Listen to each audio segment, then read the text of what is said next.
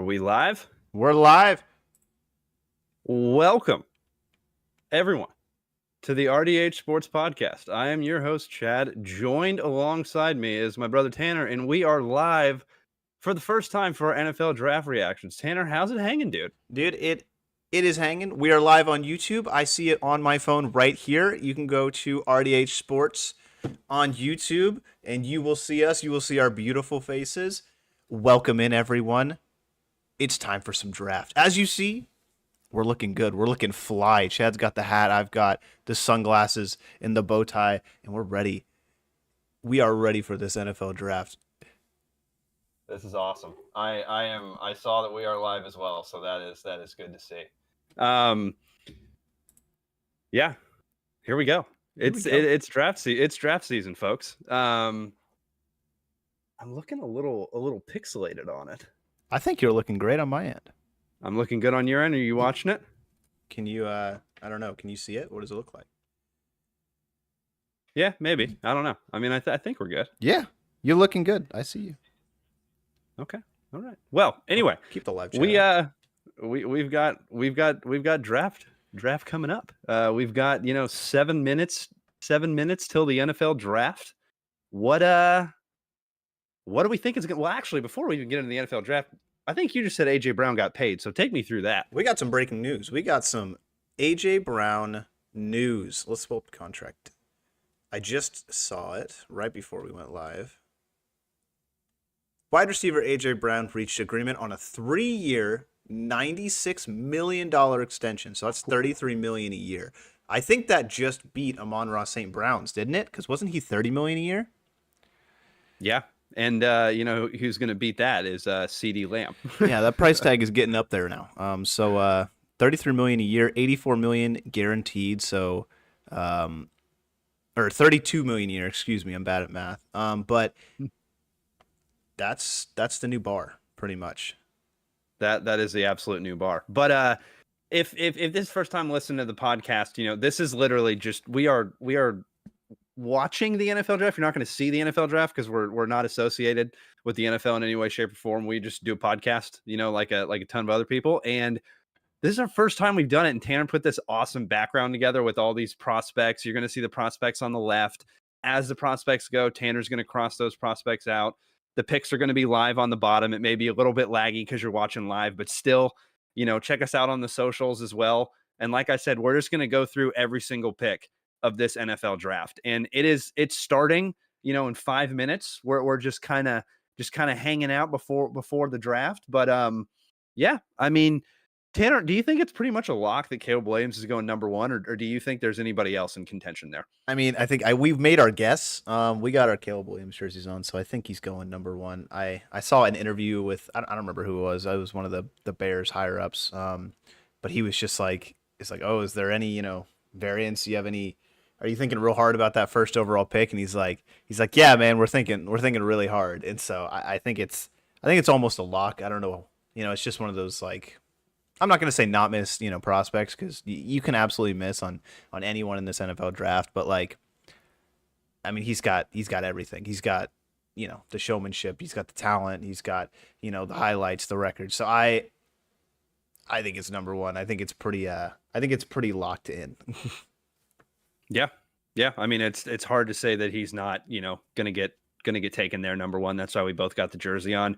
Fortunately enough, we both got to watch him in person as well this season. That was one heck of a game. You know what I mean? I mean, well, not really. I mean, it wasn't bad, but at the same, he did like a 70-yard tug, but he did get sacked by a defensive end from UCLA that's probably going to get taken pretty quickly here, by the name of Latu. That's a defensive end out of UCLA that I think is going to get taken pretty quickly here. But yeah, I mean, we got the prospects right there. When we're going to wait 4 minutes, and then I'm going to really get into this draft stuff because we got a lot to go. But next question I got for Tanner. Do you think that Jayden Daniels is a lock at number 2, or do you think that, maybe Drake May enters the conversation there for Washington? What are you thinking? I mean, maybe it's just kind of like me, but I don't know. Washington, I'm just getting RG3 vibes from Jaden Daniels. Not the bad type of RG3 vibes. I'm getting Hey, the good type. rookie Yeah, season vibes. He won Rookie of the Year, so exactly. Like that. I'm getting that feeling. I think they're getting that feeling too. This is honestly the best position they've been in a long time, especially in a quarterback heavy draft like this one. So I think they'd be stupid to pass up on Jaden Daniels. I mean, kid won a freaking Heisman, like that. yeah. Should say enough. I think he's stupid good.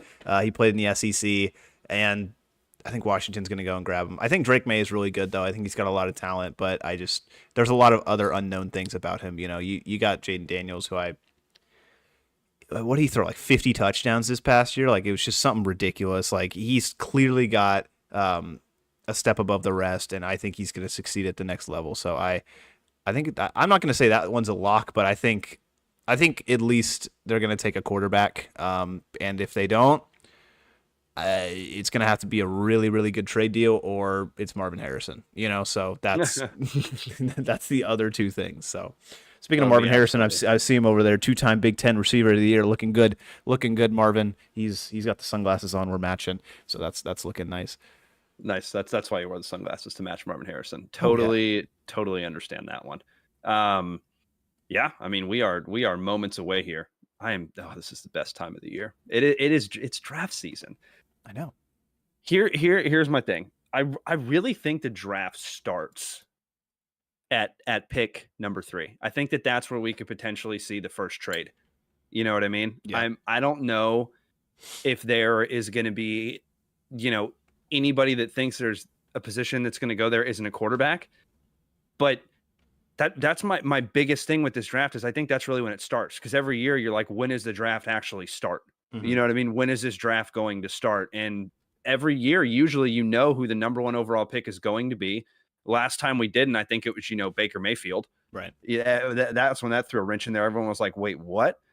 But, this year, I think it's pretty much a lock with Caleb Williams at 1. We already talked about Jaden at 2. We're not going to get too far ahead of ourselves because we got a lot of time tonight to talk about all these prospects. But I'm just excited to see what's going on because I think this draft is pretty, offensive loaded.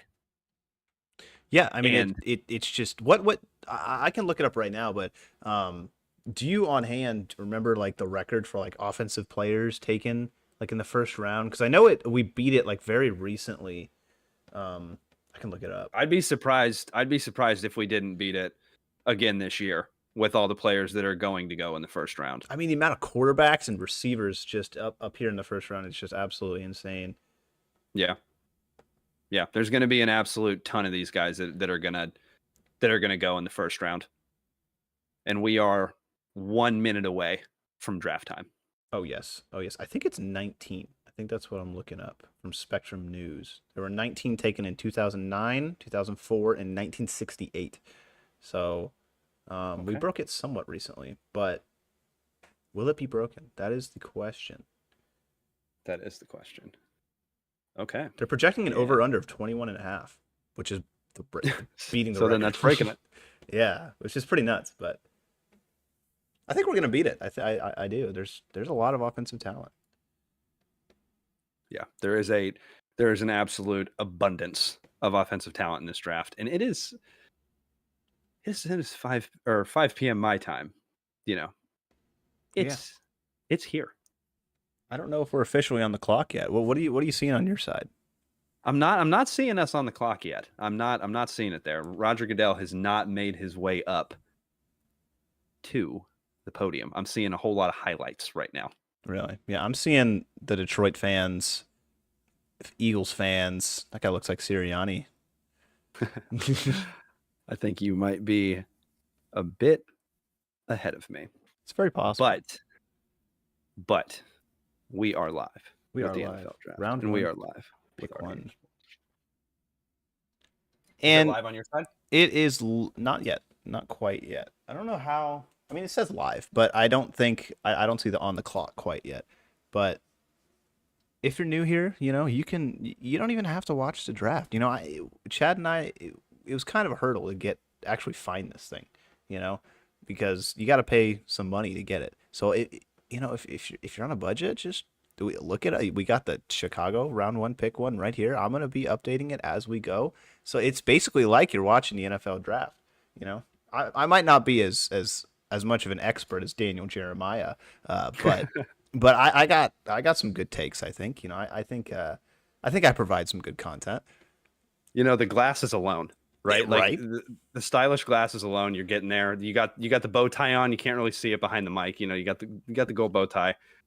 I got this thing going on. Nothing crazy. Nothing crazy. But we got the draft, and it is officially started. I'm seeing it on my side now. The Bears are on the clock, so now we can officially start to talk about Caleb Williams and who it could potentially be here, because realistically, Chicago's not going to take any other position than a quarterback here. Yeah.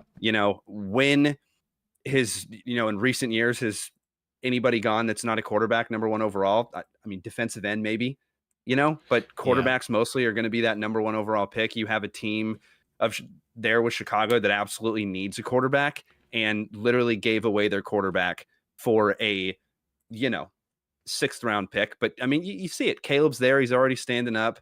I think he's dancing, as we can see right now if you're watching. So I think he's probably going to end up, there at number 1. But like you said, this isn't the actual NFL draft. It's just reactions to the picks when they come in. And we're going to be talking a ton of football here. And if you have, any questions or anything, jump in the chat. Let us know. Any prospects you want to hear about, we can most likely go over. I've probably watched them. Just like Tanner said, I watched too many of these prospects, and this is the first time we've actually done a live stream because the draft is quite a long event. But we're gonna go here, and it's official. They are on the clock right now. So why not read the prospect profile of Caleb Williams that I got when I did my scouting report? So here's what I got. Caleb Williams, quarterback out of USC. If you don't know who he is, just come on in. We can help you out. You know what I mean? It's pretty simple to me. He's the top prospect in this draft. It's not even close. He's absolutely gonna be the number 1 overall pick. If not, I'm going to be very surprised. Draft projection to me is obviously going to be early 1st round, if not number 1 overall. But my scouting report on the player is Williams is an exciting prospect. Not only does he have elite instincts, but he's levels above his competition. He has every box checked, and he's the best player in college football. Slam dunk, number 1 overall pick. This quarterback is ready to step in at the NFL field tomorrow and be an elite playmaker at the next level, elite IQ and passing ability, and the throws are made with ease. And that's something you just don't teach and you can't see. So, Caleb Williams, Tanner, what did you see whenever you watched his games? Because I know you saw him in person against UCLA this year with me. It wasn't necessarily the best game for Caleb, but what did you see overall in his collegiate career? No, it wasn't the best game at all, but it's just one of those things where I don't know. What we watched in that specific game was he looked like he was the only one doing anything. He just looked like he was the best player on the field, even if they weren't winning. But he just has that kind of flair. He has that extra something to him. He can extend those plays, and he can just make defenders look really silly. You know how Patrick Mahomes does it at the next level. You're like, how the heck did he just do that? How did he just like waltz down the sideline, and then keep going and then just walk into the end zone and go around some guy and do all this crazy stuff that Patrick Mahomes does. I'm not saying Caleb's gonna be Patrick Mahomes, but I'm saying that he's kind of got that flair. He's kind of got that excitement, that X factor to him, some might say. So I think he's exciting. I think he's got a lot of talent. Obviously, his arm talent's very good, and he just kind of stands out in every other major category. So it's like, I think it's just hard not to pick him. It's just hard not to go pick him at number 1. If any team were here, I would pick him number 1. It'd have to be like the Chiefs if you're at number 1, if you're not picking him. So I think he's very, very good. I think he's Caleb Williams. He's going to be playing in this league for a long, long time. Yeah, and you and I both kind of have the same, prospect profile on this guy. He is pretty much the top guy on this draft board. He is my number 1 overall prospect, my number 1 overall quarterback prospect, and like I said, number 1 overall. And what exactly does he bring to the table? I see Aaron Rodgers, literally Aaron Rodgers 2.0 with a little bit more scrambling ability when he wants to, but even when he scrambles, he kind of looks like Aaron Rodgers. And I know that a lot of a lot of peeps are using the Aaron Rodgers comparison there, but it's hard not to see it. Yeah. Whenever I started watching Caleb, whenever he had his Heisman season, I pegged him going number 1 overall. I was like, there's no way he's not going to be going number 1 overall after that season. And as you know, I watch a lot of these prospects. So I've been watching Caleb, since Oklahoma, right? Mm-hmm. So when you have a guy that's of that stature and goes to USC, follows, his Oklahoma coach there of Lincoln Riley, if I'm not mistaken, and goes from OU and then goes to USC. And also, it just came out recently that he said he should have started in his freshman year at Oklahoma because he thought he won out the starting job, but he didn't end up starting. So another reason for him to transfer. And then you go to a USC offense that has, Jordan Addison. He goes in the first round to the Minnesota Vikings. And then you have these great wide receivers as well. And there's guys that are going to be going from a lot of guys that are going to be going from USC in this draft. Caleb probably the number 1 overall pick. And then a lot of other USC guys are going to be going a little bit later, but you've got some wide receiver prospects in USC that are pretty solid. And you've also got a running back that is also pretty solid. And since we're talking about USC, I might as well continue on with these prospects, because I know we got a halfback that we looked at big time this year, and he's not necessarily a guy that's going to go in the first round. So I can read you these prospects here. His name's Marshawn Lloyd. If you haven't seen him, I have him graded as a mid-3rd round. Draft projection is going to be a mid-3rd to late 3rd, but that really depends, because when the run on running backs actually happens, that's when it's going to depend on when these guys are actually starting to come in. So if you have a run, if Dallas sits there at 24 and takes Jonathan Brooks out of the University of Texas, that's right, I'm calling it now if it happens, then the run on running backs are going to start to go a little bit quicker, because right after Jonathan Brooks out of the University of Texas, do you have Blake Corum up there? Do you have Trey Benson up there from Florida State? Do you have Bucky Irving up there from Oregon? There's a lot of guys that in this running back class that aren't necessarily going to go in the first round, but Caleb is going to go in the first round. Nice. And this halfback isn't necessarily going to go in the first round. So let me get back into this prospect profile real quick. Marshawn Lloyd, elusiveness his player possesses is top of this year's halfback class. He's the reason he has the ability to fly up draft boards after the combine and pro day. It's always going to be tough to be a productive halfback when your offense is a pass-first offense, but Lloyd did a great job of not only being productive, but being the best player on the field at times this season, including over Caleb Williams, because he didn't have the best season. In 2023, Lloyd accounted for almost 900 rushing yards and over 200 receiving yards, and he's a halfback that hit the offensive hole and took no prisoners after initial contact. And so it's like when you have the running back that's more of an agility runner, and then all of the sudden he starts to hit the hole like that, it's absolutely insane. So enough about running backs, because who knows if a running back's going to actually go in the first round. Tanner, we're Cowboy fans here. Do you see the Dallas Cowboys potentially taking a running back at pick 24 in the first round, or do you think they wait till the second round? That's a great question. It really depends on who's there. I think all the running backs will be there at that point, but I think it depends on like what, kind of other positions are there when it comes to center. If Jackson Powers Johnson does indeed fall to us, I think that's the pick, especially since we talked about this earlier, especially since they missed out on Tyler Linderbaum last year. But either that or, an offensive guard or probably tackle. But I think you could probably get a good running back in the second round. If Dallas goes ahead and gets their pick of running backs, I'm not going to be that bad, but it depends on who's on the board. That's the biggest thing. If they go linebacker, they go linebacker. They got a lot of needs. So really, whoever's the best player on their board, I think is who they should go with. If that's, an offensive player, defensive player, I'm not really one to judge. So I think if they go offensive lineman, I'm happy. It's a good day. What are you seeing right now? I'm looking at Barry Sanders. I'm seeing actually Eminem is up at the mic right now. Okay. No bullshit. So I think this thing's actually about to kick off here in a sec. Okay, interesting. Yeah, I saw Eminem a little bit. I don't, we can't hear what they're saying, but we can recap. We can read some lips. And I'm also seeing Aiden Hutchinson and everybody else coming out now. So. Jared Goff, Amon-Ra St. Brown. I think I'm a little bit ahead of you. I'm kind of surprised. It happens. Oh yeah, now I'm seeing Barry Sanders. That took a little while. But I can't believe this draft hasn't kicked off yet. Usually you have, at least this thing's going, but it's not yet. It's okay. It's taking a little bit of time. It's 2024. It's the Goodell? showmanship. It's the showmanship. I think I see Goodell right now. I think he's saying nothing. He's just kind of standing there looking at us, which is kind of what he does. That is somewhat of what he does. I mean, the thing is with this draft is, like I was saying, I think you really know who's going number one. I really do think you know who's going number one. I think you really know who is probably going number two officially on the clock. So you're going to get these picks a little bit ahead of me, which might make it, a little bit even a little bit fun, which is good though. You need them, because the thing is with this draft, if you're watching with us, which a couple of you are, so thank you.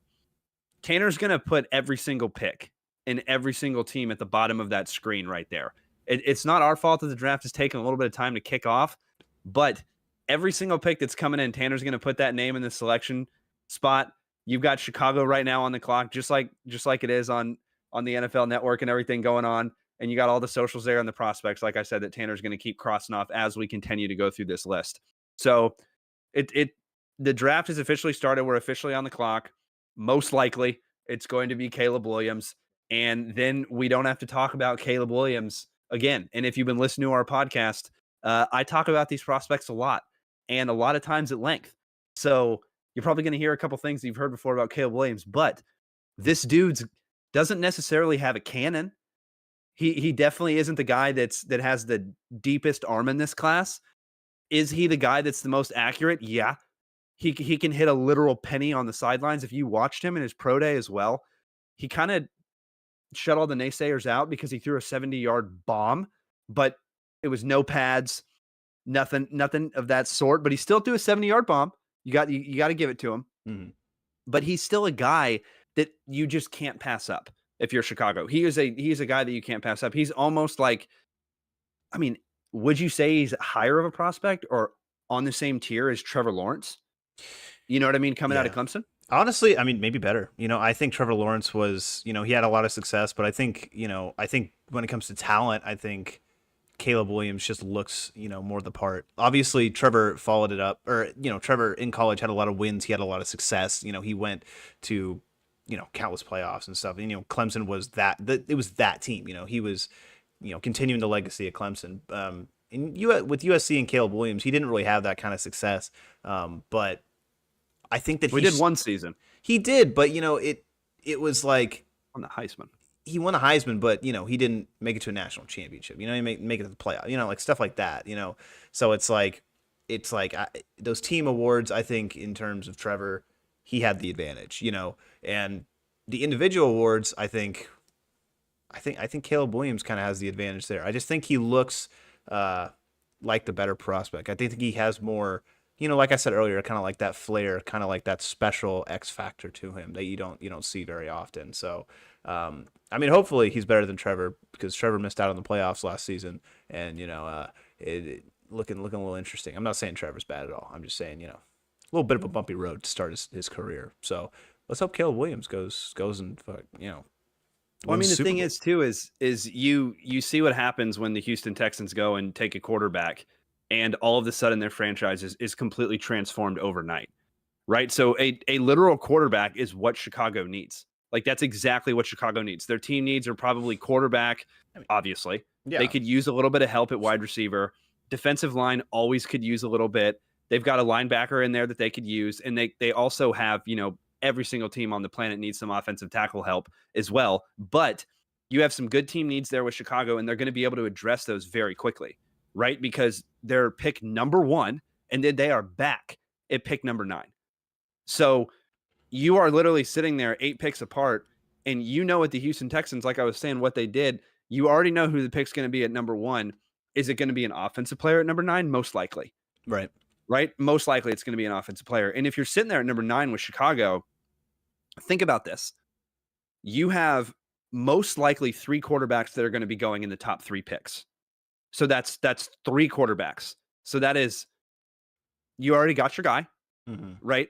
But that is that is a position that you want to get taken if you're Chicago, because you've already taken that guy. You want 4 quarterbacks to go in the top 10 if you're Chicago.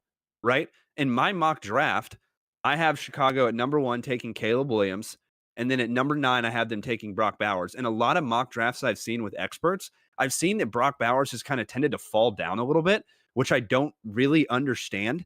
Maybe it's because everyone's getting scared of taking a tight end super early, but I don't understand it with Brock Bowers. That kid is absolutely complete. And if you're telling me right now, if you take Caleb Williams at number 1, you already have DJ Moore. You already have crazy off-seasons additions that they made in Chicago on the offensive side of the ball. You have a solid kid out of Notre Dame with Cole Kmet, who's not necessarily a tight end 1, but he's a solid tight end 2. And you're telling me you throw in a kid like Brock Bowers there, not only does your offense get transformed with the number 1 overall pick, your offense gets transformed again with the 9th overall pick. Because if you have a guy like Brock Bowers, guess what? He likes to block. Mhm. Every now and then he likes to block. He's not anywhere close to a George Kittle in terms of blocking. He's more of a Travis Kelce in terms of blocking right now. But that's who I would compare this tight end to. Brock Bowers is Travis Kelce. So it all depends on what happens. So think about it. I'm going to bring this back to this point now. I want to say too, I think it's really like, look at what Buffalo did last year, like with Dalton Kincaid, and Dawson Knox. Like that was an absolute disgusting duo that they had at tight end, and they're super young, and they can learn and grow together. I wish Kincaid had a better season.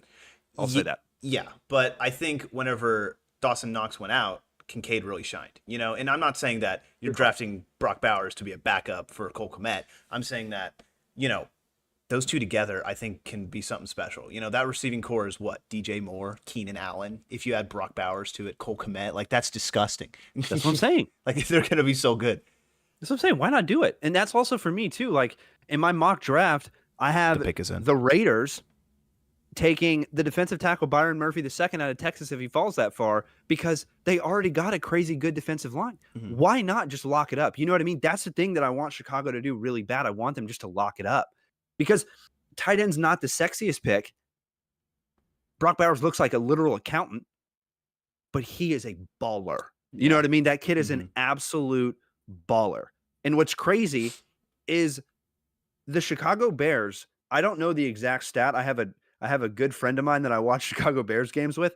If I'm not mistaken, I don't think the Chicago Bears, he was telling me that they have thrown over 30 to 40 passing touchdowns in a single season. So it's one of those things where it's like Chicago, you gotta kind of get it moving a little bit. You know what I mean? But then you bring in a guy like potentially Caleb Williams. You already have a hell of a wide receiver duo now. And then if you potentially bring in a guy at number 9 with Brock Bowers, or if you're Chicago, what else are you going to do with that pick, right? There's probably not going to be a lot of defensive players that are going to be taken. The selection. The selection's in? The selection. Here it is. Roger Goodell. He's on the podium. It's Caleb. It's Caleb. It's Caleb. Number 1. Okay. All right. Caleb Williams, number 1. We've got bad pick is blue bow tie. Good pick is with a little bit of red stripes. So this is a slam dunk, 100% good pick. This is a great pick. Beautiful. Caleb Williams is there. All right. Got our first comment. That's what we're talking about. Some orcs. All right. Let's Caleb go. Williams, we can officially say that it has happened. Caleb Williams, number 1 overall off the board. Chicago did not fumble it at all. They did great. And Tanner's going to update these live. You're going to see exactly who it is at the bottom. You can already see it. Caleb Williams is there. Oh, man. I'm so excited that Caleb Williams actually went number 1 overall. Let's go, folks. Now we have the Washington Commanders that are going to be on the clock. Oh, my goodness. This is where it gets scary. Because if you follow us, you know that we're some Cowboy fans, right? Washington has to take a quarterback here, right? They got to take a quarterback here. And I have a feeling that this bow tie is going to continue to stay on, because I think Washington is going to make a great pick. And yeah, there it is on my screen. Caleb's walking up, looking like a stud. That's why we're rocking the jerseys, right, Tanner? That's why we're rocking the jerseys. Caleb Williams is going number 1 overall. But now I get to talk about my guy from LSU. Tanner and I are an A&M alumni, and we got to watch LSU pretty much beat us every year.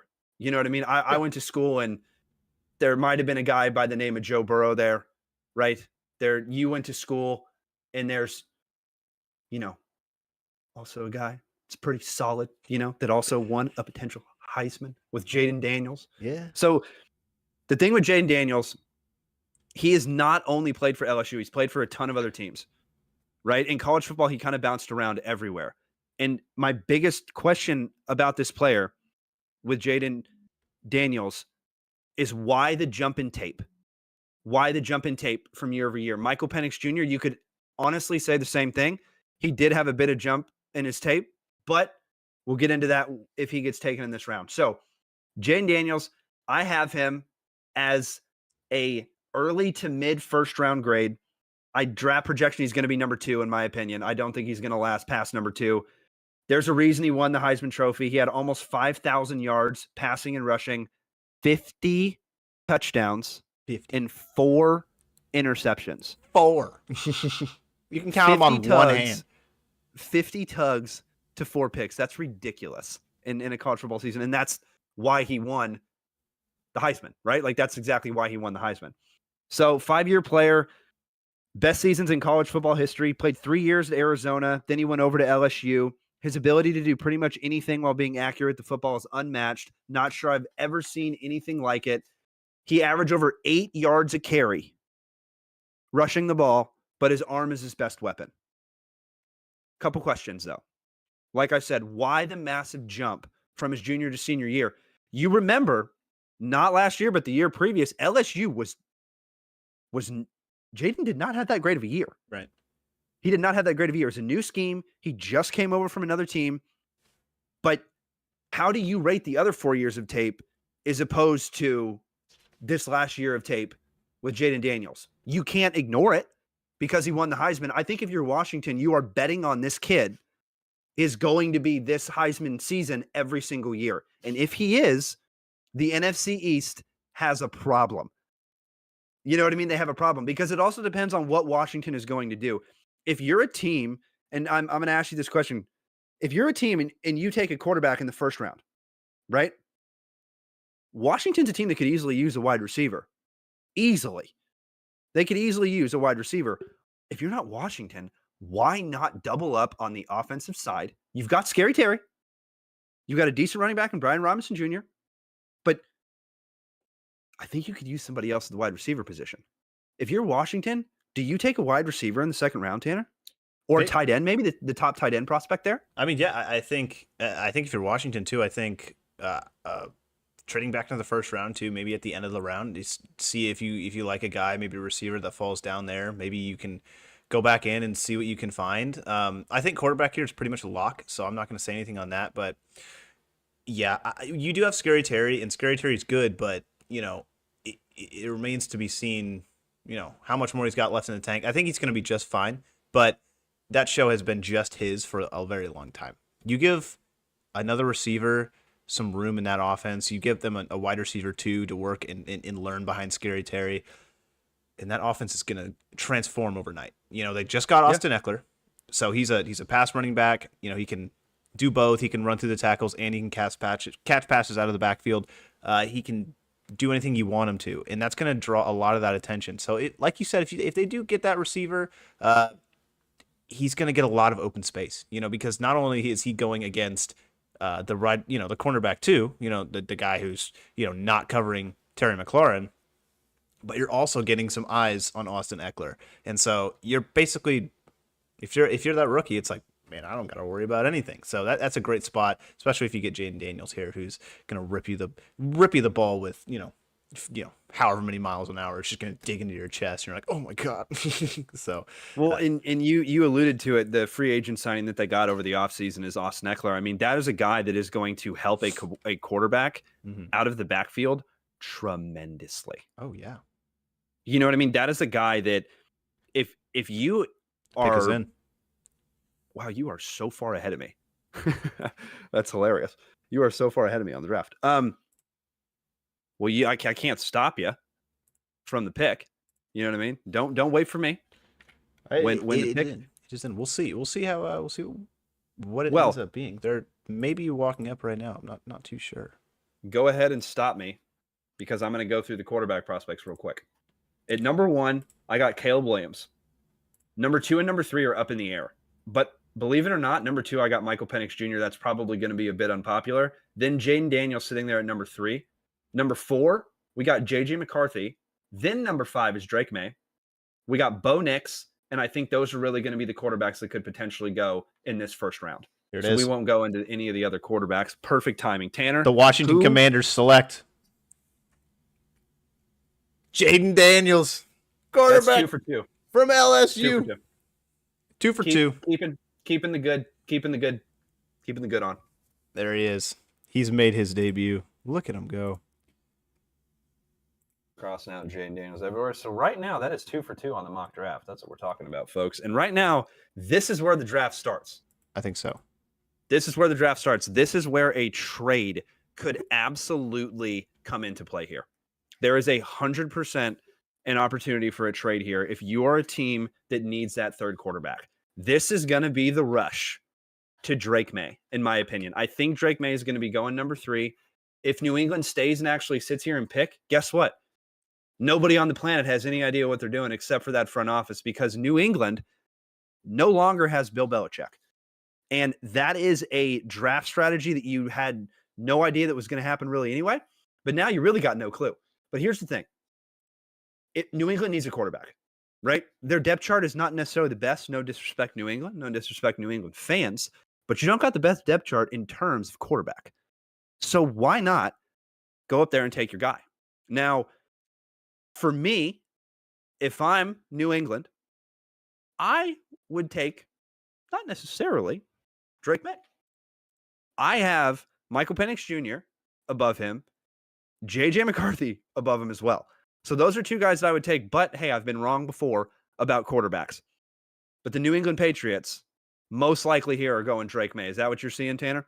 I don't know. I think it was less likely with Washington, but I think a trade could absolutely happen too. I think the Giants 100% could be a big people who can, maybe trade up. I think because what's the draft order too? We got New England, Arizona, Chargers, New York. So Arizona's probably not looking quarterback. No. LA's probably not looking quarterback. New York is the next quarterback hungry team, I think, and they'd have to give New England, I think, the house if they really want this, Drake May, which we're probably going to assume it's going to be Drake May, unless they go and shock the world and draft J.J. McCarthy, right? So it's either of those 2 guys, or it could be Michael Penix, or it could be Bo Nix. I don't know. It probably not, but like you got JJ. It's like New said. England. You know what I mean? Yeah, you got JJ sitting there. I don't think I think QB. Bo Nix. Yeah, I think it's QB, and I think you nailed it. I think that wide receiver is going to be the first pick that's going to be going at number 4 for Arizona. And if you're Arizona at pick number 4, why there's no other position that you should go for at that pick, right? Obviously, an offensive tackle, Joe Alt's sitting there at Notre Dame, most likely. That's a franchise left tackle. I don't think you reach to Oregon State for Tulis Fuaga. I don't think you go out of Penn State as well. I don't think you go for those offensive tackle prospects yet. I think that you have a game breaker and potentially a generational talent at wide receiver. So you might as well go get that guy. Because if you don't know if Kyler's going to work out, that's a way that you're going to know if he's going to work out pretty quickly, right? If Kyler can't figure it out with Marvin Harrison Jr., that's probably not the quarterback that's going to be there long-term for Arizona. But if he can, and I think he will, because you can argue that Kyler has never really had that dominant of a wide receiver. I understand that DeAndre Hopkins was there, but you can't tell me that that's prime DeAndre Hopkins. I'm sorry. I'm not buying that argument. I don't think that's prime DeAndre Hopkins. Yeah. I think it's DeAndre that's had a little bit of a step back. That's not bad, but we'll see. And I'm seeing right now that the pick's in on my side. It hasn't popped up on who it actually is yet. It isn't. But the New England Patriots are actually going to stand here and take a quarterback. I think so. Here's a stand here and take a quarterback. Oh, we got James Webb in the chat. AZ represent. James. Good to have you, brother. Attorney General, it's Merrick Garland. You gotta you gotta mute that, Tanner. I'm not sure what that is. I don't know. I think Alexa's doing her thing in the background, but Alexa, we can stop that right about now. James enters the chat and Alexa just goes crazy. James, what's going on, man? Come on, dude. Why are you doing this to us, James? I know she's bringing Alexa in, but let's not say her name too loud. But yeah, actually, I was gonna say you're gonna get popped there again. Yeah. Welcome in, James. New England. Welcome in, Alex too. Welcome in, everyone. As you can see, sorry before you go in, Chad. Sorry to interrupt you, but you can see Chad's beautiful prospects up here on the left hand side of your screen. Chad's top 50. I'm gonna mark them off as they come off the board. So that's you can go see it on RDH. What is it? .sports. Yep. There you go. RDH.sports. And everything's all the socials are right there if you want to follow us. Also, if you want to look at any of these prospects, all of these wonderful articles that I'm holding up right now, these are all mine. These are all of my prospects, and they're all on our website, rdhsports.net.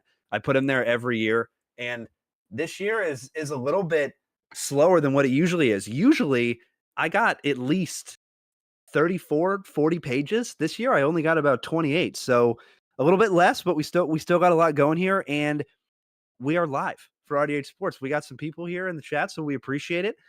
It is officially in. Drake May is the pick for the New England Patriots. So Drake May is going to New England. My goodness. Now you're ahead of me. That's kind of strange. My goodness. Drake May actually gets taken. Here we go. We have a bad pick, folks. This first is coming off of the evening. A bad pick, in my opinion. I got it right on the mock draft. I'm 3 for 3. I could go 4 for 4 here with Marvin Harrison Jr. We appreciate you, James. Arizona Cardinals right here, pick number 9. 9 minutes left. Pick number 3. 3 for 3 in my mock draft. I think I'm going to be 4 for 4 because I think Marvin Harrison Jr. is going to be going here. I think so. We haven't really covered wide receivers today, so we're going to jump into wide receivers. It jumped all the way down to 6 minutes. Wow, this tracker's going crazy. Wide receivers. For those of you who have not followed the draft like we do, this is a huge wide receiver class. This is absolutely a loaded wide receiver class and more of a loaded offensive class, in my opinion, than the defensive class. I think that this is probably 70-30, in my opinion. I don't think in terms of prospects that are going to be picked, but in terms of talent level. And that's no disrespect to the defense. The best part in this draft, in my opinion, is going to be in the second and third round. Though that's going to be where the meat on the bone is. But there is a lot of guys in this draft that are on the offensive side of the ball that are going to go very, very high. And a lot of those are going to be wide receivers. And I'm going to give you 3 right here that I think can go in any order. Not really. One's going to go, Marvin Harrison Jr. is number 1 out of Ohio State. I think he's going right here to the Arizona Cardinals, just like we thought Drake May was going to go to New England, just like we thought Jane Daniels was going to go to Washington, just like we thought Caleb Williams is going to go to Chicago. Right now, we can go 4 for 4. We need to nail this. But Marvin Harrison Jr. is in a league of his own. Then you have, in my opinion, Rome Odunze, Malik Neighbors out of LSU, and that right there is where it stops. That's going to be in this top tier wide receivers. You've got tier 1 right there, and then tier 2, you kind of jump down to Brian Thomas Jr., wide receiver out of LSU, Adonai Mitchell, the wide receiver out of LSU the wide receiver out of Texas, Adonai Mitchell, who broke the NFL Combine record of John Ross, former Cincinnati Bengal. Also, if John Ross ran the Combine in Adidas shoes, if I'm not mistaken, I think they would have bought him an island or something crazy, but he chose not to do it. That's a little nugget for you. And then you've got Jalen Polk, the wide receiver out of Washington. You've got Troy Franklin, the wide receiver out of Oregon. And that's where I really think those first-round wide receivers could stop. All those guys, to me, are most likely going to be first-round wide receivers. I'm not sure if 5 wide receivers, 6 wide receivers, 7 wide receivers are going to go in the first round. But this year, I think that 3 are probably going to go in the top 10. So if you're a betting man or woman, I may make that bet for the over-under wide receivers. If it's 5 right now, I would say hammer the over, in my opinion. Running backs, hammer the under. I can tell you that right now because Cowboys are the only team that's going to potentially draft a running back here. But Arizona taking their sweet time. Tanner, it's Marvin Harrison Jr., right? Come on. I mean, this guy is different. You know, I have just talked about him at length on the podcast. Go check out our podcast too if you're new here. You can find every video here on YouTube. Just click on our profile. But this guy, it's just, he's the best receiver in college football, and it's not even close. You know, it's just one of those things where it's like, how does he get so open? You know, if you're going into that game against Ohio State, it's like, all right, what do we need to do? We got to shut down Marvin Harrison Jr. How are we going to do that? Well, let's cover him. Let's put a bunch of guys on him. And then every single game, you just see him wide open, just wide open going across the field. And it's like, what? What happened? What are we doing? What are we doing? We have one job, and it's to guard this guy, and we can't even do that. So that he's just one of those guys that can just make his own space and just create space kind of out of nowhere. Obviously some of the, him getting open is scheme, but like he's the one running those routes. He's the one identifying that coverage. He's the one making, either a long cut or a short cut, depending on what he wants to do. So I think he just has a very, very high football IQ, and his route running ability is just a chip above the rest. Like, I just think he is the best receiver in college football, and I don't think it's really that close. So I just think that he excels in pretty much every position: jump ball, deep route running, short route running, everything, catching, in between. Like, he's just got hands like nobody else, So let's hear your draft profile on the best receiver in college football this year from Ohio State. Yeah, draft profile. And I'll even read my draft profile to Drake May because I didn't do that yet. Also, the pick is in. We will see when it comes in here shortly. But Drake May, I'll go ahead and read this real quick because I forgot to read it before last pick. He is a sophomore. My draft grade for him is going to be an early second round. Believe it or not, I'm not in love with this prospect. Draft projection, though, is obviously going to be an early. He excels at throwing the deep ball. He's a solid deep ball thrower. His ability to get rid of the ball quickly, though, I think is, in my opinion, is the best at this class. His best season was when he was a full-time QB with over 4,200 passing yards, 37 touchdowns, almost 700 rushing yards. This past season, May had 3,600 rushing yards, 24 touchdowns, 500 rushing yards. Sorry, 24 touchdowns, 500 rushing yards. There we go. Then 9 interceptions to follow along with that. I don't like to see each year the interception total go up, but it does. Also, the pick is in. I'm going to stop right here. Marvin Harrison Jr. goes to the Arizona Cardinals, round 1, pick 4. So that is, I think, the first time ever I've got 4 out of 4 on the mock draft. Number 5, we got the Los Angeles Chargers that are sitting here on the clock. I think they're going Romeo Odunze or Malik Neighbors out of LSU. I'll jump into those prospect profiles as soon as I'm done with Drake May.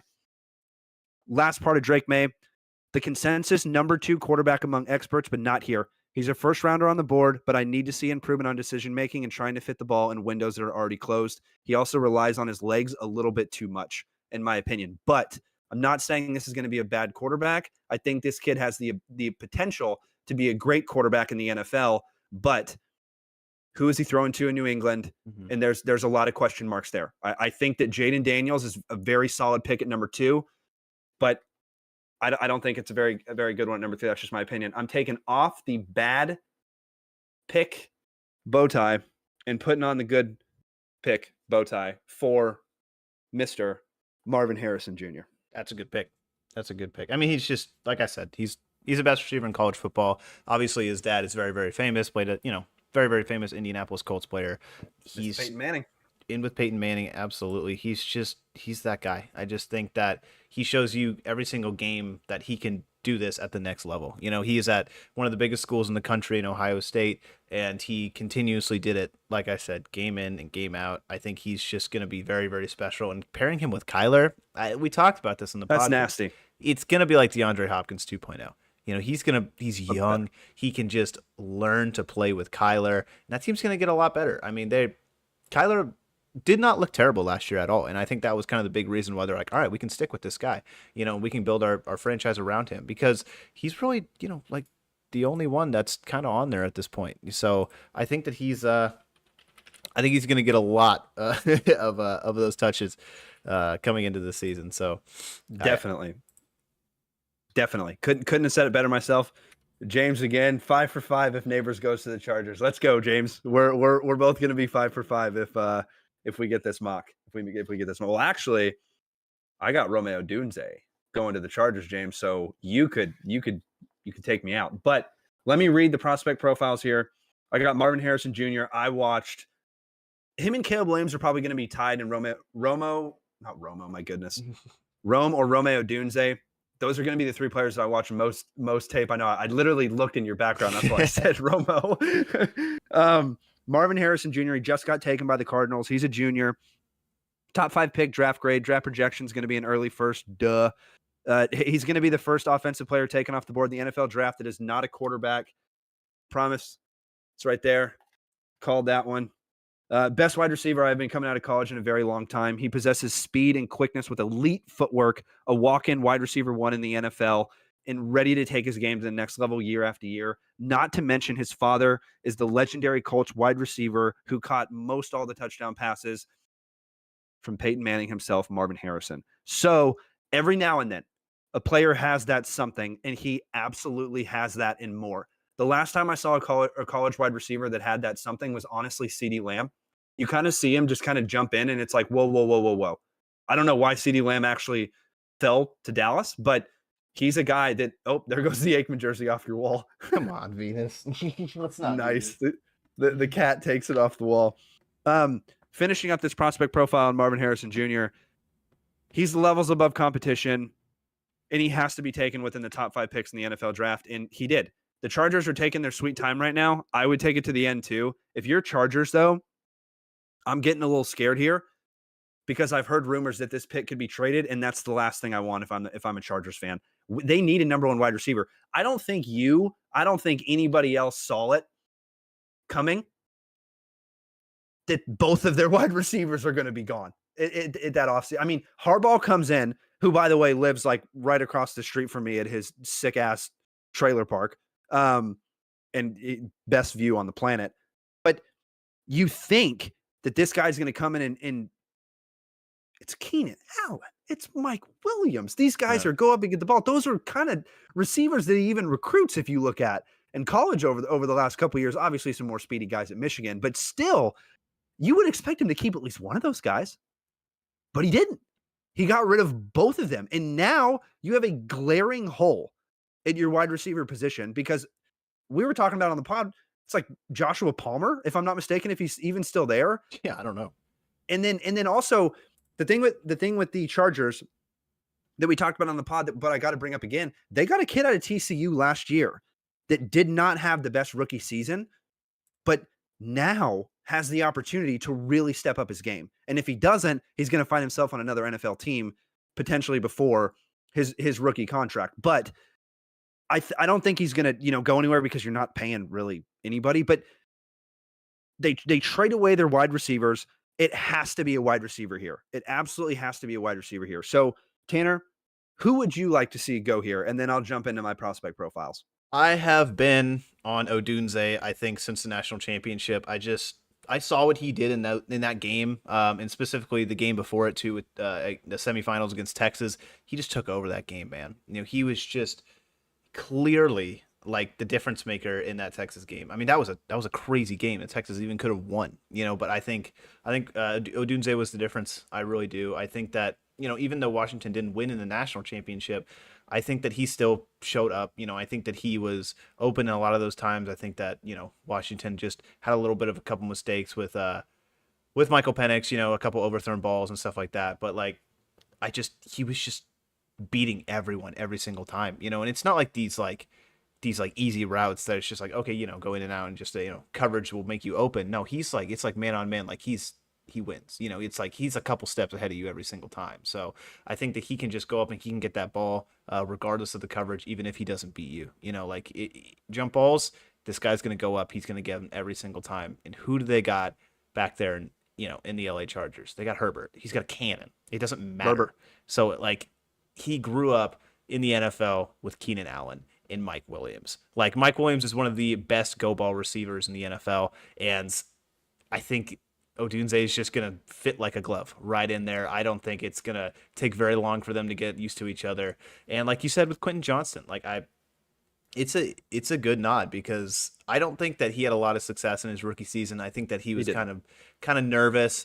He was kind of skittish, but now that he has that, that role to be like, all right, I'm the veteran receiver now. I got to step up. I think that he's going to play a lot better. I really do. I think that he's going to step up and he's going to fill those shoes pretty well. Because at TCU, he was phenomenal. And I think he was drafted, I think in the 20s, or at least close to the 20s. But he was a first round pick. I think he has talent, and I think pairing him with Odunze is going to unlock so much of his potential. I think that he's not the third guy now. He can potentially be the first. So I think it's going to give him a lot of confidence. I think that receiver room has gotten a nice little restart, and getting some young blood in there with Justin Herbert. I think Justin's going to be just fine. Give him good receivers, and he's gonna get you the ball pretty well. So I'm just gonna say it now. Harbaugh got to the Super Bowl with Colin Kaepernick, and he has Justin Herbert, who in my opinion is a better quarterback. Yeah. And you know, he now has the opportunity to go in and get these wide receivers. You know, like we were saying, I do think it's going to be a wide receiver here. We think it's going to be between Romeo Odunze or Malik Neighbors Jr. And the pick is officially in for the Chargers. We'll see when it comes up. I'll jump into this prospect profile, Romeo Odunze. But before I do, this guy is DeAndre Hopkins. Tanner alluded to it. He can jump up and get that ball. And the biggest reason I see a bit of DeAndre Hopkins, a bit of Des Bryant, is because he kind of has that level to where he levitates in the air. It's so crazy to say, but if you watch a lot of football games, you'll notice that wide receivers can literally levitate or just get a level above the defender. And it's so important. And it's something that you literally can't teach. It's just something that happened, that you either got it or you don't. You know what I mean? You either have that second level and you get up and you don't. A lot of receivers have it, but a lot of receivers don't utilize it as much as they should, right? Dallas recently had a wide receiver who they let go of, Michael Gallup, very solid at going up and getting the ball in the red zone, but was not necessarily the best because of injury history and also not getting it. Wow. The Chargers go not wide receiver Joe and take Alt. an offensive tackle, Joe. What? Okay. Well, what about how long ago did they that's draft Rashawn Slater? Didn't they draft him like a couple years ago? Yeah, and Rashawn Slater's nasty. Dude, so they got both sides knocked. Like, I get it. It's hardball, but at the same time, I don't know, man. I got to keep the tie on. I think it's a good pick. I think so too. I think it's a good pick. But my thing is, if I'm a Chargers fan, I'm pissed. You got Quentin Johnson and Joshua Palmer. What? That's who you're rolling? That's your number 1 and 2. And you had Odunze and Malik Neighbors sitting there. That's surprising. My goodness. All right. Chargers All right, Chad. fans. Read his draft profile. I'm going to go take a whiz. There we go. Okay. I'll keep it going. Joe Alt, folks. Tanner will BRB. Joe Alt is my number 5 ranked prospect. He's the offensive tackle out of Notre Dame. He is easily the number 1 offensive tackle prospect on my board. And I didn't have him going until the Atlanta Falcons at number 8. Sorry, Falcons fans. That was going to be a hell of a draft if you did it. But yeah, I do kind of like to watch offensive linemen. And I do got a pretty solid draft profile on this guy. So, like I said, he's out of Notre Dame. He's a junior. Draft grade for me is going to be an early first. Draft projection is also going to be an early first round. Like I said, he's my number 5 rated prospect on the board. So he's got to go. You know what I mean? Another year, another Notre Dame offensive lineman rated at the top of this class. Zach Martin was rated at the top of this class. He's a guard, not necessarily a tackle, but he could play freaking any position he wanted to. There's a lot of guys that have come out of Notre Dame recently that have been really, really solid. Alt is a day 1 left tackle and took all his snaps in college at this position. This is exactly the blindside blocker you want protecting your franchise quarterback. And to think about it right there, I'm going to stop myself, franchise quarterback. You got one. And Justin Herbert, you absolutely got one that's going to be a franchise quarterback. So why not protect him on your left side? There's nothing that you can't do now on that left side. But he doesn't really have anybody to throw to. Here's the craziest part of this stat by Joe Alt, and I waited for you to come back, Tanner, for this. His entire time in college, he gave up less than 5 sacks. That's insane. His entire time at college, he gave up less than 5 sacks. And Notre Dame played a lot of ranked opponents this year, folks. He's a pass blocking left tackle and is getting better and better in the run game, but I do have him as a pass blocking left tackle. That's correct. I rate these guys as run blockers or pass blockers. This guy is not necessarily a mauler. He's not necessarily a guy that's going to be extremely quick on the feet, but he's going to be a solid left tackle that is going to be really freaking hard to move. And once again, if you come from Notre Dame, they know how to make offensive tackles. That arguably is offensive tackle you, but still, that is a guy that is, I mean, in my opinion, you have Caleb Williams at the quarterback position that's number 1 for me, that's levels above the other competition. At the wide receiver position, you have Marvin Harrison Jr. that's levels above the competition. At the offensive tackle position, I also have Joe Alt, who's levels above everybody else. My second rated guy is going to be out of Oregon State by Fuaga. But I think that this is a guy that Harbaugh came in and said, look, we need a left tackle, and this is what we're going to do. And the New York Giants are sitting here on the clock now. Do the New York Giants Yes. go for a quarterback? Do they go for now arguably the number 1 or number 2 wide receiver, depending on what your board looks like? It's a big question mark here. That was a prospect profile on Joe Alt-Tanner. Take it away with your reaction, man. What are we thinking, dude? Chargers are no one's going to pass rush against them at all the entire season. I mean, it kind of makes sense. You got very good pass rushers in division. You're playing against, Max Crosby, Chris Jones, who likes to line up in multiple different places on the line, and the Broncos don't really have anyone. But those two guys in the other team, Max Crosby was one of the best, defensive pass rushers in this league, and so it's like, yeah.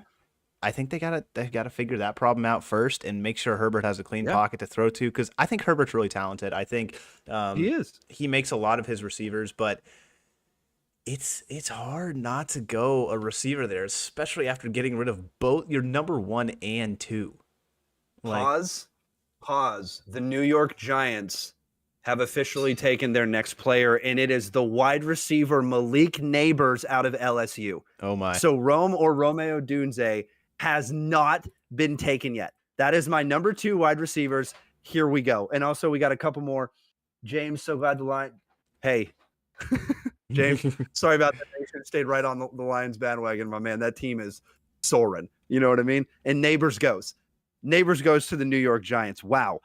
That's a great pick.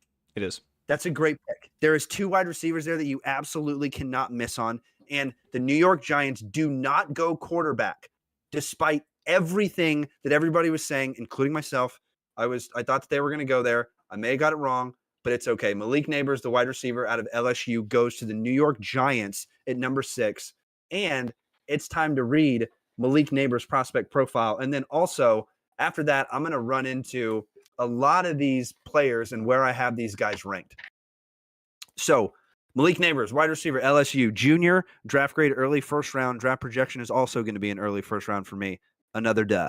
Like I was saying earlier, about 40 minutes ago, this draft is loaded with some top-end wide receiver talent, and there's no exception here. 3-year player. He surpassed 1,000 receiving yards, okay? 200-plus targets, and 17 touchdowns in his previous 2 seasons, which means you are averaging over 100 targets a season. That's insane. And you're averaging 1,000 yards a season. I meant to say over between 2,000 and 3,000 receiving yards, not 1,000 receiving yards, between 2,000 and 3,000 receiving yards in the previous 2 seasons. So averaging a lot of receiving yards, averaging a lot of touchdowns, and a lot of receptions. Why not? Why not be your guy right there, right? So Neighbors is looking to continue the trend of the LSU wide receivers being drafted in the first round, and this year will be no exception. Yeah, nailed that. He lined up everywhere on the field, splitting his time between slot, wide, and outside. Versatility off the charts. Top wide receiver this year against man coverage, which is interesting because the Cowboys exclusively run a lot of zone. So I'm not really, they're not really worried about the Cowboys, which, hey, whatever, I wouldn't be either that much. But you didn't hear that from me. Fascinating to me that 3 wide receivers are most likely going to go in this top 10, unless Odunze is the wide receiver that falls this year. But if you look at the trend at wide receivers that go in the first round, outside of CeeDee Lamb, outside of Justin Jefferson, outside of Jamar Chase, not necessarily the best track record, right? Not a lot of those guys aren't on wide receiver. They're not wide receiver number 1s. And some of them are not even on NFL. A lot of them aren't on NFL teams anymore. We talked about a kid out of TCU that wasn't necessarily the best either, given he wasn't as high as these guys. Mm-hmm. But when you have that high of a wide receiver that goes, it's a guy that can take over the team. And Tanner, you know the division. I know the division of the NFC East. Okay. We'll jump into the NFC East right now because the Giants just took their wide receiver, Malik Neighbors, their future number 1 wide receiver. And I guess Danny Dimes is going to be throwing him the ball. Dallas, some pretty solid cornerbacks that can match up against this kid. They've got Deron Bland, who's going to give up a touchdown. Trayvon Diggs is going to give up a touchdown, but they're going to probably get an interception too. If it's Danny Dimes, they could get 5, right? The Eagles do not have a cornerback or a defensive back. You know what I mean? Mm-hmm. Not the best. I understand they have big play Slay. I get that. But that's not the same big play Slay that I've seen. No disrespect, but I think the Eagles are clearly going to go cornerback in this draft. Then you've got Washington, who needs help pretty much everywhere. Mm-hmm.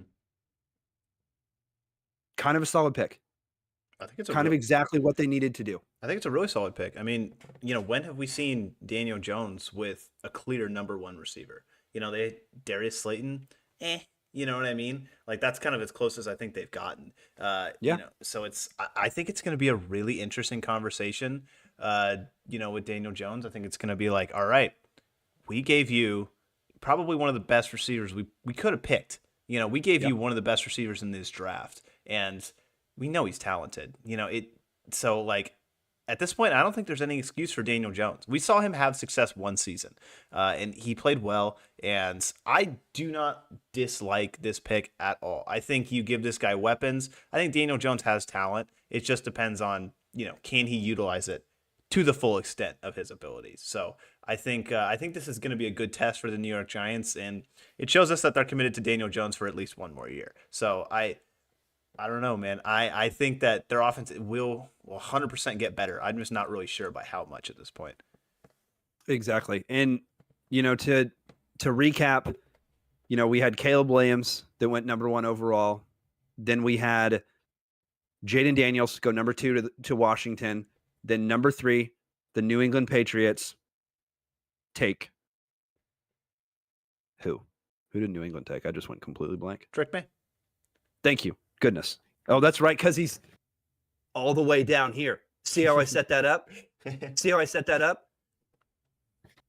are my prospect rankings. Right? Drake May goes, then Marvin Harrison Jr. goes. Then we got a crazy thing that comes in with Joe Alt out of nowhere. Then Malik Neighbors goes when everybody think that it's a quarterback's going to go there. So that's what we got in the draft so far. The reason I bring that up, Caleb Williams is my number 1 overall prospect on my board. Number 2, Marvin Harrison Jr. You can see the top 50 prospects on the side there. Oh, yep. Malik Neighbors is number 4. Joe Alt, number 5. Jaden Daniels, number 7. So right there, that's all pretty solid. That's right. Those picks are great. 30. Drake May. I got him at number 30. So I'm not the biggest fan. I could be wrong. Who knows? I could be really wrong. But still, I'm just not the biggest fan. And Tennessee, their pick is officially in. Tennessee needs help a lot of places. Tennessee needs help on the offensive side. They need help on the defensive side. They need, everywhere. They signed Calvin Ridley to like a $90 million+ contract, which I don't know if anybody saw coming. Mm-hmm. So I don't know if wide receivers here. But what do you think that the Tennessee Titans could potentially do here, Tanner? Could they be the first team to take a defensive lineman? Yeah, I think so. I think 100%. But not bad.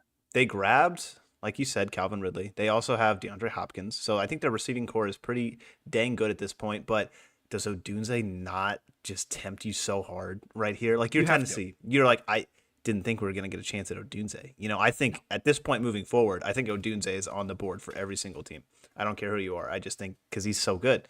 So, like, I'm very surprised. I think it could be Odunze. I 100% think it could be a defensive end or tackle. You got Byron Murphy over here. That's your top guy when it comes to for defensive tackle. Mm-hmm. Yeah, for defensive tackle, Byron Murphy is definitely going to be my number 1 rated defensive tackle. He's number 9 on my board overall. Yeah. And he is my top rated defensive player. And then it falls to Kenyon Mitchell, the cornerback out of Toledo, then Cooper DeJean, the cornerback out of Iowa, and Dallas Turner makes his presence there at number 14, the defensive end out of Alabama. That is most likely, if a defensive player goes, it will either be Byron Murphy, the second, the defensive tackle out of Texas, or Dallas Turner, the defensive end out of Alabama. I think one of those guys will go in the top 10, and those guys are definitely going to be one of the first defensive players taken, in my opinion, because other than that, I don't know if you can pull the trigger on a cornerback out of Toledo. No disrespect, even though he's my favorite. In that high. But here's my thing. I wanted to ask you that question because The Tennessee Titans here, if they don't go wide receiver, the Atlanta Falcons. Oh my goodness, and they did not. The Tennessee Titans went J.C. Latham, the offensive tackle out of Alabama, jumping a lot of offensive tackles that I thought were going to get taken before him in terms of my rankings.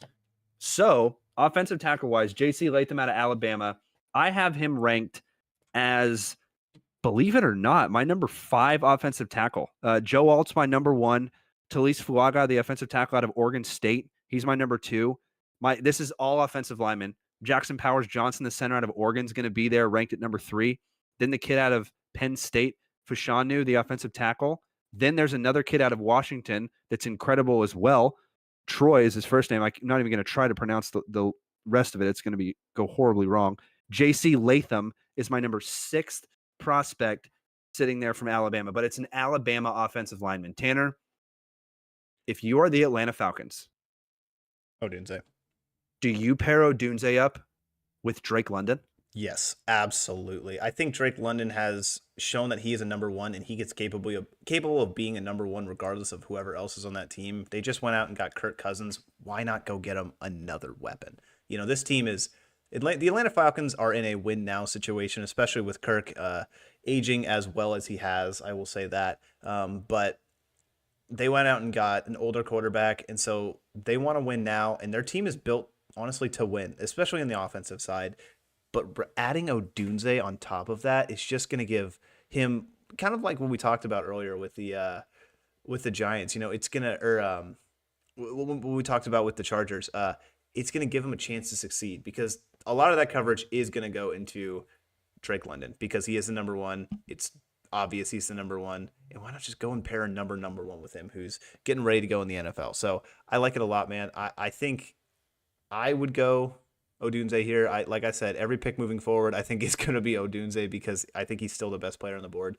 But dang, I'm still shocked at the J.C. Latham pick though, because that was unexpected. If you saw, I put in the not the best pick bow tie there. Now, it's an offensive lineman from Alabama, so how wrong can you really go? Right. But in my opinion there, Tennessee goes for the safe pick. I got to put on the bad bow tie because he's ranked a little bit lower on my board. He's ranked 21 on all of my prospects. Like I said, he's a number 6 offensive line prospect sitting there. But I'm going to go through his prospect profile right now. J.C. Latham, Alabama junior. I have a mid to late first round. This is early first round. Draft projection was also mid to late, so I got that one wrong. He played most of his college ball at the right tackle position, but in 2021, he did play right guard. So position flexibility there, but definitely project this massive lineman as a tackle at the next level with the ability to step in at guard in a pinch, but only in a pinch, not for a full season, maybe a couple games if somebody gets injured. He only gave up a couple sacks this past season, which is impressive to say the least, especially in the SEC. But really, I would say the second, maybe not the biggest surprise. I think that a pretty huge surprise have already happened in terms of Joe Alt going there when I think everybody, Chargers fans included, thought they were going to get a wide receiver, but they didn't. So I got to go out there and say it's going to be a bit of a shock. But we're sitting here at number 8 right now with the Atlanta Falcons on the clock. They already got Kirk Cousins. They already got Bijan Robinson. They already got Drake London. They got some good players on that team. And their coach last year was just horrendous. If you listen to the podcast, it was you heard it a lot. Oh, yeah. But he's no longer there anymore. They got pretty much knew everything that's going on, and this is the year for the Atlanta Falcons to really see if Kyle Pitts is going to be that guy. Here's my thing. If they don't pick Odunze here, okay. If you're Chicago, is that Odunze? Is that 100% Odunze at that point? Or if you're Chicago, do you try and trade up? No. You sit and pick? Yeah, you sit and you pick, because in my opinion, you can still get tight end Brock Bowers that is sitting there. I do think that that's a guy that they could potentially look towards Chicago. And also, Joe Alt and J.C. Latham are offensive tackles that have already gone there. You've got some great offensive tackles that are sitting there too. Like I said, the kid out of Penn State and the kid out of Oregon State. Those are some very good offensive tackles that are sitting there. I've seen a lot of mock drafts where Chicago is mocked someone on the offensive line. So I wouldn't be surprised if an offensive lineman there with Chicago or a wide receiver. But do you want me like Drake London and Odunze is a really cool young wide receiver duo, but Caleb Williams, Rome Odunze is a pretty sick combo. And then you got in, a veteran Keenan Allen and a veteran, not as veteran, but still, a couple of years in the league with DJ Moore. So I don't know. You are technically drafting a slot wide receiver unless you're going to play one of those other two wide receivers there in the slot. But in my opinion, heck yeah, I'm going Odunze. You know what I mean? He's not necessarily he's not the fastest guy, and he lines up mostly on the outside, but I would still absolutely get him. But I'm also in the vein of I take the best player on the board. You know what I mean? With position of need kind of second behind my head. Right. Yeah. So that's kind of what I'm doing. It's interesting. I mean, what is it? Oh my goodness. Who is it? Michael Penix Jr., the quarterback. Wait, what? Out of Washington goes to the Atlanta Falcons. I told you it was possible. After they already got Kirk Cousins. Wow. What? Excuse me?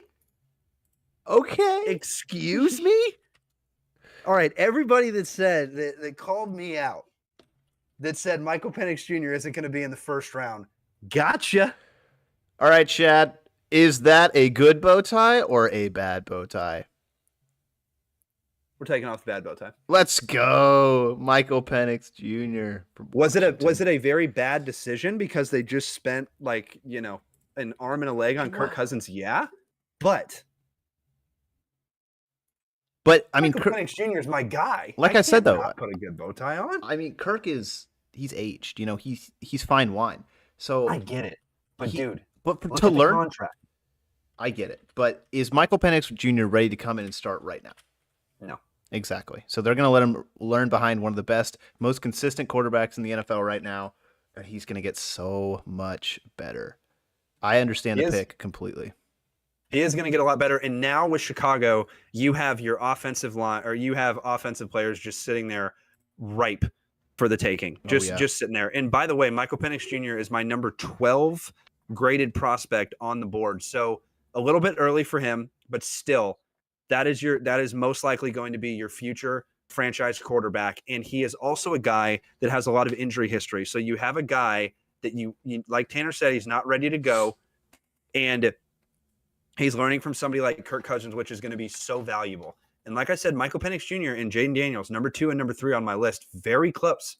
But Michael Penix Jr., when I watch this kid play in the playoffs, something that you don't see a lot of. He was throwing dots. You know what I mean? He was not missing. He was throwing literal dots on the sideline every single time. And it was one of those things where it's like, okay, you got Jalen Polk, you also got Odunze sitting there, but still, he's throwing dots. Chicago, the pick is already in. We don't know who it is yet, but Chicago is not messing around. It's got to be Odunze or Brock Bowers or an offensive tackle, in my opinion. Now, Michael Penix Jr.'s prospect profile here. Mid first round, got that wrong. It was an early first round pick. Yep. He is a big body quarterback, 6'3", 213, and he's a lefty. He had a great season in 2022 where his passer rating was over 100, and he threw for 4,600 yards and 31 touchdowns. He continued to get better season over season as well, which is key to progression. This quarterback took down Oregon this season, and it was impressive to say the least. Heisman Trophy candidate, Ely first-round pick in the NFL draft, and he has an incredible long ball ability alongside Drake May, and he can hit a dime on the sidelines, just like I said. Watch the Oregon game. He was backpedaling, and he hit a 50-yard dot to Jalen Polk. So this is a guy that goes a little bit early in a lot of people's minds, but if you're looking for your franchise quarterback, that's definitely could be your guy in the future. And the thing is how many years is Kirk Cousins signed for? Is it 3? I think it's 2 or 3. I can go check though. Yeah, definitely take a look at that, please, because that's what I want to look at. And also, my thing is they probably front-loaded his contract so they can get out of it. Mm-hmm. And they're probably going to do the dead cap thing. But here's the thing with Kirk. Kirk doesn't like to miss. He's 4 years. 4 years, $180 million. So it's $40 million a year. Dude. Or Yeah. dude. That's 45 million. 40, 80, 120, 160. 45, Not quite. 45 million a year. That's insane. So they literally did the Green Bay Packers with Aaron Rodgers. That's exactly what they did. They literally have a guy that is already sitting there and just goes. So we got, oh my goodness. This is already. Here we go. James, we got, so Roman to the Bears or Jets? Whoa, Roman to the Bears and Brock to the Jets. Hey, we'll see. There it is. The pick is in. James, you called it. Rome or Romeo Dunze to the Chicago Bears at number 9. That is my number 3 overall prospect, my number 2 graded wide receiver, and he falls all the way down to number 9. Chicago, you're making the playoffs this year. There's no freaking way that you're not. And if you don't, oh, I'm sorry, Chicago fans. Here we go. With Marvin Harrison Jr., he's an early first round, in my opinion. Draft projection is an early first. Nailed it. I'm convinced that Marvin Harrison Jr. wasn't in this draft class. Odunze would make a strong case for the best wide receiver.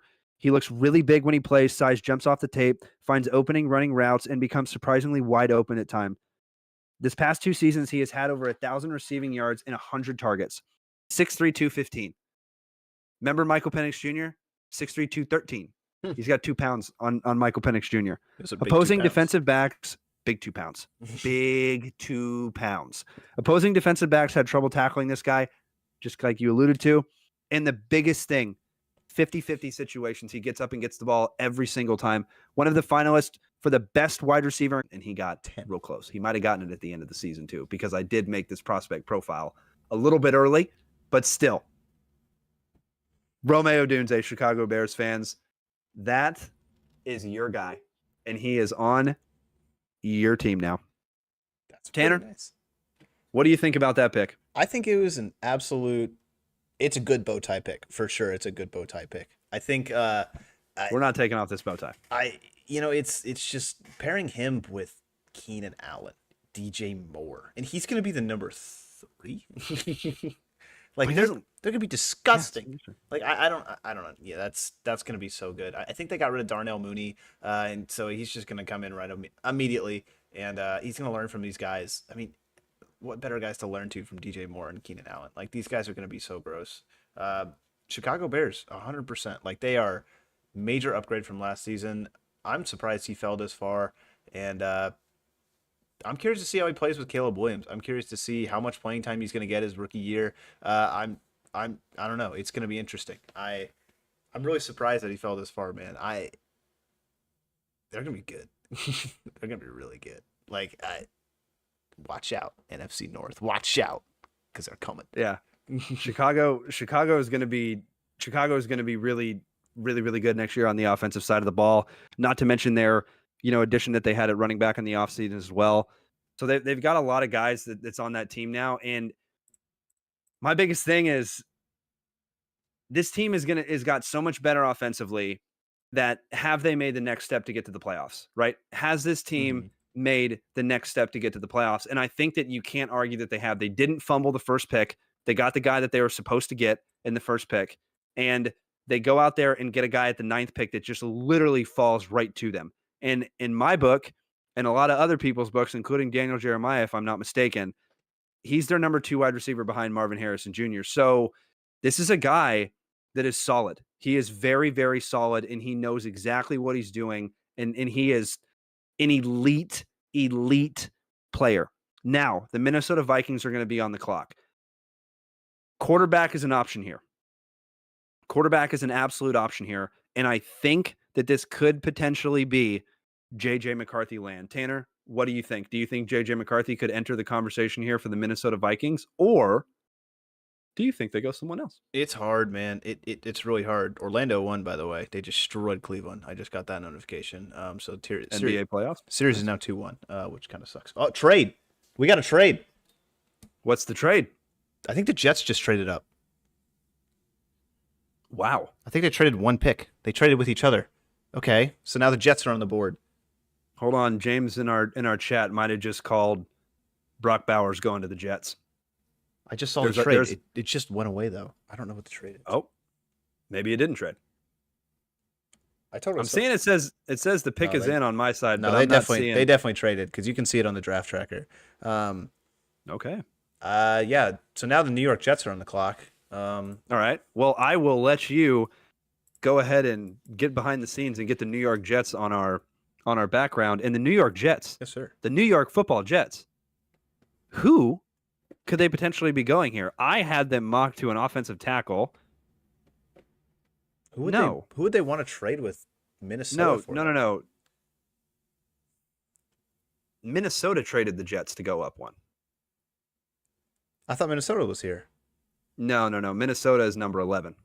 Oh, okay. So did they might have jumped New York. We'll make sure of that before we jump on. No. Yeah, because it says next on the clock is Minnesota. I think my draft tracker might be frozen. I think that the trade might have froze a lot of stuff going on. Oh yeah, no, there it is. Yeah. The Jets did trade with the Vikings, so that's for sure. Yeah, I think. Okay, yeah, I think you nailed it. I think you nailed it, James. I think that this could potentially be. You could bring in JJ McCarthy here if you're the Jets, but you got Aaron Rodgers. Is that going to happen a second time? Do you bring in a guy that's on the offensive line that could really, really help you? That's another thing that could happen here. I'm not really 100% sure who else could go if it's not an offensive. I mean, here's the thing with the Jets. You don't really know what's going to happen because the Jets really like to take defensive ends and really like to take defensive tackles, and none of those have gone yet. Not a single defensive player has gone yet, and it is literally pick 10. Yeah. So that's an option. You know what I mean? That could be an option there. There's so many options, but I don't think I don't know, man. Who do you think the Jets go here? The Jets, just looking at the trade details too. It looks like the Jets traded away the 10th overall pick, a 6th round pick, and Minnesota gained obviously number 11, a 4th and a 5th round pick for that trade. I think it could totally be JJ McCarthy here. I think that's probably maybe Brock Bowers. I mean, they got TJ Hawkinson, but like we talked about earlier, it's not bad to go double up on your tight ends. I think offensive line here, it could definitely be your top your top edge prospect. Dallas Turner out of Alabama. Because Danielle Hunter left, so they could 100% go Dallas Turner. Danielle, yeah, it could be. I mean, we'll see. We'll see who gets taken here. The pick is in, so we are patiently waiting to see what happens. But yeah, I mean, you had a heck of a trade right here. It's really interesting that you see a trade just one. Yeah. Just one spot. They must have thought whoever the Jets actually take here, we're going to see exactly who or whoever the Minnesota takes here, we're going to absolutely see who they really wanted to go. Because I don't know if you can really say that the Jets are going to be a lock to go at the quarterback position. I know Minnesota needs a quarterback, so maybe there's no way and they wanted to do that, but that's a big question mark in my opinion. I'm not really 100% sure what they're going to do here, but it's got to be on the offensive side of the ball for at least, right? I mean, yeah, I think maybe not. I don't know. You could go defensive end like you were saying. But like with the Jets defense, I think the Jets defense is pretty dang good. I mean, they could obviously use Dallas Turner. They could obviously use Byron Murphy. Cornerback, I think is still an option for the Jets. I think it's still an option for the Vikings too. So I don't know, but I think it could be 50-50 here. I think it's either JJ McCarthy if they're going offense or an offensive lineman. I don't see Brock Bowers coming off the board here. I could be wrong. Or a defensive lineman, because I mean, Minnesota needs help all over their defense. So it could be anyone really on the defense. I think, you know what? You talked me into it. I think we could see we could either see JJ McCarthy go here. So I think it's going to be JJ Viking selection, or it's going to potentially be Dallas Turner. I think those are going to be the two prospects that I'm going to say it could be here. We'll see what happens because, I mean, the big thing in Minnesota, like you said, they lost Danielle Hunter, their defensive end. So now they really need a guy. And, we're about to see exactly who they are. They could get 2 JJs on the same team. Wouldn't that be JJ to JJ? Come on. That's something you don't want to. It's got to be JJ McCarthy though, right? Because like they have no one else. You know what I mean? Like who is throwing the ball right now?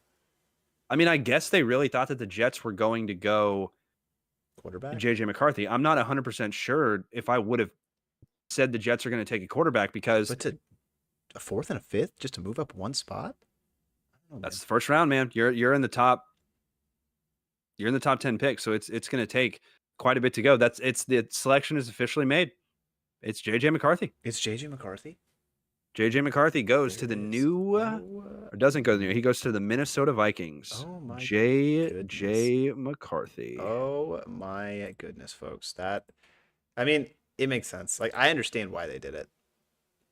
Let's get that draft profile. Let's get that. Yeah, let's get that updated there, and I'll get the draft profile going. So JJ McCarthy is my number 4th graded quarterback on my board. He is all the way down at number 26 on my prospects overall. And I'm pulling up his prospect profile right now. All I can say is I know that this kid jumped up big time. For me, I had him originally as a late second. I jumped him up into the not early first round, but later end of the first round. I didn't think that he was necessarily a high first round grade prospect, but I understand with all the intangibles and the coaching that he got from Harbaugh. So he's gotten better and better each season. He knows how to perform on the biggest stages and game after game. And even the Rose Bowl against Alabama was no different. They leaned on him so much more than they ever have. And he's proven he can take everything that is thrown his way. Great ball accuracy and a pocket passing quarterback at the next level. Another quarterback from Michigan that gets selected, and it's in the top 10. And if you are going up to actually trade, yes, it's most likely going to be a quarterback. And the fact that the Minnesota Vikings, that they don't have a guy, right? They don't have a quarterback that they can actually take, or they don't have a quarterback on their roster. Sorry. So why not jump up one pick, trade away a 4th and a 5th, not necessarily the best that you're going to get there, but still 4th and a 5th round pick. They've made 100% starters before. So I don't think it's a bad move at all. If you're the Minnesota Vikings, you go up and you got your guy. What do you think about the pick, Tanner? I'm almost thinking they were betting on Michael Penix Jr. falling to them. I really think that's what their pick was, and I don't know. Maybe they super loved JJ, but like I don't know, man. It's hard to sell me on JJ sometimes, but I like the pick. I really do. He won a national championship with Michigan. He's obviously a good quarterback, and he led that team in a lot of ways that a lot of people didn't see. So it's going to be curious to see how he translates to the NFL level. I'm not sure if he's immediately ready to start, which is kind of why I'm a little hesitant on this pick, because out of all the, he's got JJ McCarthy, he's got TJ Hawkinson, like he's got a good surrounding cast, but out of all these quarterbacks I look at, he just kind of looks like the one that is a little bit the most raw out of all of them, right? So it does scare me a little bit with this pick. What do you think about it? Is this a good bow tie or is this a bad bow tie? I'm gonna keep the good bow tie on. Okay. I'm gonna keep the good bow tie. Right now, we only have 2 bad bow tie picks. That's New England Patriots, and that was also taking the Tennessee Titans with JT Latham. But it's not even that bad of a pick. You know what I mean? They're not that bad, but still. Got the good bow tie and bad bow tie for a reason. No, I'm going to keep it on. I think it's a good pick because if JJ McCarthy can lock in to exactly what he did at his last 2 games that he played at Michigan, he's going to be pretty solid. In the college football playoff, he played pretty solid. That's the reason that Harbaugh, that's the reason he went to the NFL. He wanted to get that national championship in Michigan. He did. He had nothing left to prove. And now you have a guy that is going to the next level. And the thing with JJ McCarthy is I don't think he's ready yet. But the other thing about Minnesota is I don't know who else is going to start for Minnesota. Mm-hmm. So I think that JJ McCarthy might get thrown into the starting spot a little bit sooner than he would have hoped. But here's the thing. Here's why the good bow tie stays on. You have a wide receiver that is not signed. Yeah, Justin Jefferson has not signed with the Minnesota Vikings, just like CeeDee Lamb is not signed with the Cowboys. So that's a big question mark that they have. I think he's going to sign. I'd be very surprised if he doesn't. But why not? Why not sign now? Because you now have pick is in. JJ McCarthy. The pick is in. Oh, it is the offensive tackle out of Penn State for the Jets. This one's going to be tough. So. Yeah, I'm not even gonna. I don't even know if I'm going to try it. We got some people watching. I'm gonna botch this. I'm sorry. Fashanu is his last Fashanu. name. I like that. Keep it We're simple. just, we're just going to go with Fashanu, the offensive tackle out of Penn State. He is my number 15th graded prospect, and he goes at pick number 11 to the New York Jets. Good bow tie is going to stay on. I like it. I can tell you that. Good bow tie is going to stay on. I understand why you don't want to get a guy like Talise Fuaga, the offensive tackle out of Oregon State. I understand because he is primarily a run blocking tackle, and you're not necessarily. I mean, you got a lot of good running backs on the New York Jets, but you're really relying on that passing game, especially with Aaron Rodgers and Garrett Wilson and the additions that they're probably going to continue to add throughout this draft because they've drafted very, very well recently. The Jets have. So I think that's a pretty solid pick. And he's a big guy. And I'll go ahead and read his prospect profile now. But the fact that you go offensive tackle there, all you're doing is you're just shoring up that offensive line for Aaron Rodgers, right? That's all you're doing. You have to not let him get hit because if he gets hit, it could be a problem. But nonetheless, Fashanu, the offensive tackle out of Penn State, he's a junior. Draft grade is going to be an early first round. He actually went mid. But Fashanu has a total of 24 college games played since 2021, and no sacks have been allowed against him. It's pretty cool. Since 2021. But did add 10 quarterback hurries this past season. So the quarterback got out of there pretty quick. A great pass blocking left tackle at the next level and another day one starter. So that's what I'm saying right there. That's why you're going to get him over a guy like Fuaga out of Oregon State because the Jets are really going to be passing that ball this season. So I think it's a good pick. It's a very solid scheme fit too. And I have Fashanu ranked below Joe Alt in this year's class. However, if Fashanu keeps progressing at the pass blocking and run blocking, that could look different in a couple years with the last thing I have on that prospect profile. So to sum it up, this guy could have the highest ceiling in this entire draft class at the offensive tackle position. Ooh. So that's why the good bow tie is staying on. And it, if you haven't watched it, go ahead and YouTube him. He is good luck spelling his name. I'm not even going to try, even though I have it right here in front of me. This is a kid that is like I said, day one starter. He is an absolute day one starter, and he is going to be protecting their franchise with Aaron Rodgers. So not a bad pick. Not a bad pick. And now we got Denver here. Yeah, let's see what Denver does. They need pretty much everyone. I don't know. What do you think they're going? Do you think this could be a Byron Murphy? You think this can be a Kenyon Mitchell? Trade him, put him with Patrick Surtain. You think this could be a Brock Bowers? Like what? You got a lot of options here. I mean, the Broncos, definitely need a quarterback. I want to go D-line. I think it's D-line. They can definitely use some defensive lineman help. And remember, we haven't had a defensive lineman be taken yet. I don't think we've had a defensive player be taken yet. Have we? No, we haven't. And my that's pretty nuts. My defensive player, my first defensive players I think are going to be taken are Byron Murphy or Dallas Turner, like we were talking about. So Dallas Turner is a defensive end out of Alabama, and Byron Murphy is the defensive tackle out of the University of Texas. So I don't know if pick number 12 is going to be a lock-up defensive tackle. I'm not sure if that's what Broncos Nation is going to want or do, or you're going to want to go kind of get that premier pass rusher like Dallas Turner. But, I mean, the Denver Broncos won a Super Bowl with their defensive line with Von Miller, right? If Von Miller wasn't there, he wouldn't have absolutely done it. True. And oh yeah, we forgot that one. James, you're 100% right. Vikings did move up and secure JJ. Just unbelievable, man. Can't believe he did that, or can't believe they did that. Solid one there. Sorry to our boy a couple years ago, Kellen Mond, who got drafted in the second round, if not the second or third round, out of Texas A&M, and he's no longer on the team. JJ. I'm so excited. There we go. JJ to JJ, and now they got the socials are going to be popping with the JJ to JJ. But, JJ. Like you said, this could be a corner here.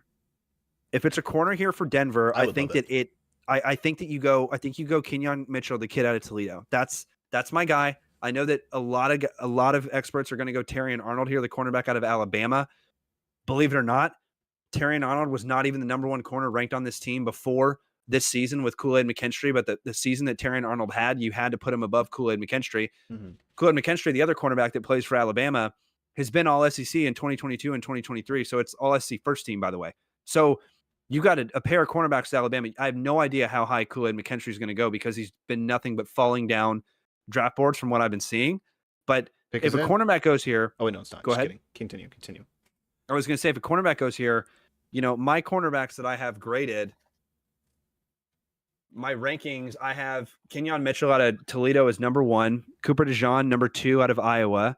Then I've got Terrion Arnold out of Alabama. Then I've got Nate Wiggins, the cornerback out of Clemson. Then we jump into Kool-Aid McKinstry, the cornerback out of Alabama there too. And then you have some other corners that are probably going to be in the second round. There's no way there's going to be any defensive backs that are going to be taken in the first round unless it's Tyler Nubin, the safety out of Minnesota. But I don't think that's going to happen for a very long time. But if the Broncos here go corner, you're like you just said, you're pairing him up with one of the best young corners in the league with Pat Surtain. What better guy to learn from than Pat Surtain? If you don't go that, you have a defensive end that's sitting there, or edge. Sorry, every time I say defensive end, I mean edge. But an edge rusher, defensive end, same thing with Dallas Turner out of Alabama, who could easily be there. Or, like I said, Byron Murphy II out of University of Texas. So you've got a lot of guys that could be there. But if you don't go one of those guys, I don't think they jump into, Florida State territory with Jared Verse. He had a great combine, or Latu territory with UCLA. I don't see him jumping in there, but I think that the Broncos could potentially be the first team to take a defensive player, but you also have some solid prospects here. And for me, I've got my number 6 prospect sitting there on the board with Brock Bowers. And I know that the Denver Broncos have gotten burned in the past with their tight ends because you can say that Noah Fant didn't necessarily live up to the expectations that that out of an Iowa tight end usually does. But oh my goodness. I told you. Go ahead and announce this one because you called it. Oh, from the University of Oregon, we got quarterback Bo Nix in the first round. Oh my! How many quarterbacks is that? That is 5. That is. Hold on, let me go to my quarterbacks. Tanner, that is no. That's not 5. How many is it? That's 6. That's 6? Oh my God. That is 6 quarterbacks taken in the top 12 picks. If you pick in the 20s, or if you pick anywhere past what's been going on right now, you're stoked because there's 6 quarterbacks that just went in 12. How are you going to do that? How are you going to go out there and take Bo Nix? Well, hold on. Bo Nix is right behind Drake May at number 31. Bo Nix is right behind Drake May, sitting there at number 31 in my prospect profiles or my prospect rankings. But he's a dog. He is a dog. Bo Nix is a dog. But I'm sorry, Tanner. This is a bad bow tie. It's a bad bow tie. It's okay. It deserves to be a bad bow tie. It's a bad bow tie. That's all right. It's a bad bow tie. It's kind of a Brock bad bow Bowers tie. is still sitting here on the board. What it's a bad bow tie. It's even. What is he? What was he? Oh, you 31. That's your his prospect ranking. So that is 31. Barely in the first round. So Bo Nix, quarterback, Oregon, senior. A lot of senior quarterbacks that are going in this draft. A lot. Here we go. Draft grade. You ready for this? Early second to mid second. Oh, draft projection mid first to late first though. Check that box. Got that one. Hey. A 5-year college football player that could have entered the draft after the 2022 season, but instead he came back for vengeance and is leading the Ducks to another great season. He kind of, lost it there to Washington at the end, but his ability to roll out of the pocket and make throws on the run is one of his best traits. I see Bo Nix going to a West Coast style offense in the NFL, especially with his running ability. Who was the quarterback that they just had? Russell Wilson. Yeah. That is a guy that kind of likes to scramble out of the pocket. That is, pretty similar play style there. Not saying he's going to be Russ, but this is what he reminds me of. And believe it or not, relies on his legs tremendously. Reminds me a lot of former Ole Miss quarterback Chad Kelly. Bringing out Chad Kelly from college with the scrambling ability. Bo Nix also has the ability to throw the medium ball on a dime. This is arguably behind Caleb Williams, one of the best medium ball throwers in this draft class. Denver has some wide receivers that are going to leave that team and have already left that team. So we're going to need to see a little bit of help there because we got some wide receivers that leave, but not a bad pick there with Bo Nix. Not a bad pick there, especially because you need a quarterback. And I could easily see this prospect going, oh my gosh, my last line. In the first couple rounds of the NFL draft, no duh. He's absolutely going to go in the first round. I thought he was going to go in the second, believe it or not. I thought he was going to go in the second. Well, folks, we do have history. The first time in league history that 6 quarterbacks have been taken in the first 12 picks in the first NFL or in the first draft or first round of the NFL draft. That's history, and you were witnessing it here right on RDH Sports. So that is wow, Bo Nix, dude. And Tanner, we have a question in the chat. How is your hand? The hand is working. Look at that. Look at that. The hand is alive and it is well. I can type. I've been doing all this typing, so good rehab. Awesome. Well played. I think I know who that is. Played, Adam. That's like it took about like a month of recovery, so that was pretty good. I was out maybe even 4 weeks. I think I've got some stimulated cell growth in my hand. I'm just built different, as the kids like to say. You're built different. Now, another thing that's, not different, but a hell of a pick that already happened, that while we were talking, a pick went in. The previous pick, here it is. The Las Vegas Raiders took tight end Brock Bowers. And now the New Orleans Saints are on the clock. So Brock Bowers finally stops falling at pick 13. How are you going to have Brock Bowers sitting there at pick 13? Come on. That's insane. That's pretty good. That's insane. He's my number 6th rated prospect, and he falls all the way to pick 13. Easily my number 1 rated tight end prospect. Believe it or not, I only have 2 tight end prospects in the first 3 rounds of this NFL draft. I have Brock Bowers, and then I have Jatavian Sanders out of the University of Texas. And then we don't even have another guy after that. But let me go ahead and go into this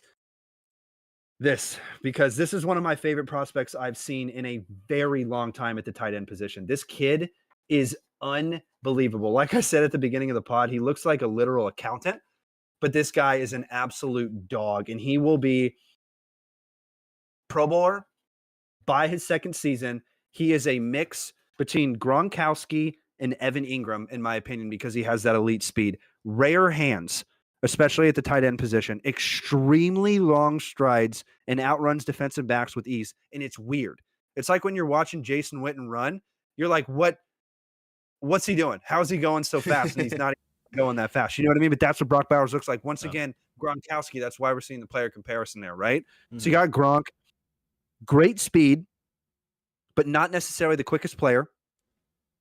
He, like I said, is going to be a Pro Bowl tight end if he continues at this pace. Best game, 8 receptions, 157 yards, and a touchdown against Auburn when every single person on the planet knew the ball was going to him.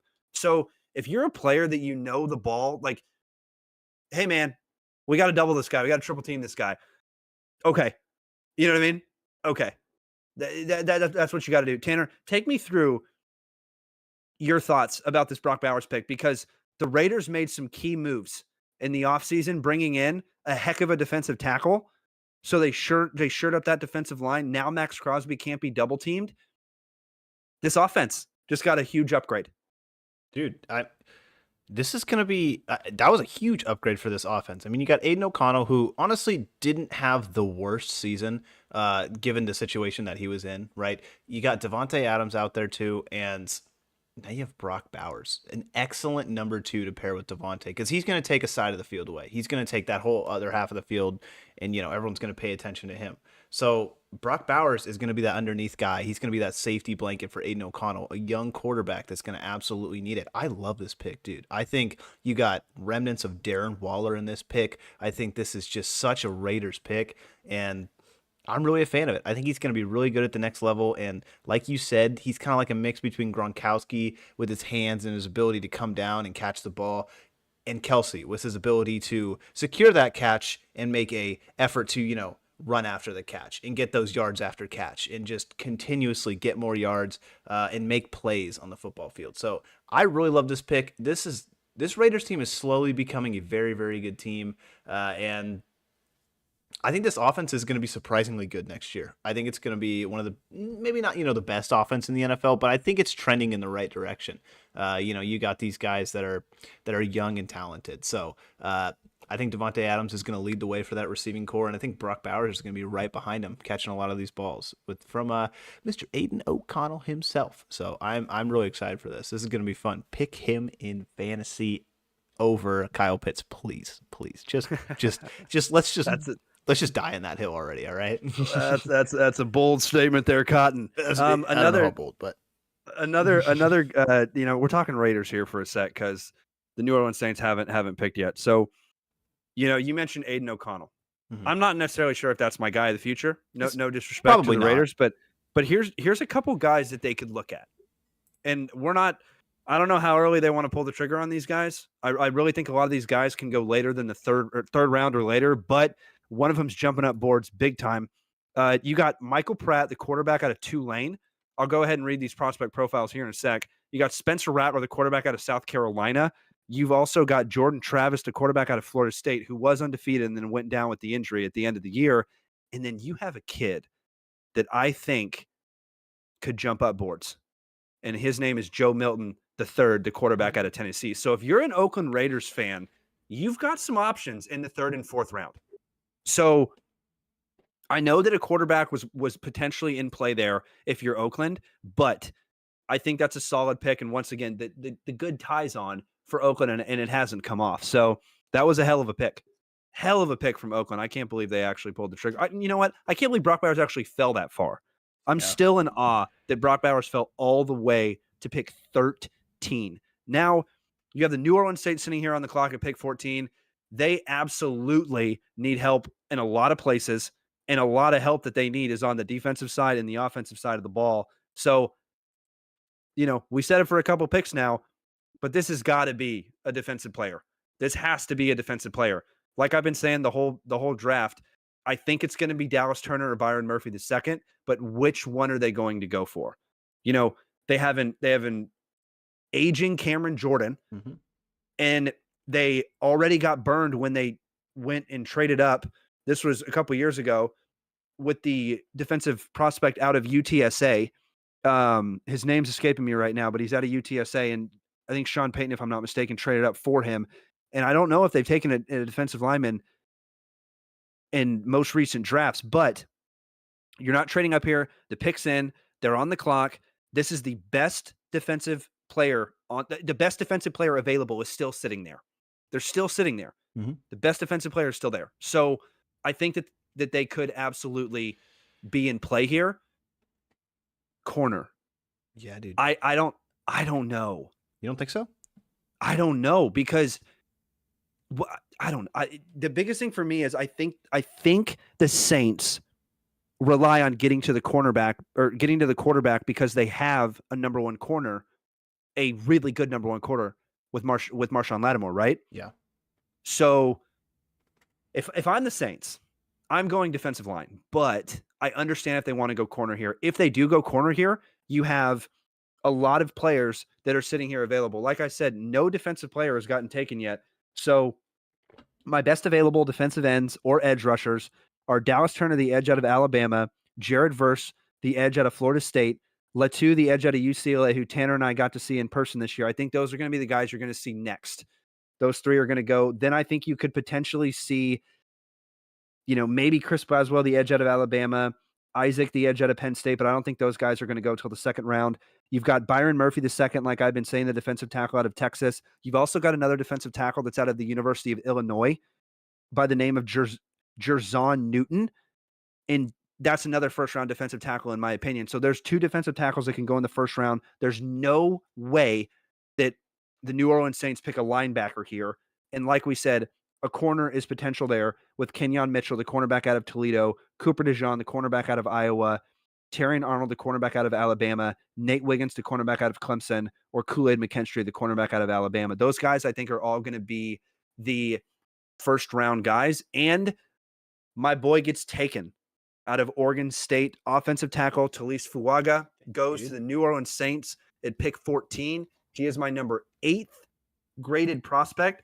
So that is a hell of a pick there in New Orleans. And the good pick bow tie will continue to stay on. It's a good bow tie pick. The good bow tie pick. The number 8 overall prospect on Chad's board. And he is now gone. So you've been hearing me talking about him a lot this season. He's a mid-first round grade. He's a junior. He is one of the main reasons I watched Oregon State. He is so fun to watch. Yes, I watched Oregon State because of offensive linemen, believe it or not. It's crazy, but I do. He is a massive offensive lineman, and his size completely jumps off the tape. He is the best run blocking tackle in this class. So the New Orleans Saints, you got Alvin Kamara back there. You got some speedy receivers as well with Chris Olave, but this is a guy that's a run blocking tackle, in my opinion. He is a very good run blocking tackle. Powerful, vicious hands. I would venture as far to say vice grips. And if you run an outside zone scheme and you run the ball often, this is a guy that's going to get some pancakes. I'm just letting you know that now. I'm not sure what the scheme New Orleans is going to be running this upcoming season, but I don't think it's going to be a zone run scheme. But man, if they run the ball to the outside, my goodness, get ready, folks. What did you think about that tick, Tanner, for the New Orleans Saints? It's an Alvin Kamara pick. I will say that. I think that obviously he was suspended a couple games last year, but that is honestly the heartbeat of this team. You know, they brought in Derek Carr, and I think he played pretty well. But I think that he still needs some help on the ground. I think that they still need to rely on the run. I'm a big, advocate for running the ball, just absolutely destroying it in the run. And if you get this guy, you can run, like you said, in any direction that you want, so it's just, you can run to the outside, you can run to the inside, you can do pretty much whatever you want on that side. And you have Alvin Kamara, one of the, twitchiest and one of the most elusive running backs still in the NFL, I would say. So I think that it's a really good pick. I think that they got a lot of bang for their buck here. And I think that it's just going to improve the team overall. Obviously, the offensive lineman pick is not sexiest, but I think it's just going to help them be a better team, a better offensive unit as a whole. Give Derek Carr a little bit more time in the pocket and just help him do what Derek Carr does best, Grip and rip. There we go. That's what Derek Carr does best. The Colts are on the clock now, and this absolutely has to be a defensive player. It has to. We are at pick 15 in the first round, and a defensive player has not been taken yet. That has to be some kind of record. But the Colts need a lot of help on the defensive side of the ball. They had a really good defensive line a couple seasons ago, and it's kind of dwindled since then. You have a young quarterback there, and already all the quarterbacks have already gone anyway. Yeah, but they're gone. I don't necessarily think that the wide receivers here are going to be at play, because I think these guys are going to be later in the first round. I think they're going to be later picks in the first round. I don't think they're necessarily going to jump in here. I think you've got some wide receivers that are going to be taken by the name of Brian Thomas Jr. and Adonai Mitchell, the wide receivers out of Texas, and the wide receiver out of LSU. Those are going to be the next run, in my opinion, but it's not going to happen here. I know the Colts could use some help at wide receiver because they really only got Michael Pittman. But they signed him to a big deal. Yeah, well, the thing is for sure, but I don't think you can pull the trigger right now on a wide receiver. I think you got to wait a little bit, but still, it could be an option there. But I do think this is where the defensive players come into play. Dallas Turner, Byron Murphy II, and you've got some great corners that are sitting here. And the thing about the Colts is, where do they value these cornerbacks? Because in my opinion, these corners are going to be so different on every NFL GM's board. I don't think NFL GMs have a lot of the same player rankings because these guys are so different. It's just depending upon how you rate these guys. Because if we're looking at corners here, you've got Kenyon Mitchell out of Toledo, who's my number one graded corner. If you're an NFL GM, the first question if you're a scout, the first question is probably, the level of competition that Toledo's playing against, right? Mm-hmm. So that's a fair question, right? Then you have Cooper DeJean out of Iowa. I would say Iowa is definitely a step up in terms of competition for what Toledo plays. And then you go into the dogs and you go into the Alabama guys with Terrion Arnold. And that's why he's jumped up so much, in my opinion, because you have, not that Iowa's a small school at all, but Toledo's not the biggest school, but he's the number one graded prospect, in my opinion, in the cornerback position with Kenyon Mitchell there. So Do the Colts go in and take a kid out of Toledo at the cornerback position? Do they go in and take a kid out of maybe Clemson with Nate Wiggins? There's no way, right? They've got so many other players that have to be highly rated above him, but who knows? Who knows? Because the Colts re-signed DeForest Buckner. I know they did that over the offseason. So I don't know if they're necessarily going to go another defensive tackle there, but it could be an option, right? It could be an option. Also, DeForest Buckner is very tall, very big. So if you have a really tall, big guy at your defensive tackle position, and then you put another guy right next to him by the name of Kenyon Mitchell, who broke all of the combine records, that's also an option. I mean, what do you want to do if you're a Colts fan? Do you want to go cornerback, or would you rather go defensive line? I'm going, in my opinion, I think you made a really good point with DeForest Buckner. I don't think you really need another defensive tackle because Buckner's pretty much all you need down there. Obviously, another one would be nice, but they also have Kwity Paye, not to mention, too, an edge rusher that they drafted not too long ago. And they also have Ebukam. I looked him up, that they drafted not too long ago as well. So they also have not a lot, at corner. I think corner is my pick here. If I'm being honest, I think it's probably going to be Cooper DeJean or it's going to be, like you said, Kenyon Mitchell. So looking at their depth chart right now, they got Kenny Moore, who's pretty good. He's pretty solid. But after that, they don't really get a lot. They got Juju Brents as the number 2. So, and that's not saying a lot, So I think corner here could 100% be in play. I think that it's going to come off the board. I think that's where we're going. But their offense looks pretty solid. I don't think it's going to be on that side. I think we're going to get our first defensive prospect off the board on this pick, man. Yeah, I see that as well. And, you kind of hit on it. So I'm going to go ahead and jump on that real quick. We do have some offensive linemen that are left in this draft. Talise Fuaga just went. There's a center. If he somehow falls to Dallas's pick, I'm going to be stoked. But by the name of Jackson Powers Johnson, he is literally Tyler Linderbaum 2.0. Just unbelievable. Going to be a franchise center. And then you've got Troy Fontanu, the offensive tackle out of Washington. You've got Amarius Mims, the offensive tackle out of Georgia. You've got Graham Bolton, the offensive tackle out of Duke. And potentially Jordan Morgan, the offensive tackle out of Arizona. And Tyler Guyton, the offensive tackle out of Oklahoma. So those are going to be the guys that are there. But they do what we didn't think they were going to do. They get a defensive end. The Colts get a defensive end, but they did not take Dallas Turner. They did not take Jared Verse. This guy. They took Latu out of UCLA, who Tanner and I got to see in person this season. And let me tell you, he's jumped up my board big time, but he is not rated until, 22 for me. But still, I'm not going to take it off. I'm going to keep the bad tie on. I'm keeping bad. I could be wrong, but I'm keeping bad bow tie. The last have not been good. I feel very bad because I kept the bad bow tie on over Brock Bowers and my guy from Oregon State, Fuaga. So that's me. That's right. Not you. You know what I mean? Yeah. So we're just getting that out there right now. Now, we're going to go into this defensive end. The first defensive player taken in the NFL draft falls all the way to pick 15. That's crazy, dude. And not even the guy that I thought was going to get taken first. Draft grade for the defensive end, the edge out of UCLA, Latu. He is a senior as well. He's going to be a mid-first round grade. Draft projection is going to be mid to late. Shot up draft boards his final season in college. He accounted for 15 sacks, 36 quarterback hurries in one season. That's insane. He was pretty much in every opposing team's backfield the entire season. He is PFF's highest graded pass rusher this season, the highest in all of college football. So maybe that's probably a reason that he went above, a lot of these other guys. He lined up mostly outside the tackle, but has the versatility to jump to the B gap over the tackle if he wants to. Latu plays like he did this season, and he continues that exactly what he did this season. I do think he will be the best pass rusher in this class. So this is a defensive end that has the highest ceiling for me. Yes, he has a higher ceiling over Dallas Turner, in my opinion. I think that you kind of saw what Dallas Turner's ceiling was this year. I could be completely wrong there, but I think that Latu has a little bit higher ceiling there. Tanner, we saw this guy in person. Tell me what you think about him, because now I'm going to go for a quick bathroom break.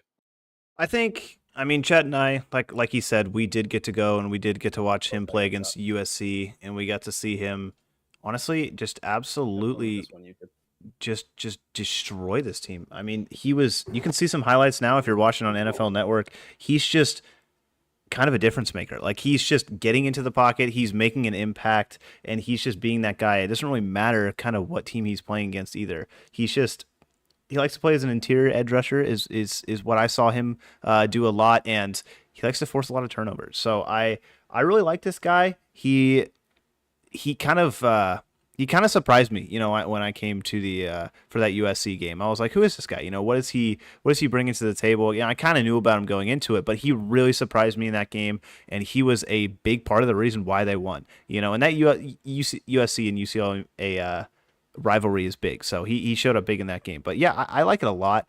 I think it's going to be interesting to pair him with that defensive line, because you got on that defensive line, kind of like what I mentioned earlier, you got Kwity Paye, DeForest Buckner, and now you have this kid, and he's going to be rushing off the other side of Kwity Paye. So honestly, I would have liked to have gone corner here. I think that was my pick, but I really think that this is a good pick, because it's giving you kind of depth at that position, at that edge rusher position. It's giving you kind of more of what you really want, because, like I said, you got Kwity Paye going off that edge, and you have him now pretty much as a free rusher, a one-on-one, and I think he's going to beat that guy every single time, because he's just kind of that difference maker. I'll let Shad go and see what he thinks about him, but I really like it. I think he's going to add a lot of depth to that Indianapolis Colts team, and I think that defensive line is now pretty damn good. Like, they're pretty solid now. They've got at most positions on that D line. They're going to be they're not bad. A threat. Not bad. And it's they're a threat, to say the least. Also, not to mention, I mean, this team is someone that really needed it, right? They really needed that defensive end, and they got it, right? They absolutely got it. And this is a guy that's going to be there for, probably sign his second deal, because when you're taking in the top 15 picks, especially, when you see how the Colts played, right? When you see how the Colts played and you see who they actually re-signed on the defensive side of the ball, DeForest Buckner, one of the best defensive linemen in the entire league, and they re-signed him for, I don't know, I think it flashed across the screen to like 20-something million, but it's not bad. But at the same time, it's like you need other guys, and Bill Parcells always said you can never have enough linebackers. I definitely think that's true. I also think you can never have enough of like defensive linemen. You know what I mean? Because you definitely have teams that focus on one defensive lineman, right? Focus on one, and it's their all-star. It's the Raiders, right? You got Crosby. It's the Browns. You got Myles Garrett. The Steelers, you got TJ Watt. Mm-hmm. The Cowboys, you got Micah Parsons. You're focused on one single guy, and then you kind of build your team around that. I'm not necessarily saying Latu is going to be that guy, but if you have 36 quarterback hurries in a season, I mean, if you get half of those in the NFL, you're getting to the quarterback every game. Yeah. You get to him every game. You know what I mean? Like, literally every single game. So to me, it shows the production that this kid can absolutely be at the next level. Now, I think some Colts fans are going to have a bit of a question mark, though, because you see it a lot with Dallas Cowboys, and you see it a lot with the New England Patriots specifically. These are teams that don't take guys that you think are going to get taken, right? Remember when New England Patriots out of nowhere took Kyle Duggar out of Lenora, Maine, the safety in the first round? Still on the team. Still on the team, right? Great safety. I loved him. I thought he was a great prospect. Dallas goes out and takes a tight end by the name of Tyler, or an offensive tackle by the name of Tyler Smith. And you're like, wait, that guy went in the first round? Really? So it's interesting, right? Like you don't really know what's going to happen here, but it's one of those things where you're focused on singular defensive players, and the Colts don't have that. So what the Colts are going to do is I think they're going to get as many good defensive players as they can get and stick on that line and figure out which one works. You know what I mean? Because when you're in that situation, when you have that young of a quarterback with Anthony Richardson, right? You said the offense is set. I know you didn't mean 100% set. 100% sets like the 49ers the Eagles, but Yeah. they're a good offense. They're a good offense. And And they they're have young. a guy that they're young, and they need to just give him the freaking ball by Jonathan Taylor. Yes. They just need to continue to give him the ball, and they need to focus on him and Anthony Richardson and really run that option game is what they need to do. And then they need to have Michael Pittman that's going to be open there on the outside probably every single time. You know? So you have all of these guys that are there on the offensive side of the ball. They could definitely use some offensive line help. So look at that in the second round if you're the Colts potentially. But I think it was a good pick because they waited till, like I said, pick 15 to take the first defensive player taken, but they did it. And they were the first ones to do it. Now, where do these other defensive players fall? And here's the thing. Seattle's sitting here. The pick is in. This is a team that needs a center. So if you're a Cowboys fan, I actually want to say against that. I don't think they need a center. I think so? they could use one, but their current center is Nick Harris, and I think Nick Harris is pretty good. I don't think that he is an absolute need right here. In my opinion, I would love to go a young quarterback to pair with Witherspoon, because I think that would be an absolutely nasty. Ooh. You could kind of replicate the Legion of Boom over here, kind of get your own shit. You could kind of get your own, their rebuilding defense going. Because Witherspoon, I thought he had a good rookie season. Really good. And I think if you get another one of these guys, a top cornerback in this class and lasts, that's a good defense. I really do. Or you can go and get they traded for Leonard Williams. They got him in the offseason, not to mention. They got Boye Mafe. They got Jerome Baker, Tyrell Dodson. Like, those are their linebackers. The one who is across from Devon Witherspoon right now is Tariq Woolen. And so I think he's pretty good, but I think you can get better there. I really do. I would not be opposed if they get the center. I think he's better. I think Jackson Powers Johnson is better than Nick Harris. Don't get me wrong, but I just think the sexier pick is a corner right here. I like your explanation, and you sold me. You know what I mean? I'm absolutely sold with that one. The thing is that you're right. They could easily play with that center. They could easily play with that center. It's just that how high do you value an actual center? And the other thing too is Pete Carroll's no longer there. So you really have no idea what Seattle is going to do. But it absolutely could be a cornerback. And I like the idea of taking a top cornerback prospect in one draft and then going back the other draft and doing it again. And this draft is completely, opposite of the last draft. They somehow get this kid. Well, they could take the first overall corner that is sitting there at pick 16. They could get the number one cornerback on the board if that's what they decided to do. They could also get the number one defensive tackle and arguably the number one edge rusher or number two edge rusher there too. So I don't know, man. I think Seattle is center's in need. I'll say that. I'll say center's in need. I don't know if center's actually going to go here, but if center doesn't go here, it's just, good things for Cowboys fans. And not me. There it goes. The pick is in for the Seattle Seahawks. Pick 16. They take the defensive tackle out of the University of Texas, Byron Murphy, the second, the Combine All-Star. If you play Madden, he has to have a 99 Combine card because this kid is unbelievable. That's a good bow tie. He shot up the draft boards. It is a good bow tie. And see, I went to A&M. It's my alma mater. And I'm still putting on a good bow tie for the University of Texas. We're not biased here on RDH Sports. We are not biased. We are a sports podcast. You know what I mean? These bow ties are getting real tricky with all of these. Yeah, that seems like a process that you're going through right now. We're going to take the hat off. Hat might be a little, it was there for the return, and I respect that, honestly. It was sunny outside, still sunny here on the West Coast. So, got to wear the hat indoors. Not really. Okay. Yeah, you got the USC jersey. You got a pair of sun hat with it too, Good bow tie, because that was a hell of a pick with Byron Murphy, the second, the defensive tackle out of the University of Texas. He is my number 9 rated prospect. So that is obviously a very, very good pick. Then you have the Minnesota Vikings that are sitting here on the clock. The pick is already in at pick 17. Oh my goodness. We're going to get into this right after we jump into Byron Murphy the second. Mid first round grade. I'm going to go to the Go ahead, Tanner. And continue your thing. Sounds good. I'll hold it down. Mid first round grade here. Draft projection is going to be an early to mid for me.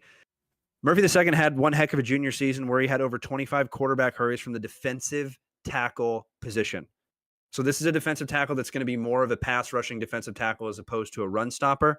The winner of the NFL Combine posting video game-like numbers, and since that performance has absolutely shot up draft boards, arguably the best defensive tackle in this class and someone who will be a pain in the ass to play against for many Sundays to come. And I completely believe that because this kid is unbelievable. If you watched him at the NFL Combine, if you don't watch the NFL Combine, I get it. You know what I mean? You got to kind of have NFL Network to watch it anyway, or ESPN, but it's a solid combine. And I watch a lot of those combines. I watch all the pro days as well. I watch a ton of these games.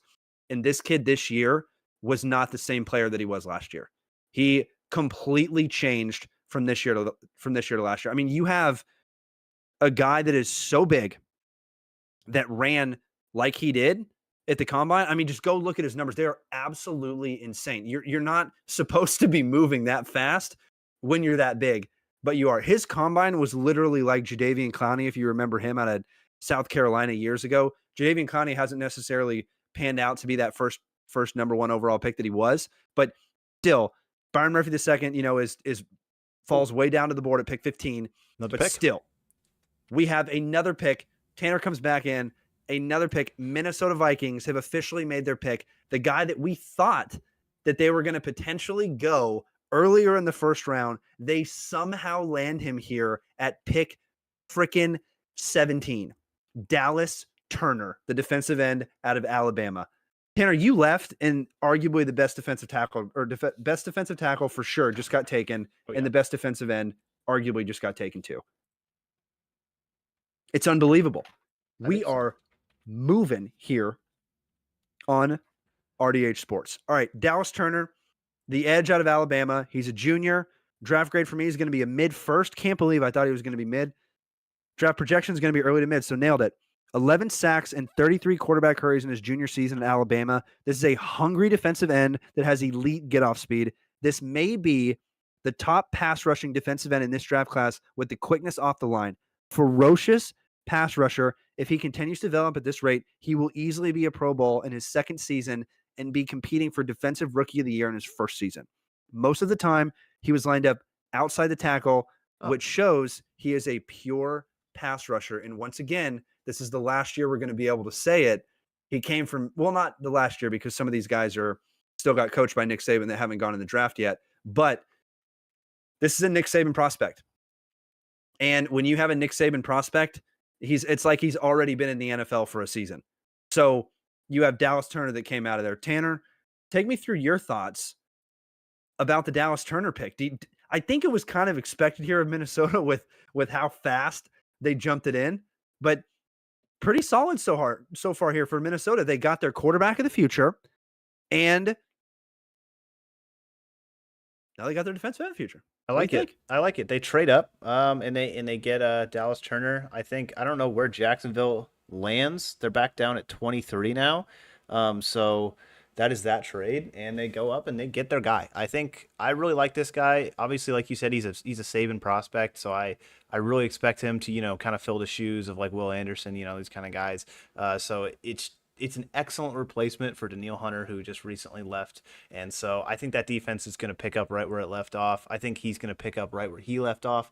And I think this is going to be a major, major improvement for his defense. And he's going to be cheap for a long time. So I really like the pick. It's hard to miss on Alabama players, man, just because they're so well coached and they just transition to the NFL so well. So it feels like a good pick from pretty much every angle. And I like this Minnesota squad. I think they're going to be pretty dang good, dude. I think that defense is coming along, and they're well on their way. So I like the pick a lot. Yeah, there you go. And Dallas Turner was my 14th graded prospect, and he goes at pick 17 and gets traded up to go get. So not a bad pick at all there. And like you said, when you have Danielle Hunter that leads in free agency, you absolutely have to address that. And what did they do? They absolutely addressed it. You know what I mean? And they trade, like you said, the Seattle Seahawks. So Minnesota originally did have pick 23. So they just straight up traded picks there, and we'll get the trade details whenever those come in. But I might have just called Seattle. I'm not going to lie to you. Jumping to pick 23, that could be a center. I'm just saying. If Jackson Powers doesn't go before him, that could easily be a center. So, oh yeah, Minnesota goes up in trades. jumps back. Now we have the Cincinnati Bengals that are going to be sitting here. What's going to go on? What's going to go on with the Cincinnati Bengals here? Well, I don't know, man. what the thing is the trade happened. I don't think it was the actual Seahawks. I think because the Seahawks already had their pick, right? No, they didn't. No, well, the Seahawks did. I was talking about Jacksonville. Jacksonville. Did I say Seahawks? I meant to say Jacksonville. Yeah. Sorry. Okay. Yeah, the Jacksonville is now at 23 in front of Dallas. So they traded with Jacksonville. Sorry about that. But these glasses are a little hard to see through. But I really like it, man. I don't know. I think with the Bengals, I'm still thinking corner, dude, because the best corner on their roster they got is Chidobe Awuzie, and I just think you can have a major improvement from there. Now that Dallas Turner is gone, though, I was gonna say potentially they could go Dallas Turner because I have heard rumors of Trey Hendrickson requesting a trade from the Cincinnati Bengals. So he did that. He actually did that. Yeah, today I saw that report. So an edge rusher could be in play here. I don't know where your next edge rusher comes into play after Dallas Turner. It looks like Jared Verse from Florida State. So that could be an option. I think, in my opinion, I'm still looking at the corners, man, because I think they're the best bang for your buck at this position. I think here to jump in real quick, Tanner. Mm-hmm. The Jaguars get pick 23, 157 fifth round, in a 2025 third round and 2025 fourth round pick. So that is what the Vikings and Jaguars traded. Vikings traded from 23 to pick 17 for the Jacksonville Jaguars. Keep on going, Tanner. I think that's pretty good. I like that trade a lot, especially it's 2025 third and fourth. I mean, a third round pick is nothing to laugh at. I mean, they went up what, like six? It's a lot of spots. 6 spots. That's for Brett. I mean, for both teams, I think that's a good trade, honestly. I do too. I absolutely do too. So, yeah, just wanted to give you that update right there. The pick is in for the Cincinnati Bengals. Oof. I mean, I know what I'm doing. I don't care. It's a little bit early. I'm going the wide receiver out of LSU, Brian Thomas Jr. It's a little bit early, like I said, but pair up 2 LSU wide receivers and an LSU quarterback with Joe Burrow. Tanner, come on. You on board? I'm on board, baby. Come on. I mean, that's what you do not know the future of T. Higgins. He obviously requested a trade, and you do not know the future of Tyler Boyd. Obviously, Jamar is going to be there, but it's not a one receiver league anymore. It's obviously there are some guys in this league that can kind of make it seem like that way, but you got to have multiple guys. Joe Burrow has had multiple guys pretty much his entire career now, and you have a chance to get a guy for basically free for the next 4 years to put right behind Jamar, and that offensive core is not going to miss a step. So I think 100%. I think receiver here is totally in play. I think you can just give him another LSU boy. Just make this Cincinnati Bengals team the LSU Tigers. I mean, they're both big cats, right? It could basically be the same team. Yeah, go Tigers. Go Tigers. Come on, boys, go Tigers. Yeah, I would like to see a wide receiver here. Could it actually be? I'm not sure. I like corners, you've got some great offensive linemen that are sitting here. You've got some really good offensive linemen, and we are, getting very close to those 20 area. So you got a kid out of Washington that's really good. Troy Fontana. You got a kid out of Georgia, Anarius Mims. You also got Graham Bolton and Jordan Morgan. I think it's a little bit earlier for Graham Bolton and Jordan Morgan, but you got a couple of those guys as well. You got Tyler Guyton that's sitting there too. If you want to go on the defensive side of the ball, like you said, because Hendrickson did request a trade, in my opinion, you've got Jared Verse, the edge out of Florida State. That's the guy that I have left on my edges that I think could fit in this spot. My next rated edge is going to be Chris Braswell, the edge out of Alabama. Then we got Isaac out of Penn State, but those guys, I don't know if they're necessarily first round picks. So I think right now, Cincinnati, if they want to go and excite the fans, they go get a wide receiver. I think that's what they do, believe it or not. Then they can actually trade one of these guys and get some draft capital for him and go in and get even more. But do you want to trade away one of these wide receivers for, someone that's not necessarily proven in the league? It's one of those things where, for me, if your quarterback is as good as Joe Burrow and you have a wide receiver that's as good as Jamar Chase, he's going to be drawing double coverage every single time. And Joe Burrow can throw it better than, probably a lot of quarterbacks in this league. He's definitely a top tier quarterback. So if it's me and I'm playing my Madden franchise, I'm absolutely taking Brian Thomas Jr., the wide receiver out of LSU. But if you're smart, in my opinion, I think you go cornerback here. And I don't think that's just because you could use a corner if you're the Bengals. A cornerback hasn't been taken in this draft. But everything that I just said, throw that out the window because an offensive tackle just got taken by the name of Armarius Mims out of Georgia. And that is let's see where he is ranked on my board in terms of offensive linemen. Oh man. Oh, we're turning pages. He's there. I gotta take off. I gotta go bad tie. Bad bow tie. I gotta go bad bow tie here. So sad. We haven't had a bad bow tie in a while. But the thing with Cincinnati is I understand why they're taking an offensive lineman. Joe Burrow literally gets hurt every single season, and they take one. But I gotta put a bad pick because I think there's a guy that they could take out of Washington that's just a little bit better by the name of Ntamu. But let me jump in here. So Mims is my 23rd graded prospect on my board. Brian Thomas Jr., the wide receiver out of LSU, was number 24, so that would have been real close. But Mims right here out of Georgia. Yeah. Okay.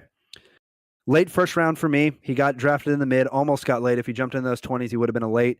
Injured in the SEC championship game. Still projecting the lineman as a mid to late first round grade. Explosive blocker and mauler.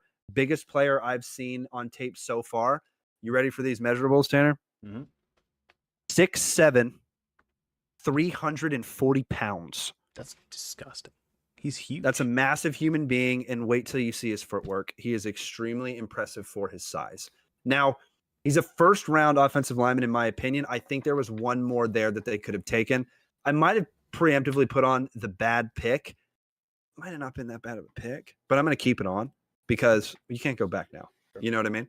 You can't go back. Yeah, absolutely. I think with this too, I mean, you look at their depth chart, and it's. I also want to mention that I'm putting on the red bow tie for the second half of the draft. You know, it's looking. There we go. Here.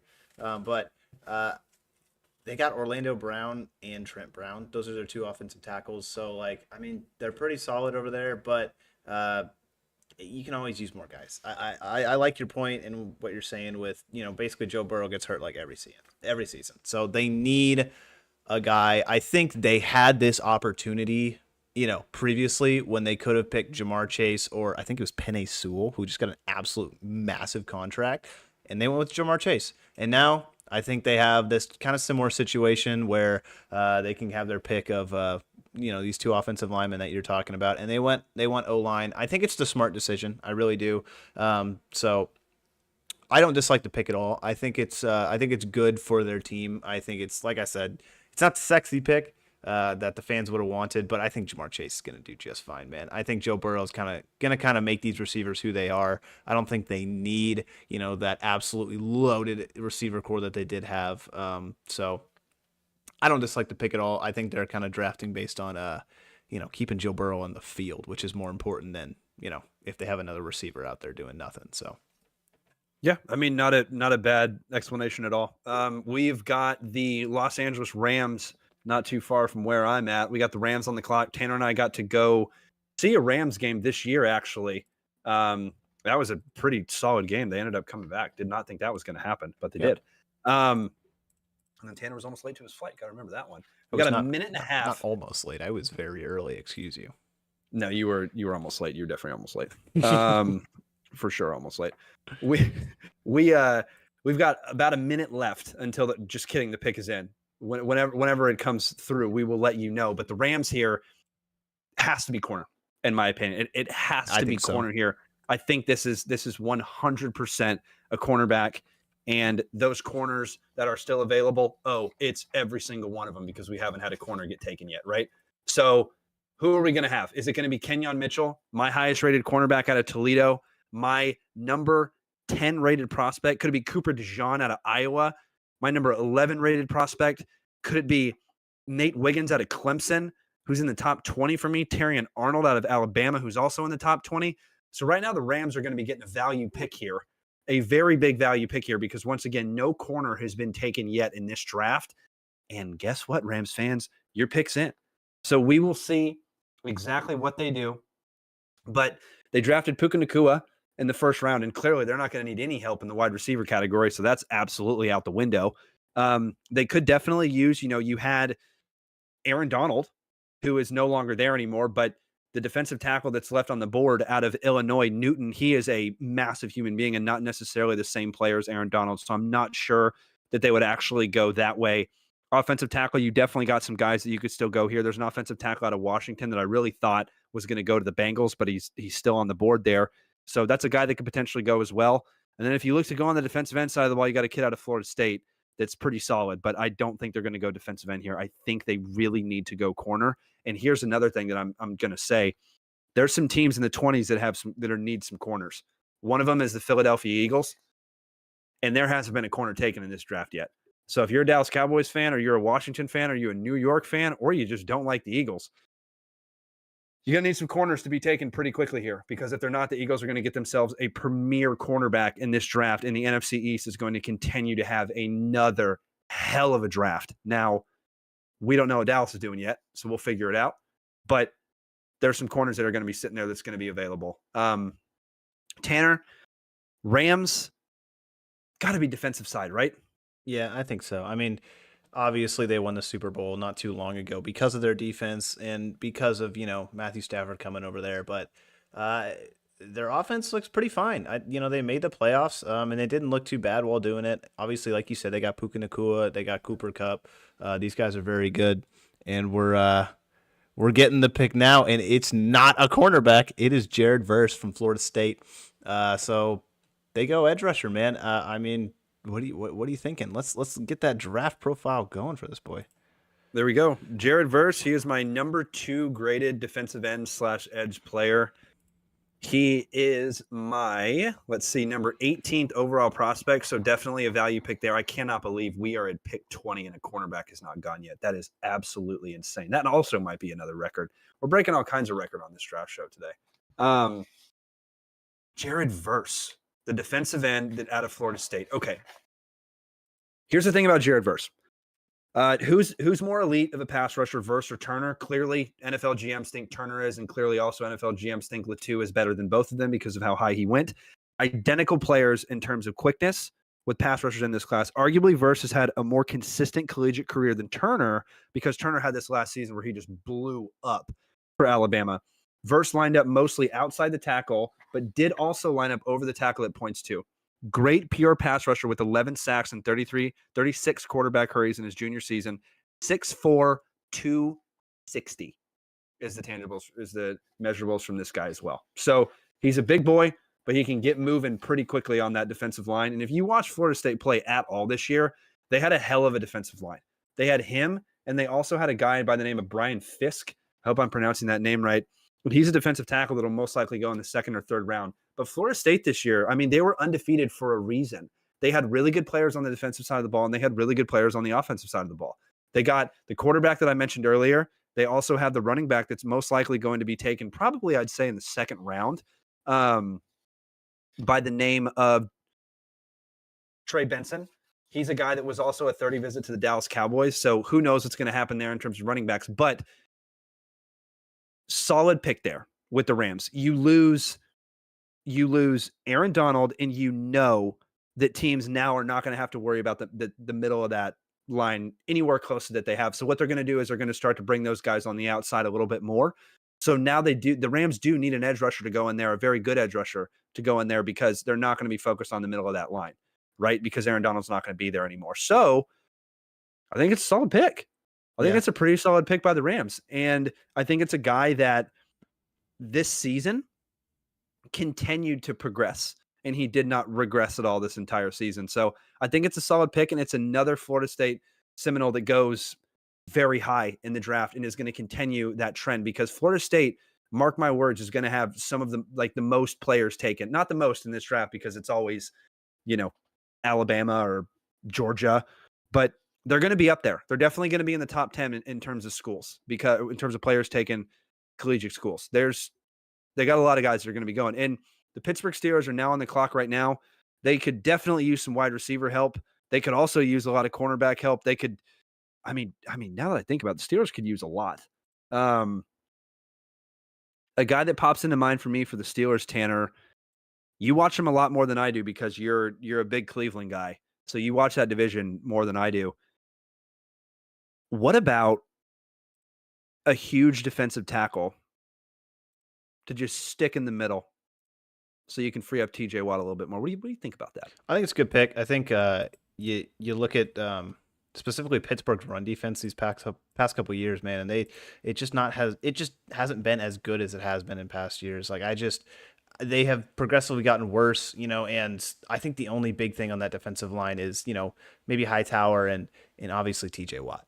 I think those are the two big guys that they got rushing off the sides, but they do need some help on the interior. I think a lot of teams took advantage of them through the run this past year, and it kind of was like, all right, if we can run on the Steelers, we can beat these guys because we know their offense is kind of hit or miss. So I like the defensive tackle a lot. I think that if they go here, it's a smart pick. I think their secondary is pretty okay. Obviously, they got Minkah back there at the safety position, and he does a lot of that work. And he comes down and sub linebacker in some packages. So I think they're good in the secondary. But 100%, I like defensive tackle. I think I don't know who is continuously or who is still on your offensive lineman board if there's any crazy ones still out there, but.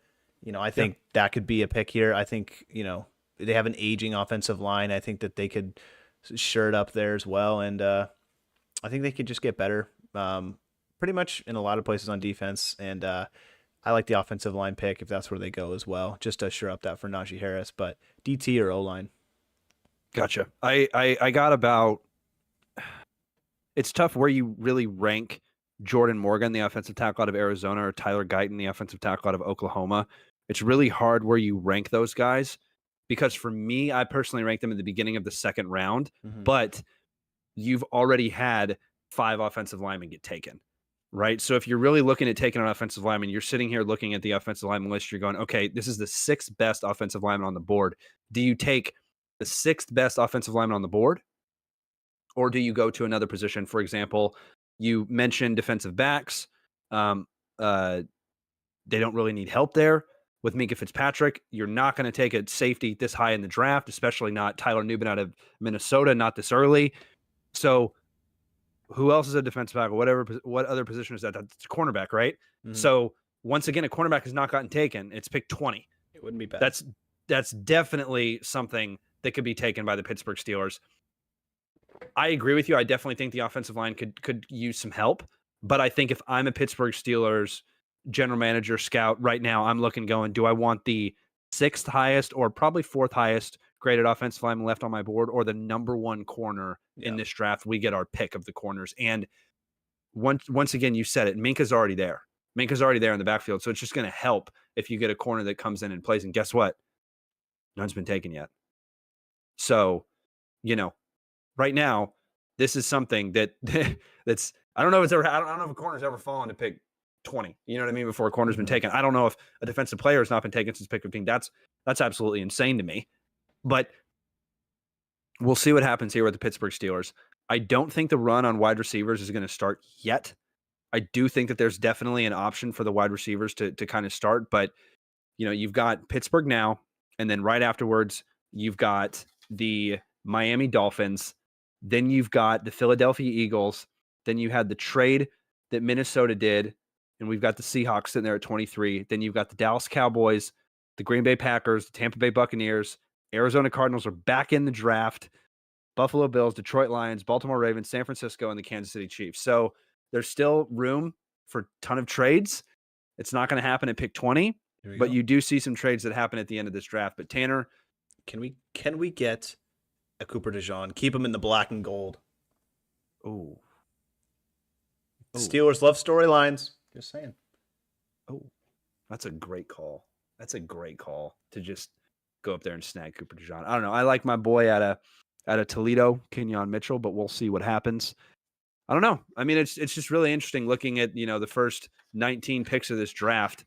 You have 6 quarterbacks that have gone, 3 wide receivers that have gone, 1 tight end, 5 offensive linemen, 3 and then 4 total defensive linemen. And that's what you got so far that have been taken in the first 19 picks. So, oh man, I love the draft. It's finally here, Tanner. And, we're at pick 20. I know we're moving through this thing. We're 2/3 of this thing already. Who's it going to be? I can't believe it. I gotta ask you a question. Cam Hayward. What is it? Do you think that a running back gets taken in the first round? It's hard because the teams at the end of the draft both have fantastic running backs. You know what I mean? With the Chiefs and the Niners, like that's where I would expect them to go. If at the end, if Dallas pulls the trigger at 24, I wouldn't be mad. Oh my goodness, they went offensive line. That's my guy out of Washington. That is my last. I mean, he's number. We got. His name's hard to say too. Troy Fantamu. I need to work on these names. Sorry, folks. He's number 16 on my board. He falls down to pick 20. We have the Miami Dolphins that are now on the clock. I will go ahead and read him. He is offensive tackle / offensive guard. So you can honestly say that this could be the first guard that's been taken in the draft. But he played both. Like I said, he is going to be my number 5 rated offensive lineman in this class. I'll go ahead and read his prospect profile now. I absolutely have to take off the bad pick and put on the good pick bow tie because that was a solid pick. Pittsburgh. All right. So the offensive tackle that just went is out of Washington. This is another school that's going to have a ton of players that are going to be going in this draft. You've already had Michael Penix. You've already had him. You're going to have, Jalen Polkett's going to be going. You already had Rome Odunze. You have all these guys that are going to be going. So I have his draft projection is honestly a mid-first to early second. Draft grade is going to be a mid-first for me, so he's right there where he should have gone. During his sophomore season is when he became an every down starter and never looked back since. He is a pass blocking guard / tackle, which is interesting to me. And he only gave up 2 sacks in the previous 2 seasons. So that's right, 2 sacks in 2 seasons. That's it. That's all he gave up. But when you're an offensive lineman that gets taken in the first round, those numbers aren't necessarily the craziest. I know it's kind of crazy to hear it, but a lot of these guys have had less than 3 sacks. A lot of these guys didn't even have a sack that was given up. He is technically a tackle, but like I said, he could potentially move into guard. They have him rated, or they have him labeled as a guard in this draft, but I personally think he could be a tackle at the next level or a guard. I would stick him at the tackle position, but if you're the Steelers, it's kind of whatever position of need you actually need. Mm-hmm. Tanner, what do you think? Do you think they should have gone defense here? Think the Steelers should have gone defense? Do you think it's a good pick? No, dude, I think it's a very good pick. I think, like I was saying earlier, they have an aging offensive line, and just getting more guys on there just in general is just a good thing. I think you got Russell Wilson. He's coming in. You're not really sure what he's going to be this season. And this pick is just kind of to shore that up. It's like, all right, let's go get a guy that we know is going to be solid on this offensive line. And that's just going to be there for the future, so there's nothing wrong with it. They're trying to rebuild that offensive line to be what it used to be. And I think this is a good start. I really do, because you could have gone defense. 100% agree. There were a bunch of good corners on the board, but I don't know, man. I need to see more from that offense. The thing that they struggled most with last season was offense, and maybe a large part of it was because of the line. You could have said, you can say it was quarterback play. It was offensive coordinator coming in and out. Him being fired during the middle of the season, yes, but if you got a good offensive line, man, it just doesn't matter. Half the plays you run will just be better because your line can protect for longer and your receivers can get open. Obviously, we know they have good receivers. George Pickens is leading the way, and give him more time to get open, and you're going to make a lot more plays down the field. So I like to pick a lot. I think he kind of fell a little further than you would thought. He's your 16th ranked prospect, and they got him at 20. So I think that's a pretty dang good pick. Yeah, it's not bad at all. It's definitely something that, as a position of need. It's also a guy that's, graded as a first round offensive lineman, kind of taken, honestly, since it was pick 20, you can categorize that as mid or late, however you want to look at it. But the fact that he was taken, I have him graded as a straight mid, not a mid to late first round, that's pretty crazy. And he did win, an award for the best offensive lineman in the Pac-12. I just saw that one flash by the screen. So that's another reason that they're going to absolutely take this guy, right? So it makes a lot of sense. Now you have the Miami Dolphins that are sitting here.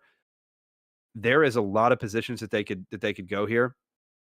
I definitely think that the offensive line and defensive line is definitely in play.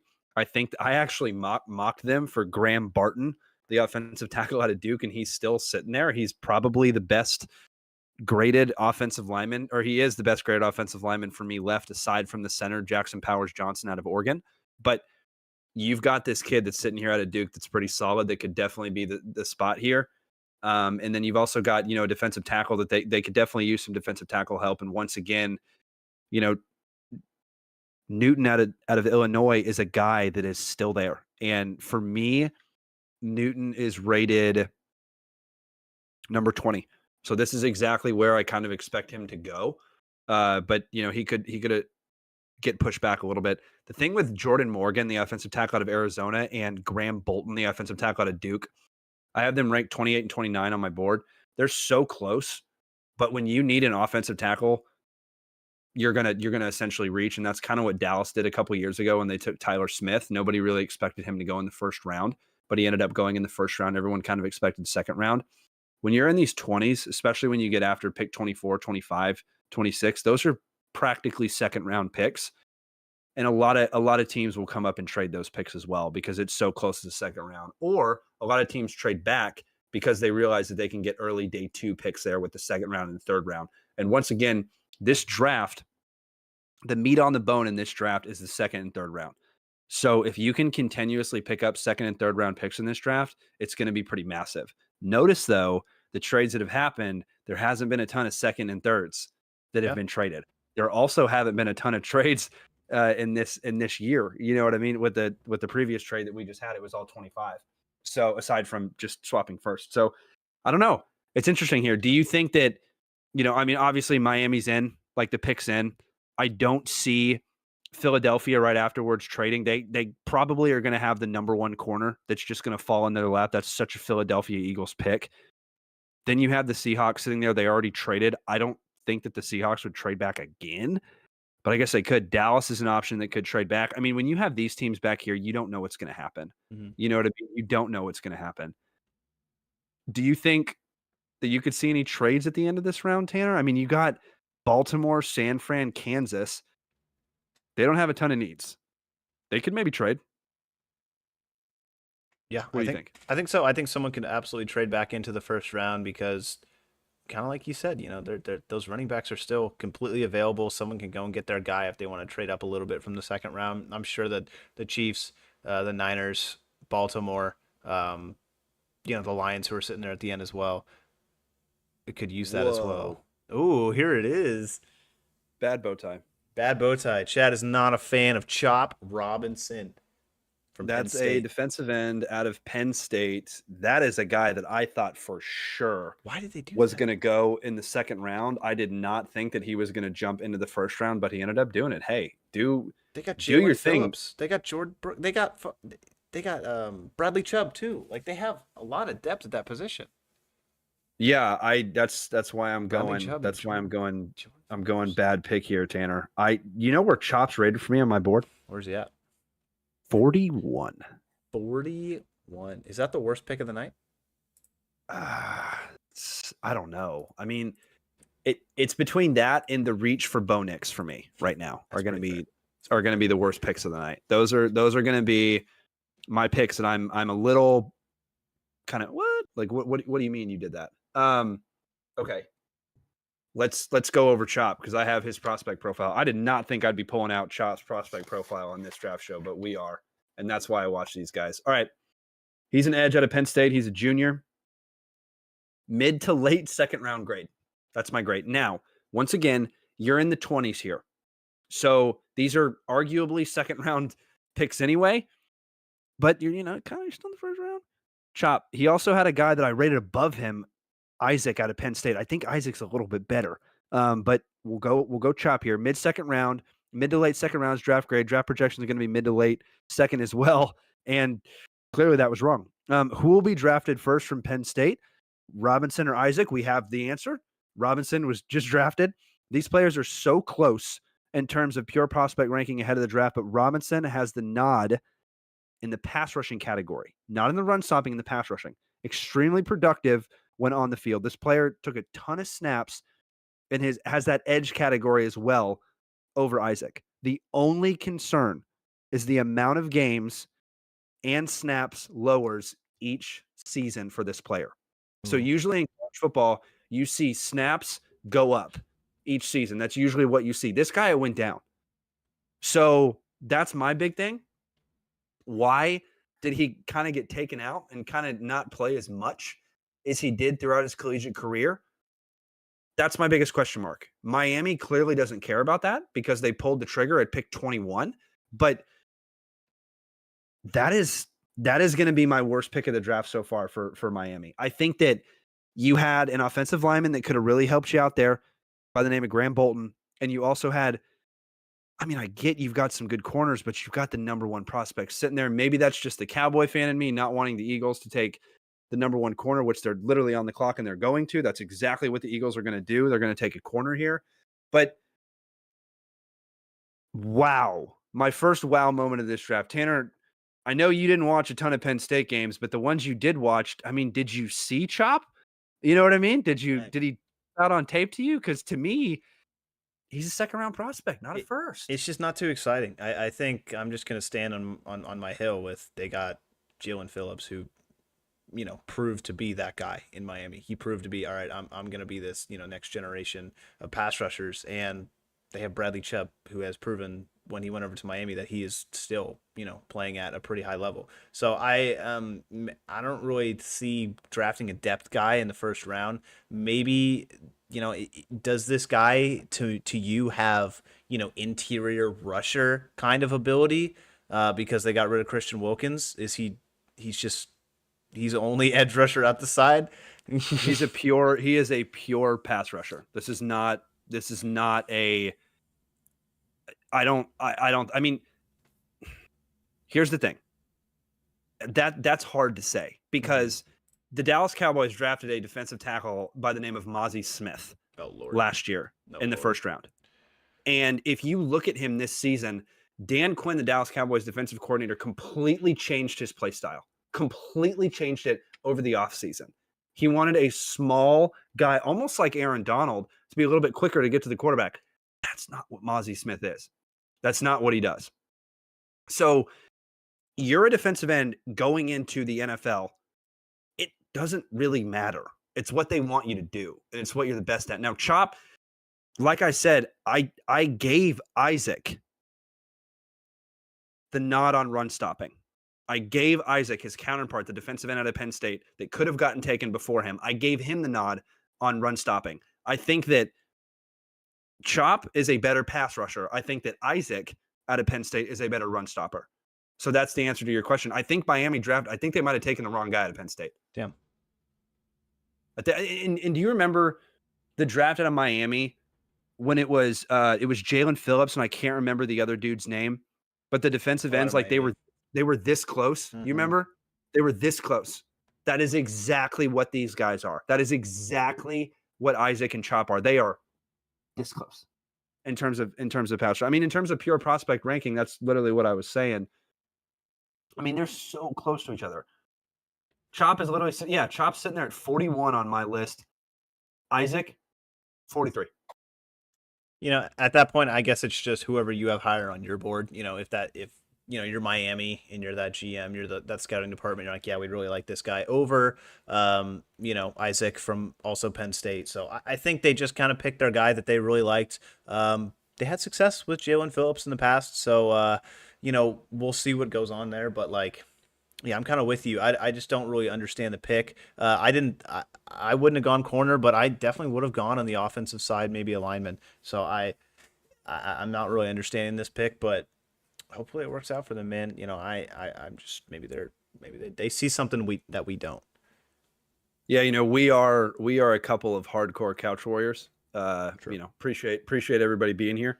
But yeah, you know, we're not technically in the NFL front office right now. We are, you know, sitting on our not couches but computer chairs and good chairs. You know, doing this thing. But hey, we've been right a lot. I don't know.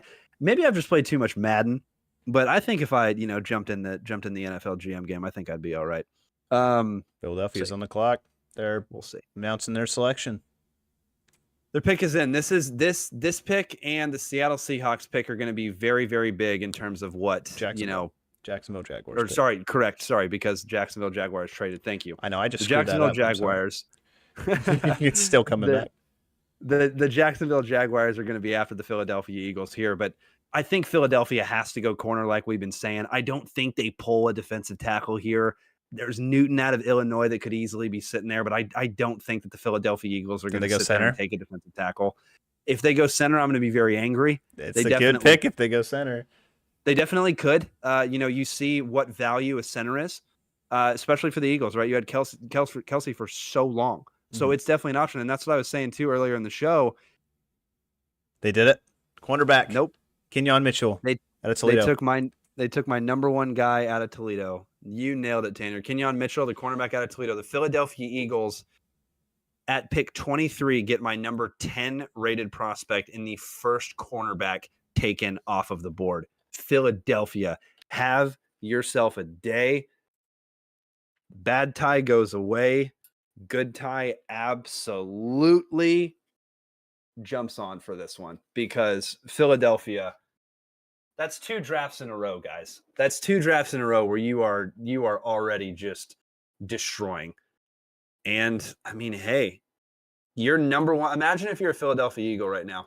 Imagine if you're an Eagles fan. Your number one position in need is arguably center or cornerback, and both of them are just sitting there on the board waiting for you to pick. It's very nice. It's a very nice problem to have. And hey, believe it or not, my number one corner on the board out of Toledo did go first.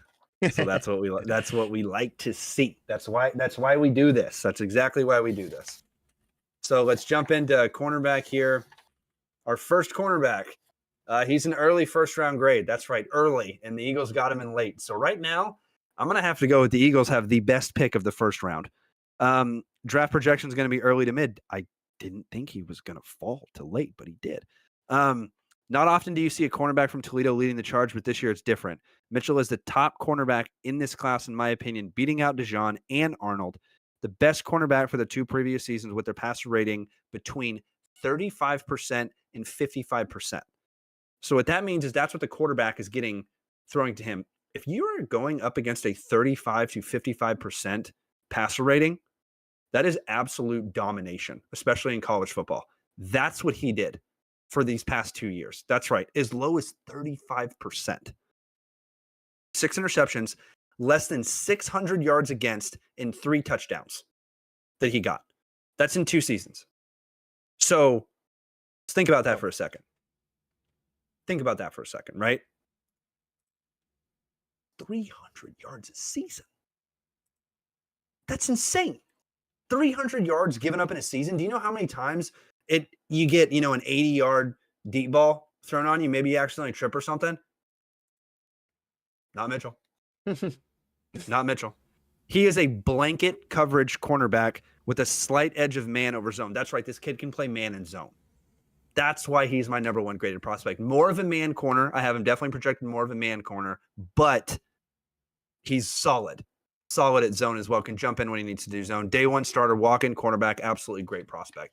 Tanner, take me through your reaction from that Philadelphia Eagles pick, because that was a hell of a pick. It's a good pick. They obviously got Big Play Slay and they got James Bradbury, 2 excellent corners in the NFL, and this guy's just going to learn from them and get better. Philadelphia has been an excellent defensive unit for who knows how long, and they're continuing the trend here. Like you said, they got your best cornerback prospect in this draft, and he's going to be replacing Big Play Slay for in a couple of years. Whenever Slay decides to go his merry way on from Philadelphia, I don't think they're going to miss a beat, and I think this guy's going to step in and be the number 1 immediately. So I think they got a lot of hope for him. I'm very envious of this pick. I'll say that. Me too. And the good thing though is that there is a center out of Oregon that is still sitting there. Right now. It could go right now. Oh, didn't Jacksonville just sign a center this offseason? They did. Oh. They did. You don't say. If you're a Cowboys fan, there is a very high potential right now that the Dallas Cowboys could have Jackson Powers Johnson. I'm feeling a little deja vu here, is what I'm feeling. If they actually do it this time. I mean, they don't passed up Linderbaum when they were just going to let Biotish go out of nowhere, and every Cowboys fan was like, "Wait, our center and our left tackle's gone, and our running back." Right? Yeah. Okay, you know what I mean? Yeah, they got Mitch Morse from Buffalo. That's a good corner or a good center. Excuse me. I don't expect them to go center here.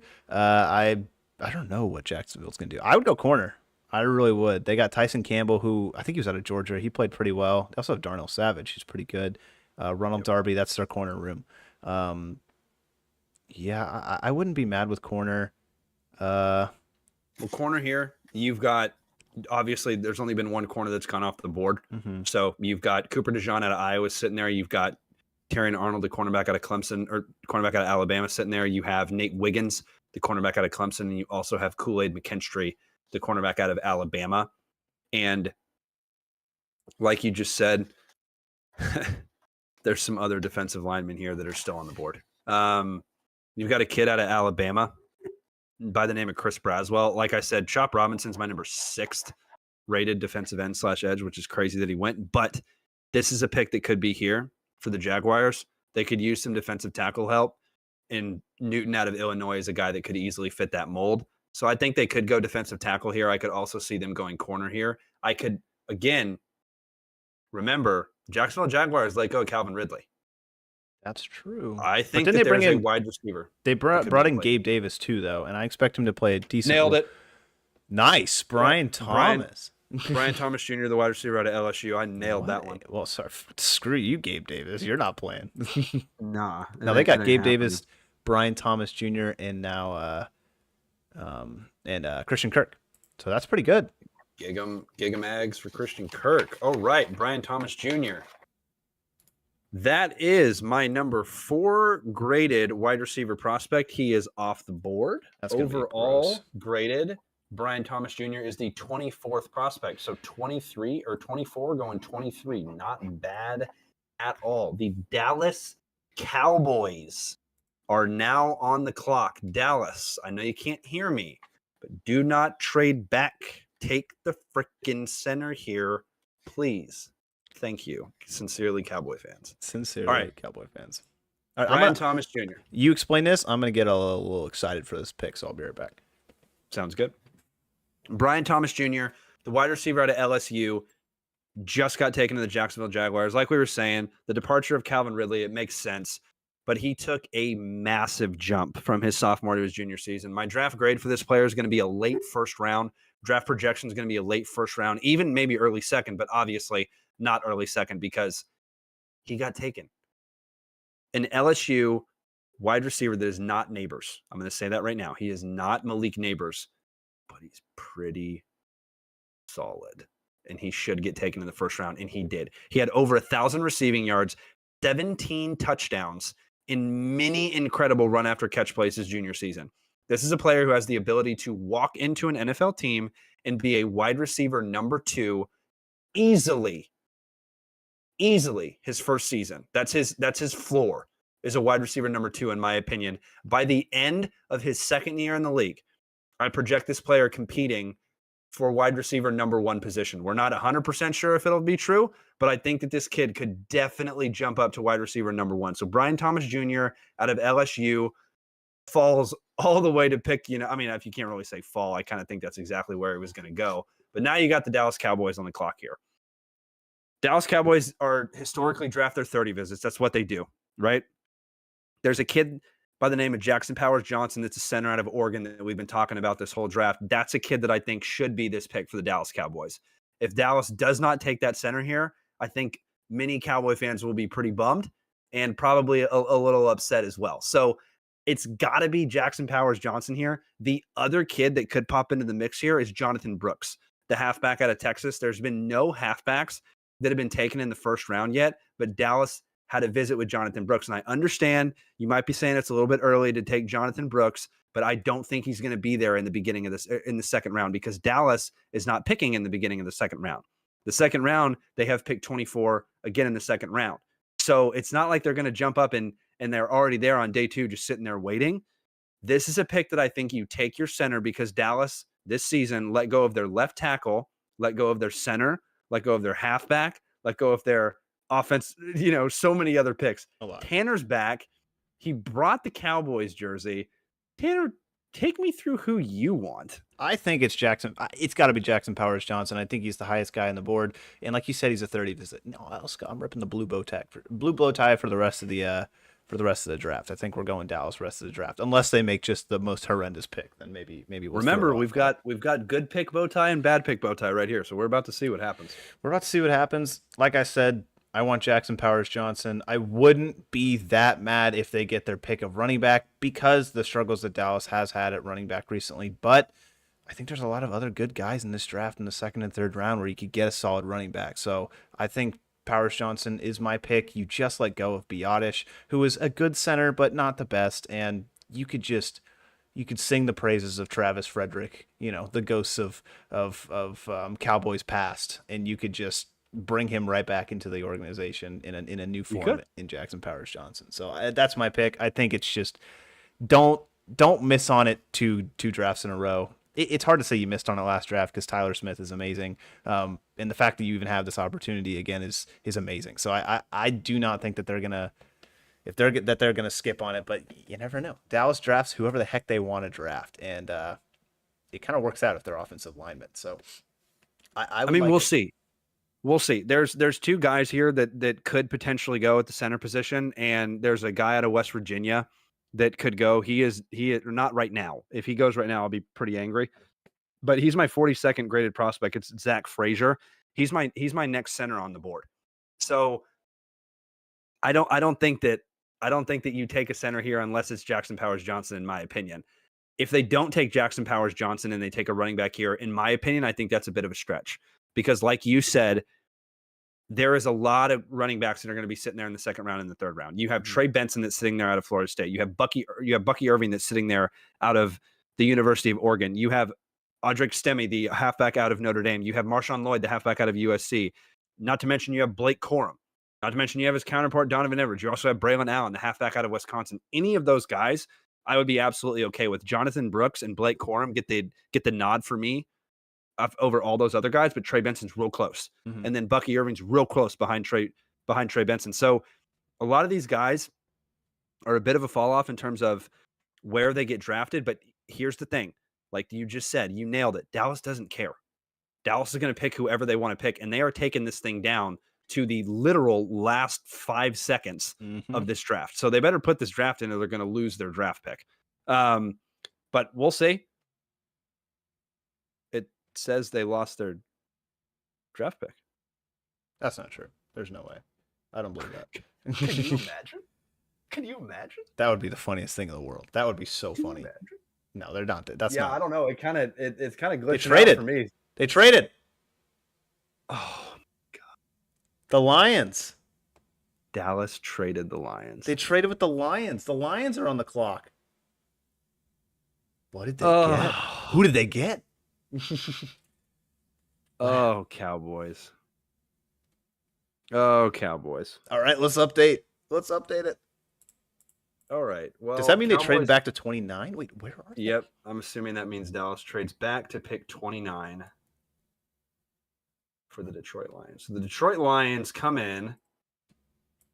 I was wondering why it was going all the way down to the very end. And the Detroit Lions pick is already in. Who is it? I don't know. But here's the thing is you've got, I mean, if Buffalo gets, this is insane. I can't believe this. Of course the Cowboys traded their pick. Of course that actually happened. Well, Jerry, I'm not going to say anything yet. Because I don't know who we're going to get. I want to see the trade. But I need to see exactly what Dallas got for this, because if Dallas doesn't add, I mean, I don't know if you really can add a second or third when you're trying to trade up at the end of the first round, but if they don't, and they're going to probably lose out on their franchise center, that's a pretty big mess up. And I mean, not to mention Dallas has only really they've only signed like one or two guys in the offseason. So, doesn't make a whole lot of sense to really be trading away picks. But at the same time, Dallas needs a lot of picks. So I understand why they trade, because they need as many picks as they can possibly get because they have so many positions of need.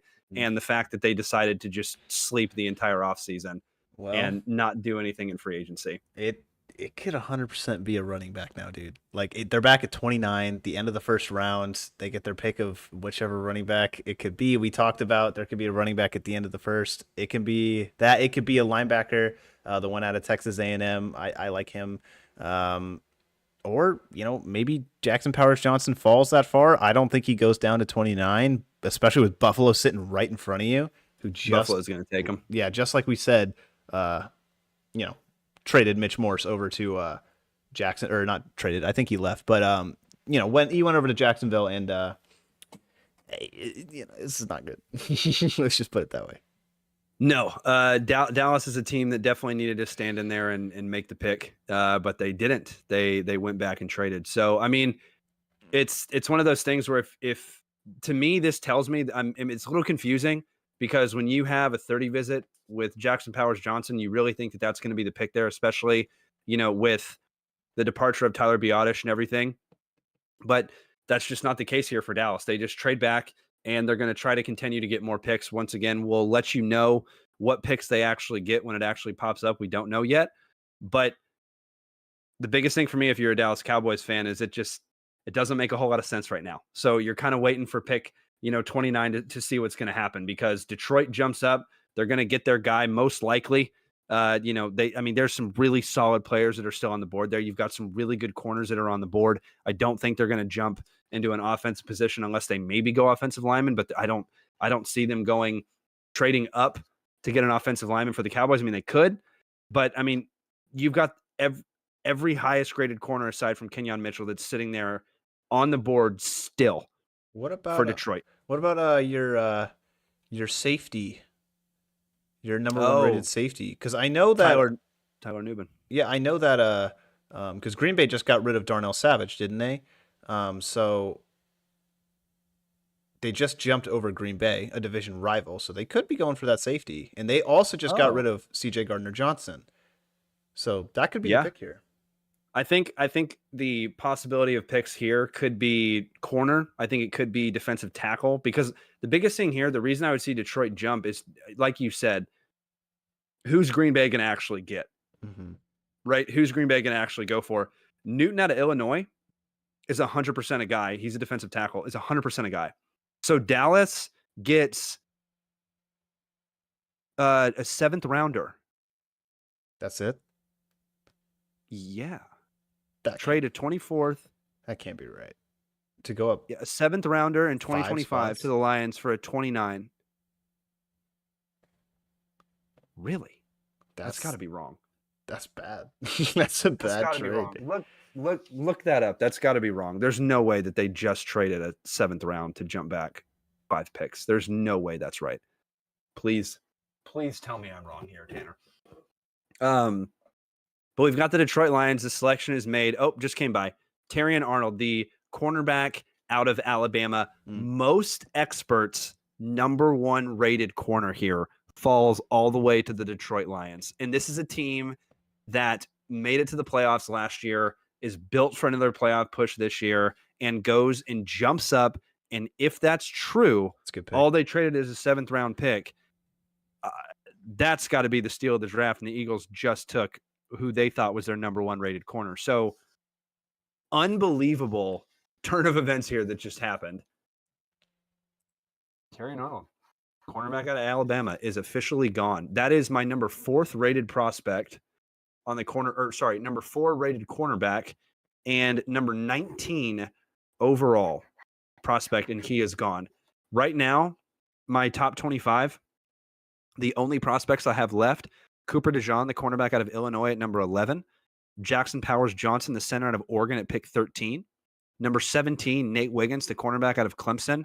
Number 20, Jaizion Newton. I cannot say that name. The defensive tackle out of Illinois. And number 25, Xavier Worthy, the wide receiver out of Texas, who set all of the combine records. So those are the guys that are sitting here left. We're at pick 25 right now. The Packers, I think that this could absolutely be a defensive tackle. Could also be a a corner, and they could also use some offensive line help, to be honest with you. And there's some great offensive linemen that are sitting there. Cooper DeJean is still there too. And Cooper DeJean's still sitting there. Imagine learning from Jair Alexander right next to you if you're Cooper DeJean. That'd be not a bad pick at all. But let's jump to Terrion Arnold's prospect profile here. They also got a third rounder, I think. So it's a third. So Dallas got a third and a seventh. I think Dallas traded a 2025 seventh rounder to the Lions, along with this pick, number 24, for the Lions' 29 pick and a third round pick for this year. So Dallas picked up a third round pick and essentially dropped back 5 spots and lost to 7th. Yeah. That's not a bad trade, but we'll see what happens. We'll see who they end up picking and see who ends up picking in front of them. The second and third round this year are going to be the biggest rounds in this draft, in my opinion. So the fact that they got a third, don't get me wrong, I'm not happy, because the fact that it's probably late third, a center's sitting there, and it's late third because it's Detroit, so it's really a 4th pick. James comes in on the chat and says fleece. Yeah, you're not wrong there, bud. If I wasn't on cam, I'd probably go a little bit crazier. No, not really. Yes, really. You said it. The Buffalo Bills are taking a center. Yeah, of course they are. So Dallas loses out. Did they trade on up? It's Dallas. They haven't done anything good all offseason. They're not going to start. They're not going to start now. Trade the third rounder. Go up a bit. Just and then waste the stupidest move on the planet. Sounds like Jerry right now. So they jump down to 29. The Packers, I think, are going to go defense. They could also go offensive line, like we said. The Tampa Bay Buccaneers could really use some defensive line help. I think they could do that. Arizona Cardinals, there's offensive linemen that are still sitting back there they could potentially get. Buffalo Bills. You've got wide receiver, because Stephon Diggs is gone. They do not have a number 1 wide receiver, and they also lost their center. Do you grade the number 1 rated center better than the number 4th and number 5th wide receiver? If you're Buffalo, most likely, because they draft pretty smart, and they don't miss on a lot of these prospects. So I'm not sure if the center from Oregon is going to stay there for the Cowboy fans, even though he was chilling on the board waiting for us. But they trade back. And now Green Bay is on the clock, and the pick is in, and we're going to see exactly what they do. There's a really good offensive tackle that is still sitting here out of Duke that I've been talking about. Graham Barton, I mocked him to the Miami Dolphins at pick 21, but he's still sitting here at pick 25. I think that is a great move for the Packers. They could also always use wide receiver help, now that I think about it. And you've got a speedster and Xavier Worthy. He set the combine record. So maybe not necessarily the hands, but you got speed. And Jordan Love's got kind of a cannon. So we'll see what happens. What do you think the pick could be here for Green Bay, Tanner? I don't know. It's a great question. I mean, it's really hard for me not to go corner. Cooper DeJean is sitting right there, dude. Like, I think that's the perfect pick at this point. Yeah, and Nate Wiggins out of Clemson, I mean, he's fallen off a couple people's boards, but like you said, Cooper DeJean is literally still sitting there at Iowa. I mean, and that is a kid that, a lot of people mocked him to go in the top 15, and it's pick 25. Yeah. I think that could be an option. I mean, at this point, you have Jair, you have Eric Stokes. They did get Xavier McKinney in the offseason, so I think that eliminates my safety conversation we had earlier. Yep. I don't know. I would like corner. I think corner is the option for me. Yeah, and now we're finally going to see these corners start to run. But I didn't take off the good tie because it was a great pick from Detroit. That was James is 100% right in the chat. That was an absolute fleece. We'll see what happens to who that 3rd round pick turns into for Dallas. You never know. Could be a future starter. Pick could all be good, but who knows? We'll see what happens. But the Packers, the pick is in. Pick 25. Just waiting for it to cross the screen now. The other thing that's interesting though about the Green Bay Packers is they got a pick in the top of the 2nd round. They pick the 9th pick in the 2nd round. So they're going to come back tomorrow and grab another guy that they potentially are looking at here. So, who knows what's going to happen there. But I mean, you got offensive tackle. I think if you go offensive lineman here, you have to go corner in the 2nd round with the Packers. I think you have to, because I think that Jair is very good, and I think that he's for sure your number 1 corner. You can stick him on an island. Mm-hmm. But if you can get a number 2 corner that's anywhere close to Jair, That's got to be the pick, right? Yeah, I mean, he can also learn behind Jair as well. Like it's just one of those things. I think he's going to be, just teaching him, basically just making him as good as Jair. We'll see what happens, but cornerback is my pick, just based on whoever's left on this board. Yeah, yeah. And I mean, a lot of these top prospects have already gone. You know what I mean? A lot of these top guys have already gone in the 25 to 30 range. I mean, we only have 3 guys. We have Graham Bolton, the offensive tackle out of Duke, Jordan Morgan, the offensive tackle out of Arizona, and Tyler Newman, the safety out of Minnesota. And I just said the name of the guy who got taken. Offensive tackle Jordan Morgan out of Arizona goes to the Green Bay Packers at pick 25. So Jordan Morgan is my 28th rated prospect, and he goes pick 25. So to me, that is a solid pick. Tampa's another team that could use a center, but I don't think they're going to pull the trigger here. Let's go into Jordan Morgan's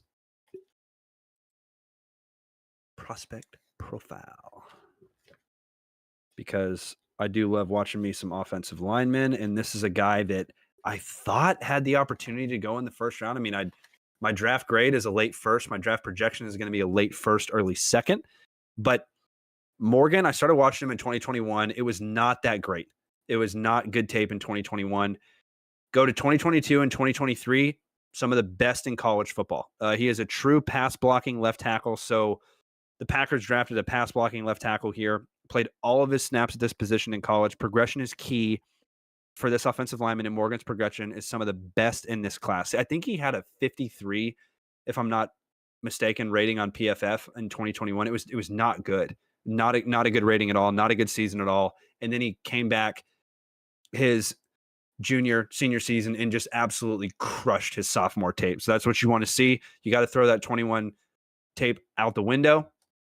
And like I said, at the end of this prospect profile, I could see him sneaking into the end of the first round of the NFL draft. So he definitely did. The Green Bay Packers lost a lot of their offensive line due to age, and just an aging offensive line. So you definitely need to bring in young guys, and they did. I think it's a pretty solid pick on the Packers side. Tanner, what do you think? I think it's a pretty good pick. I mean, you can always use more help. Just giving Jordan Love the time that he needs, and he's obviously a good quarterback. He's going to be their franchise starter. So I think just boosting up that line, making sure he doesn't get hurt for the future. I think it's a solid pick. It's not the sexy pick, but I think it's going to make the team better overall. And not to mention too, didn't they get Josh Jacobs? So maybe they're kind of planning up for that kind of situation too. They're planning up to be a big old run heavy team up in this coming season. That's actually not a bad idea at all. I forgot that they literally snagged the best running back in free agency. But yeah, I mean, he's more of a pass blocking guy, but anytime you're going to bring in a, new offensive lineman in the first round, that's a guy that's going to be starting for your team. Mm-hmm. So yeah, I mean, I think it's a solid pick on the Packers side. Let's see where he was rated on my top 50. He falled number 28. Yeah, so number 28. I mean, not bad. Yeah, not bad. Graham Bolton sitting right behind him at number 29. That's another offensive lineman. I think we got 2 offensive linemen that are going to go left in the first round. I think you got Graham Bolton out of Duke and potentially Tyler Guyton if he's not sitting there on day 2. You know what? I haven't really given a lot of day 2 guys. So we'll go into some day 2 guys that I think are going to be there tomorrow. Like I said, you got Tyler Guyton out of Oklahoma. The quarterback position, my next highest rated quarterback is going to be Michael Pratt, the quarterback out of Tulane. And then Joe Milton is actually going to be pretty dang close to that as well, with Jordan Travis falling behind him. And then Spencer Rattler. Joe Milton, the third, he's a quarterback out of Tennessee. He's got a cannon. He kind of went viral for throwing like 85 yards, just I think like on his knees or something, just absolutely insane. He's got the biggest arm in this class, but there's a reason he's not taken in the first round, because he's a massive project. He's a guy that could be sitting there in the second, maybe third. Those quarterbacks are going to be sitting there. You've got every single halfback that's still there. Every single halfback still available in this draft. You have the fastest wide receiver ever, literally ever, Adonai Mitchell out of Texas. You've also got Jalen Polk, the wide receiver out of Washington, Troy Franklin, the wide receiver out of Oregon, the opposing wide receiver out of Texas, Xavier Worthy. Then you've got some really good wide receivers that are going to be sitting there in the second round. really, really good wide receivers. You got the kid out of North Carolina with Dantez Walker. You got Keon Coleman out of Florida State. You got Xavier Leggett out of South Carolina. Johnny Wilson out of Florida State as well. Brendan Rice out of USC. That was the wide receiver we were talking about earlier. Another wide receiver, Jerome Burton out of Alabama, and Ladd McConkey out of Georgia. Those are all guys I see going in the second round. All guys. So a lot of these wide receivers are going to go in the second round. That's 15 total wide receivers I can see going between the second and the third round, and there's only been 4 taken. So we'll see what happens. Another day 2 guy that's really good, Jatavian Sanders, the tight end out of Texas. He's most likely going to be the next tight end taken tomorrow. He's solid. We don't know what's going to happen with the offensive linemen, but I mentioned those already. You've got some really good defensive ends that are sitting here. You've got Chris Baswell, the edge out of Alabama. You've also got the guy that we were talking about, the opposing offense or defensive lineman out of Penn State, not Chop Robinson because he already got taken, but Adizzy Isaac out of Penn State. Then you've got Braylon Trice that's sitting there out of Washington too. Those guys could really go second and third rounds. And then the defensive tackles, like I said, you got Newton sitting there out of Illinois. I'd be very shocked if he didn't go in this first round. That's a great pick. You've got Braden Fisk out of Florida State, who's kind of fallen off boards a little bit. Then you've got Chris Jenkins, a defensive tackle out of Michigan. I put him more toward the third round. You got Brandon Dorlus, a defensive tackle out of Oregon, also third round. Tavondre Sweat out of Texas, if I'm not mistaken. I think that's the guy that got popped for a DUI or DWI. Typically, you see players drop a couple rounds. So that's a guy that's going to be sitting there later. Not a single linebacker has been taken yet. You've got Peyton Wilson, the linebacker out of North Carolina State. Let me tell you, this guy's great, but he's injury prone, extremely injury prone. Then you've got Edgerrin Cooper, the linebacker out of Texas A&M. That's a guy that I would not mind seeing in a Dallas Cowboy uniform, but do you value him as a first-round pick or do you value him as a second-round pick? Personally, for me, I value him as a second-round pick. Then you've got a couple other guys in linebacker position, but I don't see them going until day 3. We've been talking about cornerbacks at length this episode, but a guy that will be there on day 2, most likely, will be Kool-Aid McKinstry out of Alabama, TJ Tampa, the cornerback out of Iowa State, Mike Skorinsky, the cornerback out of Michigan, Kamir Lazatier, the cornerback out of Georgia. Then safeties have not been taken at all yet, but Tyler Nubin is in a level of his own. Then you've got a kid out of Georgia named Javon Bullard, and then we've got some more kids, but I think those guys are going to be going a little bit later. Tanner, we just had it happen. They just took them. Barton. They just took the best remaining offensive lineman aside from Jackson Powers Johnson. That's crazy. Graham Barton, and that was a 30 visit for the Dallas Cowboys. So that was also a potential pick for the Cowboys. He wasn't even, I mean, you still got Jackson Powers Johnson on the board too, and he's not even the first center off the board. Well, they have Graham Barton projected as he's an offensive tackle, but okay. The experts have him projected that he could play center. Oh, he could. So that's the reason that you saw him labeled as center on there. That's also the reason that you saw the Washington offensive tackle get labeled as a guard. Yeah, his name's really hard to say. Troy Fantamu. That's a guy. He was labeled as a guard, but he's really an offensive tackle. So let me go ahead and find Graham Bolton's prospect profile. Okay. So he is out of Duke. This is a kid that got better and better throughout every single year at college. Most of his snaps he took at the tackle position, but once again, I could see position versatility with a bunch of experts saying he could be playing center. And that's really all I have for him on his prospect profile. But I really went into this player because he was a 30 visit for the Cowboys. And for me, I always go into guys that are 30 visits for the Cowboys because that's who they usually draft. But I would play this guy as a tackle personally. But, you know, hey, if he's a center at the next level and they took him over Jackson Powers, I think that would be a bad pick. So I think it's about time for the bad pick tie to come back on. The bad pick bow tie is back. Look at that. It's back, folks. It's back. So a bad pick, really. Because they have it as a center. That's why. That's the only reason. If they're projecting him as an offensive tackle, then that's a completely fine pick. Oh, Arizona. But the fact Arizona that they have already him has their labeled, pick in. All right. Okay. So the Arizona Cardinals just took Darius Robinson. This is the defensive end out of Missouri. This is a guy that was also a 30 visit for the Dallas Cowboys and a guy that was arguably being talked about in the second and third rounds. Ooh. And he jumps up into the first round and gets taken by the Arizona Cardinals. See, what's interesting to me is he's my number 8th defensive end prospect behind Braswell out of Alabama, Isaac out of Penn State, who we've talked about at length, Braylon Trice out of Washington. Now you have him. So, wow, that's another shock. I'm going to keep the bad tie on. Wow, 2 bad picks in a row, huh? I'm going to keep the bad tie on. 2 bad picks in a row. I'm really glad, though, because I didn't want Dallas getting him. So, well, there you go. I'm not that mad. But still, kind of an interesting pick. But once again, this is the end of the second round, right? This is what we were talking about. You start to see guys, they get who they want to get. You know what I mean? Teams get exactly who they want to get, and that's who they got.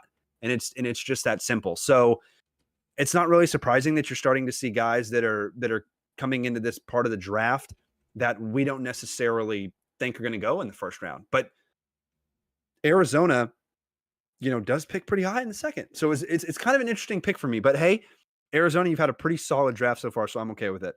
Tanner, what do you think, man? For the remaining couple picks, we got Buffalo. I think this is going to be Jackson Powers Johnson. I do too. I think it's going to be pretty locked and loaded. They just got rid of their franchise center, so or wide receiver here. I think it's wide receiver here or center. If Dallas,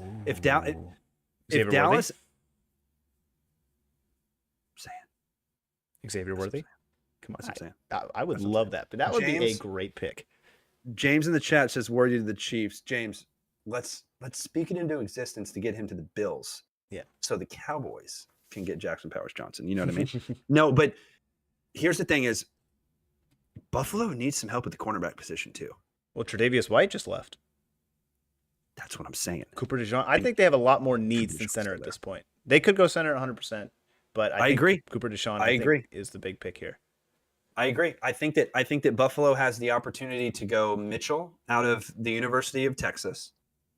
Sorry, Worthy out of the University of Texas. No, Mitchell, I'm right. I always get those guys mixed up. I don't think they go Jalen Polk here. I don't think they go Troy Franklin out of Oregon. Jalen Polk out of Washington. Mitchell out of Texas. He's the guy that broke the combine record. Mitchell did. Josh Allen's got a cannon. That seems like a perfect fit. Also, Cooper DeJean. That's a guy that is arguably the number 1 rated cornerback. Some folks number 2 graded cornerback. You still got him sitting there. You still got a lot of guys sitting there at the cornerback position. And like you said, they already had the departure of their corner. You got Cooper DeJean sitting there. You got Nate Wiggins sitting there. You've got Kool-Aid McKinstry sitting there. So those are guys that could potentially go. I don't think Kool-Aid jumps above Cooper DeJean. I think he could jump above Nate Wiggins. The thing with Kool-Aid McKinstry, though, is he got all SEC first team twice. That's gross. So that's a guy that if you get all SEC first team twice, that's insane. That's absolutely insane if that happens. So if that happens, if the Buffalo Bills land the number 1 tight end last year that they got at the end of the first round, they landed the number 1 tight end. And if they land arguably, in some experts' board, the number 1 cornerback, that's Buffalo how just great traded out teams to the Kansas City Chiefs. Is it going to be to the Kansas City Chiefs? The Kansas City Chiefs, I mean, no. Here's the thing. Mahomes has got a cannon too. He's got a cannon. Dude, they could just 100% just recreate Tyreek Hill right now. Do you remember what and their wide receivers not doing too well right now? That's true. This could be the Chiefs trading up to move on from. Yeah, we're not gonna spread that. I think it's Xavier Worthy. I think he broke the 40 record, 4.21. I think it's gonna be him. What's crazy too is when you had John Ross break the 40 record, I'm pretty sure he went in early 20s.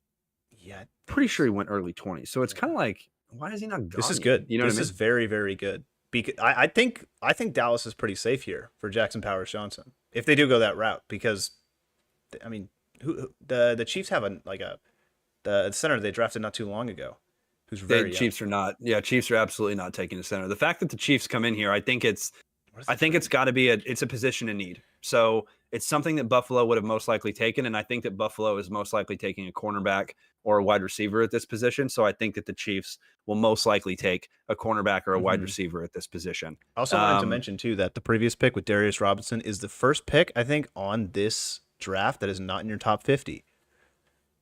Oh, yep. Darius Robinson is the first prospect that got taken that's not on my top 50. Great call. Let me turn back to the end of the page to make sure. You're right. The first top 50 prospect that doesn't go. I mean, that's got to be a bad pick, right? Well, It's got to be a bad tie pick. is on. That's why we got the bad pick. The bad pick bow tie. All right, Casey. But the thing about the Chiefs and the Bills, and you got these, the Ravens, the Lions, Niners, like you got these guys in the end of the draft. They don't typically draft bad. So they're going to get somebody that's good. And I mean, James is out here calling worthy to the Chiefs. James, I got to know, did you know that trade happened before we did? Or how did you know that, man? You need to come onto this podcast, dude. He's an insider. He is an insider. James is an insider. But we'll see, man. I don't know. I mean, the Chiefs don't trade up to get nobody. That's the thing. The last time Chiefs traded up, they went and got a freaking franchise quarterback. Yeah, so I think it's probably going to be – I think it's a receiver. Based on what you said, with Rashee Rice, we don't know his future right now. He's probably going to get at least a couple game ban. And Sky Moore, the guy they drafted a couple drafts ago, hasn't really panned out. Yeah, Kadarius Toney, the guy they traded for, hasn't really panned out. They got McCole Hardman. I think this is a receiver through and through. It's just pretty much whoever they want to get. Patrick Mahomes has a lot of success with speedy receivers, so I think this is might be the most one of the most foreseeable picks.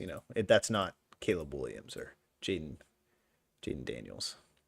I'd be very surprised if the Chiefs, like you said, don't go wide receiver here. We'll see. I mean, if anything else, if they end up going another position, it's like I'm not even going to question these guys because of how often they're in the playoffs, and also not to mention they've got Andy Reid, who they extended already, so it's like he's not going anywhere. You don't got to worry about that. All those rumors that were flying around. Mahomes is back there, and like you said, I mean, they've built these speedy wide receivers. That's what they did with Tyreek Hill. Could they potentially be trying to do that again with the wide receiver out of the University of Texas? We will see. But I don't know. The fact that you're trading Buffalo tells me that Buffalo wasn't all in on that pick.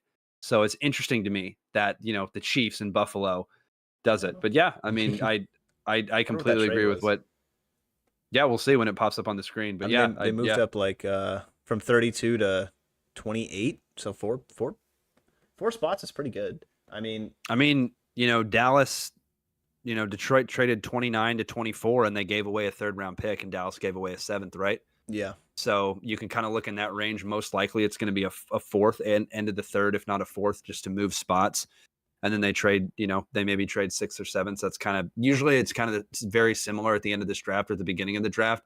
Teams kind of follow on the same trends because you're not going to just trade something that didn't really just happen. You know what I mean? Mm-hmm. So I'm interested to see, exactly what they get here, but no, let me take that back. The Chiefs did not trade their 32nd pick. It says that their next pick is on, here we go. Number 28, 133, 248 to Kansas City. Number 32, 95, and 221 to Buffalo. That is Ian Rappaport on Twitter. So what was it? Wow. Wait, so what did they trade? So they did trade, they swapped picks, okay. Number 28 to 32. It's just not updated yet. And then they gave 133 and 248 to Kansas City. Buffalo gets 95 and 221. Ooh, so they got 95. That's a third round pick, I think. No, that's a fourth, right? No, it's 95 is the very end of the third. Very end. That's literally the first pick in the fourth round's the next pick after that, or very close to it. But yeah, so yeah, it hasn't updated yet. I think this is Xavier worthy. I really do. I'd be very surprised if it's not. I still can't believe Cooper DeJean's still sitting there, though. I mean, I still can't believe it could be Cooper DeJean as well. They got rid of I think Snead left, didn't he? Didn't he? I'm not sure. You'll have to look that up. I mean, we've still got a lot of guys have already gone. There's only 1, 2, 3, 4, 5, 6. There's only 7 players left in my top 30. That are still available on the board. And there's a lot of guys. There's a lot of guys that are going to be sitting there on day 2 because there's a ton of these picks that aren't going to happen. There it is, there he is. Baby. What a That's pick. A call. That is a call. Attaboy, James. We'll put the good. Look at that. That's James in the chat calling picks. Let's go. Dude, he called that like a century ago. Yeah, he Look at called that a while ago. That's a glasses on kind of pick. They're gonna be speedy next year, boys. There we go. There we go. Get some The Kansas flames on City the jerseys. The, the Chiefs trade the Bills and get their speedy wide receiver. I wonder if you're a Bills fan if you're not too happy about that. I would be know? very mad, dude. I'd be pretty angry, but you got some solid guys that are sitting there. Yeah, I mean, at that point, like, is comparison's Tank Dell, huh? I mean, I had the Kansas City mocked at 32. I had them mocked Troy Franklin, the wide receiver out of Oregon. So that's who I had mocked to him. They ended up taking a wide receiver out of the University of Texas, who I had mocked to Buffalo, believe it or not. But they messed it up and didn't take him. And then I had Detroit taking a corner, but they decided to trade up and also get a corner. So I nailed my mock. It's just it didn't happen in the order that it was actually supposed to happen. But Dallas Cowboys, the pick is finally in. Jerry Jones, if you manage to take Jackson Powers Johnson and get a 3rd round pick, I'm not even mad anymore. You know what I mean? I'm not even mad at all. But if you don't take Jackson Powers Johnson, that's the pick here. It's got to be right. They just got rid of their center. Like, they literally do not have a center right now. There's a hard possibility that this is going to go to bad bow tie if it's not Jackson Powers Johnson. It is a hard what if it's a running possibility. The bad bow tie. The bad bow tie? Anybody else? What if it's Cooper DeJean? Ooh. then Stephon Gilmore's no shot at being re-signed, and then Dallas literally goes, "Oh my!" They traded L'Jarius Sneed. What do you mean? The Chiefs did. No, they didn't. What do you mean? That was part of that trade. No, apparently. They didn't have him. I don't think, because I just checked because he plays for Tennessee. Well, that is not what that said. Oh! Just again, they already traded him. Got it. Yeah, because he was an off-season departure. James says you guys got this. James, Cowboy fans, we never have this. We never have this. 29. I mean, this is where Dallas should be picking him. All right, boys. Just kidding. You sure about that? Just kidding. I'm joking. I promise. I wish it was right here, if not 32. They got slapped by the Packers, dude. they got slapped. We'll see exactly what happens with Dallas here, but no, I think that obviously Dallas has a lot of position of need. Halfback, I think defensive line is another huge position of need. I think that center is going to be the biggest position of need, though, because and offensive lineman as well, because you don't know what's going to happen with Tyler Smith. There's been rumors that Tyler Smith, the guard, the all-pro offensive guard for Dallas, is going to move over to tackle. And that's about the last thing I want to happen, but there's a lot of tackles that you could still get here. There's a guy, Tyler Guyton, out of Oklahoma. Don't go here. But there is some great offensive tackles that you could potentially get in the 2nd and 3rd round that are still going to be sitting there. I would go Jackson Powers Johnson here, the center out of Oregon. And if you're going best available on the board, it wasn't Jackson Powers Johnson.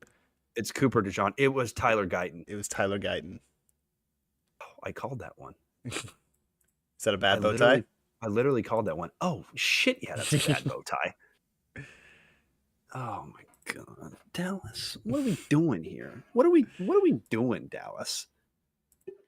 What are we doing? Come on. That's a little. All right, so the Dallas Cowboys take Tyler Guyton. We don't need more Tylers on our offensive line. The offensive tackle out of Oklahoma. Let's see where he is on the board. Pick 30, or he's my number 34th ranked prospect. And Dallas took him at pick 29 when they have a center just sitting there on the board. Okay. I guess they do not value center at all. Is what I'm looking at from the past 2 drafts. Yeah. I mean, you got lucky with Travis Frederick. I mean, they made it work with Biotish, for the years that they made it work. And Biotish was a, 3rd round pick, if not a 4th round pick, if I remember correctly. So I understand it. But this move that Dallas just did tells me that Tyler Smith is most likely staying in his spot at the guard. So it is a bit of a bad pick because of the guy that was still available on the board in terms of Jackson Powers Johnson. But you now shore up the fact that you don't have to move your all-pro guard to tackle. So that is the positive outlook that we have in this draft. And here's the thing. I can't say anything about late offensive linemen because last time I did with Tyler Smith, I was so wrong. I was so wrong about that guy. So this one's going to take me a couple seasons, but I don't know. My thing with Tyler Guyton is, I mean, he hasn't always played tackle is the thing. He hasn't always played tackle. He doesn't have a ton. I mean, he has some tape. He doesn't have the most tape out of everybody, but he's a great right tackle. So I guess they're going to stick him at right tackle, left tackle. I'm just not sure where they're going to play him because he's played multiple different positions. At the Senior Bowl, he was a right tackle and he played very well. And he had when I was watching the Senior Bowl, I think he pancaked at least one guy when I was watching him. He's a big guy. They're probably going to stick him at right tackle, even though they lost left tackle. I mean, it's not a bad pick. I know I got the bad bow tie on, but the only reason I got the bad bow tie on is because it wasn't Jackson Powers Johnson. That's the guy I wanted. But Tanner, take me through your thoughts of this pick. Tell me what you're thinking. I mean, you got Tyron Smith, who, is your franchise left tackle, and he leaves, and so you kind of have to fill up that hole. I like you said, I don't know where they're specifically going to play him, what role, Tyler Smith is going to have, but I think they're going to, figure it out during training camp and figure out where these guys like to play and see just where to play them best. So I don't know. I think Terrence Steele at the right side, I think he's done pretty well, and I think he deserves that right tackle spot. Obviously, Zach Martin's not moving. Their center is up in the air at this point, so maybe they're going to go out later in the draft and pick him. Tyler Smith is, franchise left guard, and at this point, I think he's probably going to play left tackle, like you said. So I don't hate the pick at all, but for your future left tackle, maybe they wanted to shore that up because they just really weren't sold on what they had right now, and I wasn't either, to be fair. But it's hard to say that it was a bad pick, but just considering all the holes that they did have on that offensive line. So I'm not like super duper mad at the pick, but I completely understand where you're coming from with Jackson Powers Johnson still being on the board. Yeah, it's tough. You know what I mean? I mean, you trade back in the first round all the way from 24 to 29 when you're the Cowboys, and your franchise center is literally still sitting there. They don't do it, but hey, this could potentially be a franchise left tackle or right tackle. We're not 100% sure where they're actually going to stick Tyler Guyton on this line, but he is more of a pass blocking tackle, in my opinion. So I don't think it's a bad move, and he's also a pretty big guy. So the fact that he's a big guy means that you can even mold him more into a run stopper if you need him to. But I'm kind of interested to see where Dallas plays Tyler Guyton at. Now you have the Baltimore Ravens that are staying there on the clock, and they just made their selection. The cornerback out of Clemson, Nate Wiggins, goes to the Baltimore Ravens. So the Baltimore Ravens take Nate Wiggins, which is crazy because guess what? Cooper DeJean's still sitting there on the board. Nate Wiggins is my number 3 ranked corner. He is ahead of Terrion Arnold for me, and barely ahead, though. He is ranked 17 on my prospects, and Terrion Arnold is sitting there at number 19. So they're both really close, but the Baltimore goes in and has another good draft in the first round and takes another position of need that they need and continues to shore up that defensive back position, cornerback specifically. But when you have the Ravens have one of my favorite corners in the NFL, and that is Marlon Humphrey. And if you're going to put anybody on the other side of him, this is not a bad guy to put on the side of him with Nate Wiggins. Because to me, Nate Wiggins, I'll go into his actual prospect profile right now, but he's solid. So he is a mid to late first round for me. So the fact that he had that mid draft grade in there is a pretty great pick. Draft projection is going to be mid first round. I had him going mid. He went late. He had a great junior season. He allowed less than 200 yards against him his entire junior season, which is why he's going in the first round. Obviously he did. He lined up mostly at the cornerback position and in the box a little bit, but not very often. I'd recommend watching the Florida State game. He played like someone who had something to prove, and that's kind of what I got on this guy. I'm very shocked that he goes before Cooper DeJean and after Terrion Arnold. I thought that maybe he would jump up here, but he didn't. But this is a guy that's it fits that Baltimore mold. He's kind of mean, kind of, might punch you in the face off the line. I like it. I think it's a really good pick. Tanner, do you think, you watch this division a lot, like I mentioned earlier. Do you think Baltimore kind of needs to add some help on the defensive side of the ball? No, first of all, but I think that Baltimore is just going to continue to, it's kind of like Philadelphia. They're always going to have a good defense, like Pittsburgh. They're always going to have a good defense, and to do that, you just kind of continue have to draft defense and defense and defense. So I think that they're pretty happy with their offense. I completely understand why they finally found, the receiver that is, going to continue to be that guy with Flowers, right? And so you got all these guys and these cornerbacks that are falling. Why not let's go take a cornerback. I think it's a good pick. I could have totally seen a linebacker go here, I'll be honest, because of the departure with Patrick Queen. But I don't know. I'm totally not opposed to this cornerback pick. I think any corner that really goes to Baltimore, they're going to turn out all right, because just it's the culture there. They're going to mold him into what they want him to be, and he's going to be probably a starter. Not bad. I know Cooper DeJean's still on the board, but I got to give Baltimore a good pick, because I definitely think that was a position of need. And I think that, the fact that Cooper DeJean's fallen, there's always a guy that falls, and that's going to be one of those guys. I mean, you got the San Francisco 49ers sitting here picking, then it ends with Buffalo at pick 32, and that's the end of the first round. If you've been with us through these 30 picks, we appreciate it. It's been fun. We're wrapping up. We've got 2 picks left here. Then we'll be next week. We'll have another episode. We won't be live, but we'll definitely be talking about this draft, talking more about the 2nd, 3rd, 4th, 5th round, because we had this whole first round draft. But we're not done yet. We got 2 more teams. We got San Francisco 49ers and Buffalo Bills. Like I was saying, right now the San Francisco 49ers they could do this. They could do this. They have the opportunity to somehow get a highly graded corner, if that's what they want to do with Cooper DeJean. That could be a solid option here. And that's a very San Francisco pick. Also, there is a defensive tackle out of Illinois that I can't say his first name, but Newton is his last name. And he is number 20 on my board. So right now I have Cooper DeJean at number 11 out of my top 50. Jackson Powers Johnson, the center out of Oregon, is number 13. Newton is number 20 sitting there. And then we got some other folks. Tyler Nubin sitting there as well. So, and then everybody else falls into the 30s. So it is actually, this is a pretty solid scouting report by me, because, these are all the guys that have gone.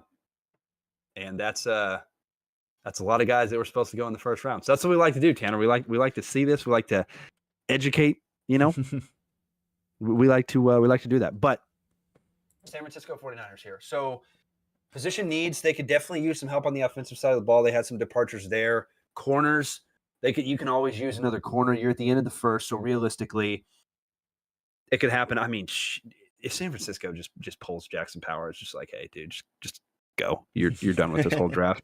You already won. But there's a guy too.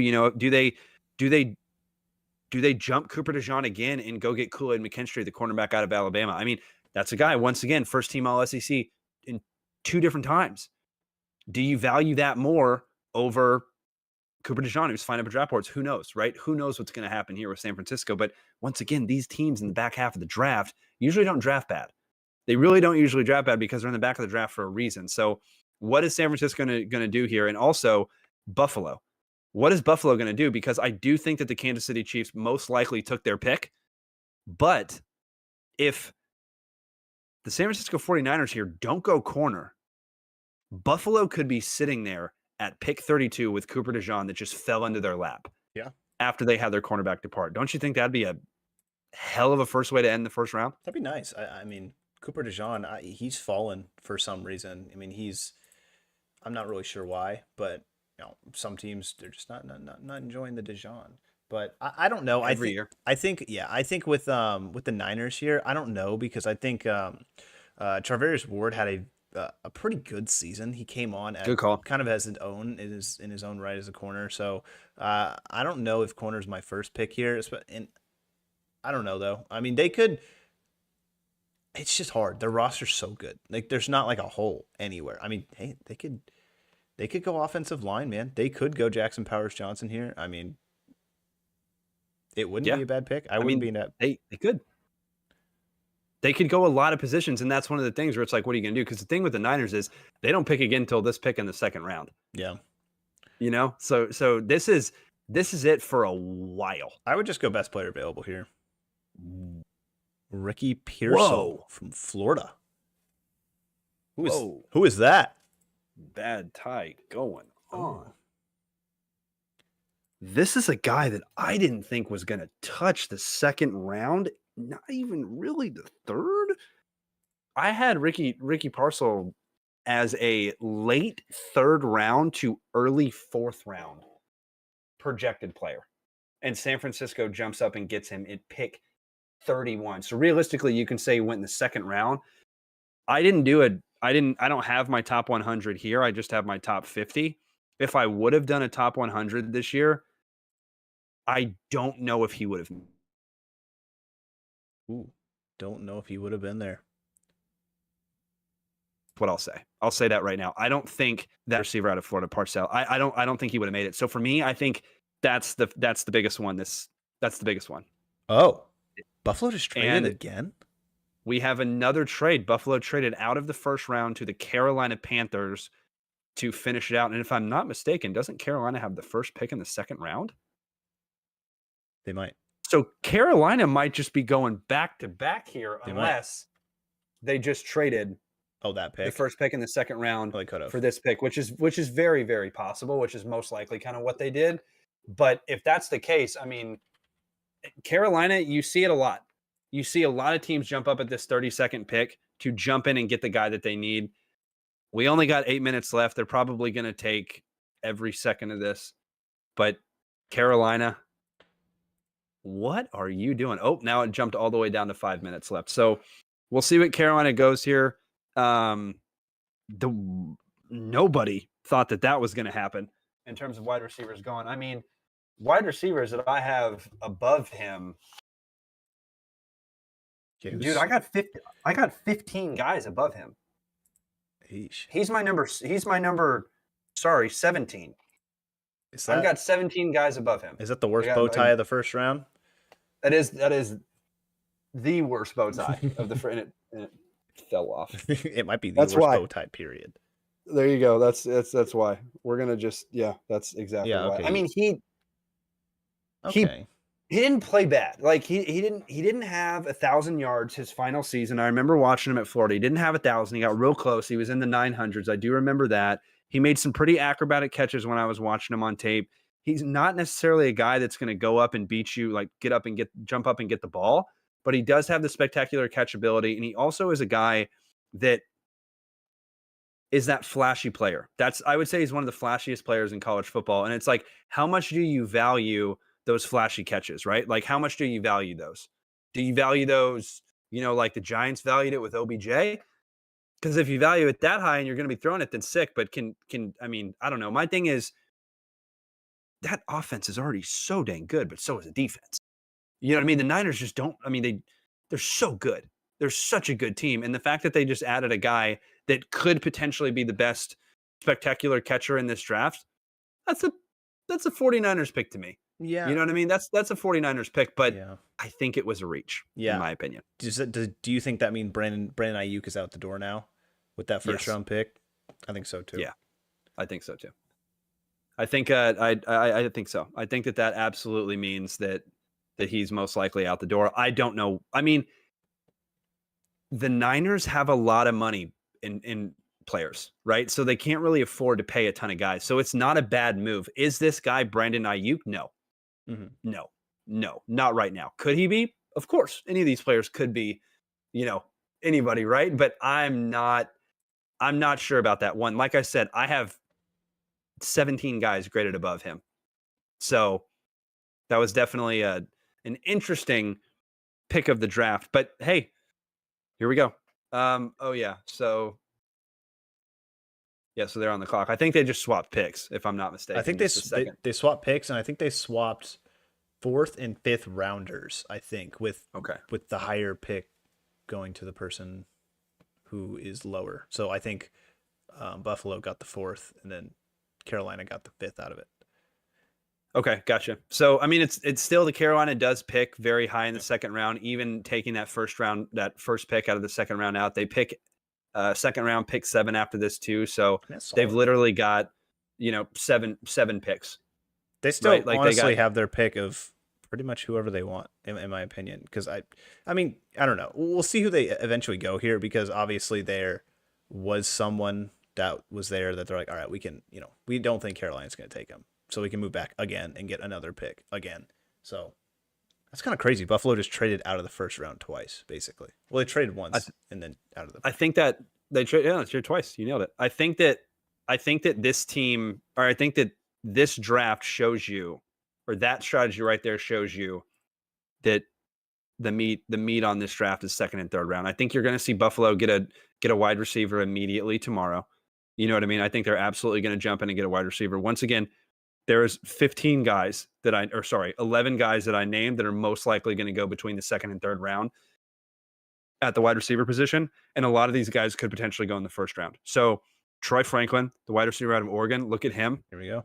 That's a guy that's going to go very, very early tomorrow. Ladd McConkey, the wide receiver out of Georgia, he's going to go real early. Big as in. And then lastly, Jalen Polk, the wide receiver. And there we go. Xavier Leggett, the wide receiver out of South Carolina to end the first game. James in the chat again. There we go. Very nice. There we go. And that is it. That is we're done, Tanner. We are. We just did the full first round of the NFL draft. Dude.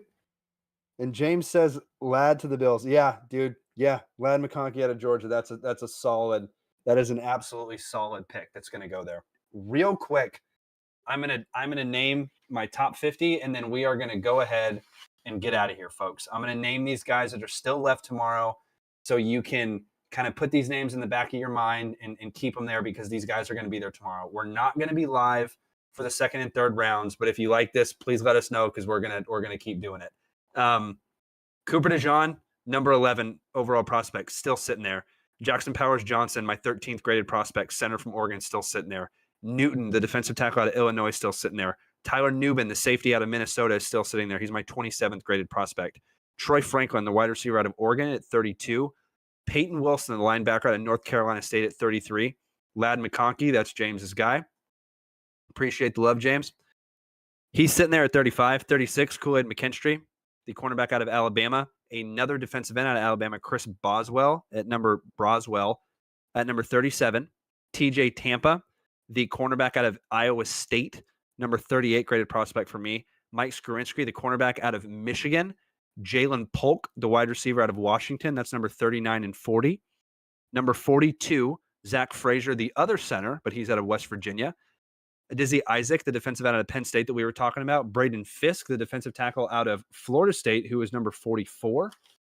And last 5, we have the cornerback, Lezatier, out of Georgia. We've got Chris Jenkins at number 46, the defensive tackle out of Michigan. Adonai Mitchell, the wide receiver out of Texas. Ederin Cooper, the linebacker out of Texas A&M Gigs. Blake Corum, the halfback out of Michigan. And Jonathan Brooks, the halfback out of Texas, that are sitting there left. Tanner, anything else, or are we ready to end this thing? Yeah, I just want to say again, thank you for everyone who tuned in. Thank you everyone who watched. Give us suggestions on what we should do next year, on things we can do better, things we did really well, things you enjoyed. And check out the socials. You can see them here. You can see them here at the bottom left at Instagram, rdh.sports, on Twitter or X, rdh_sports, and on TikTok, which is soon to be not existent anymore, on rdh.sports. So check us out on there, and you can check us out on our website at rdh.sports.net, and you can see all of this in your own computer screen, Chad's mock drafts and his articles and everything like that. So I think we're good. That was a successful first round 4 hours later. There we go.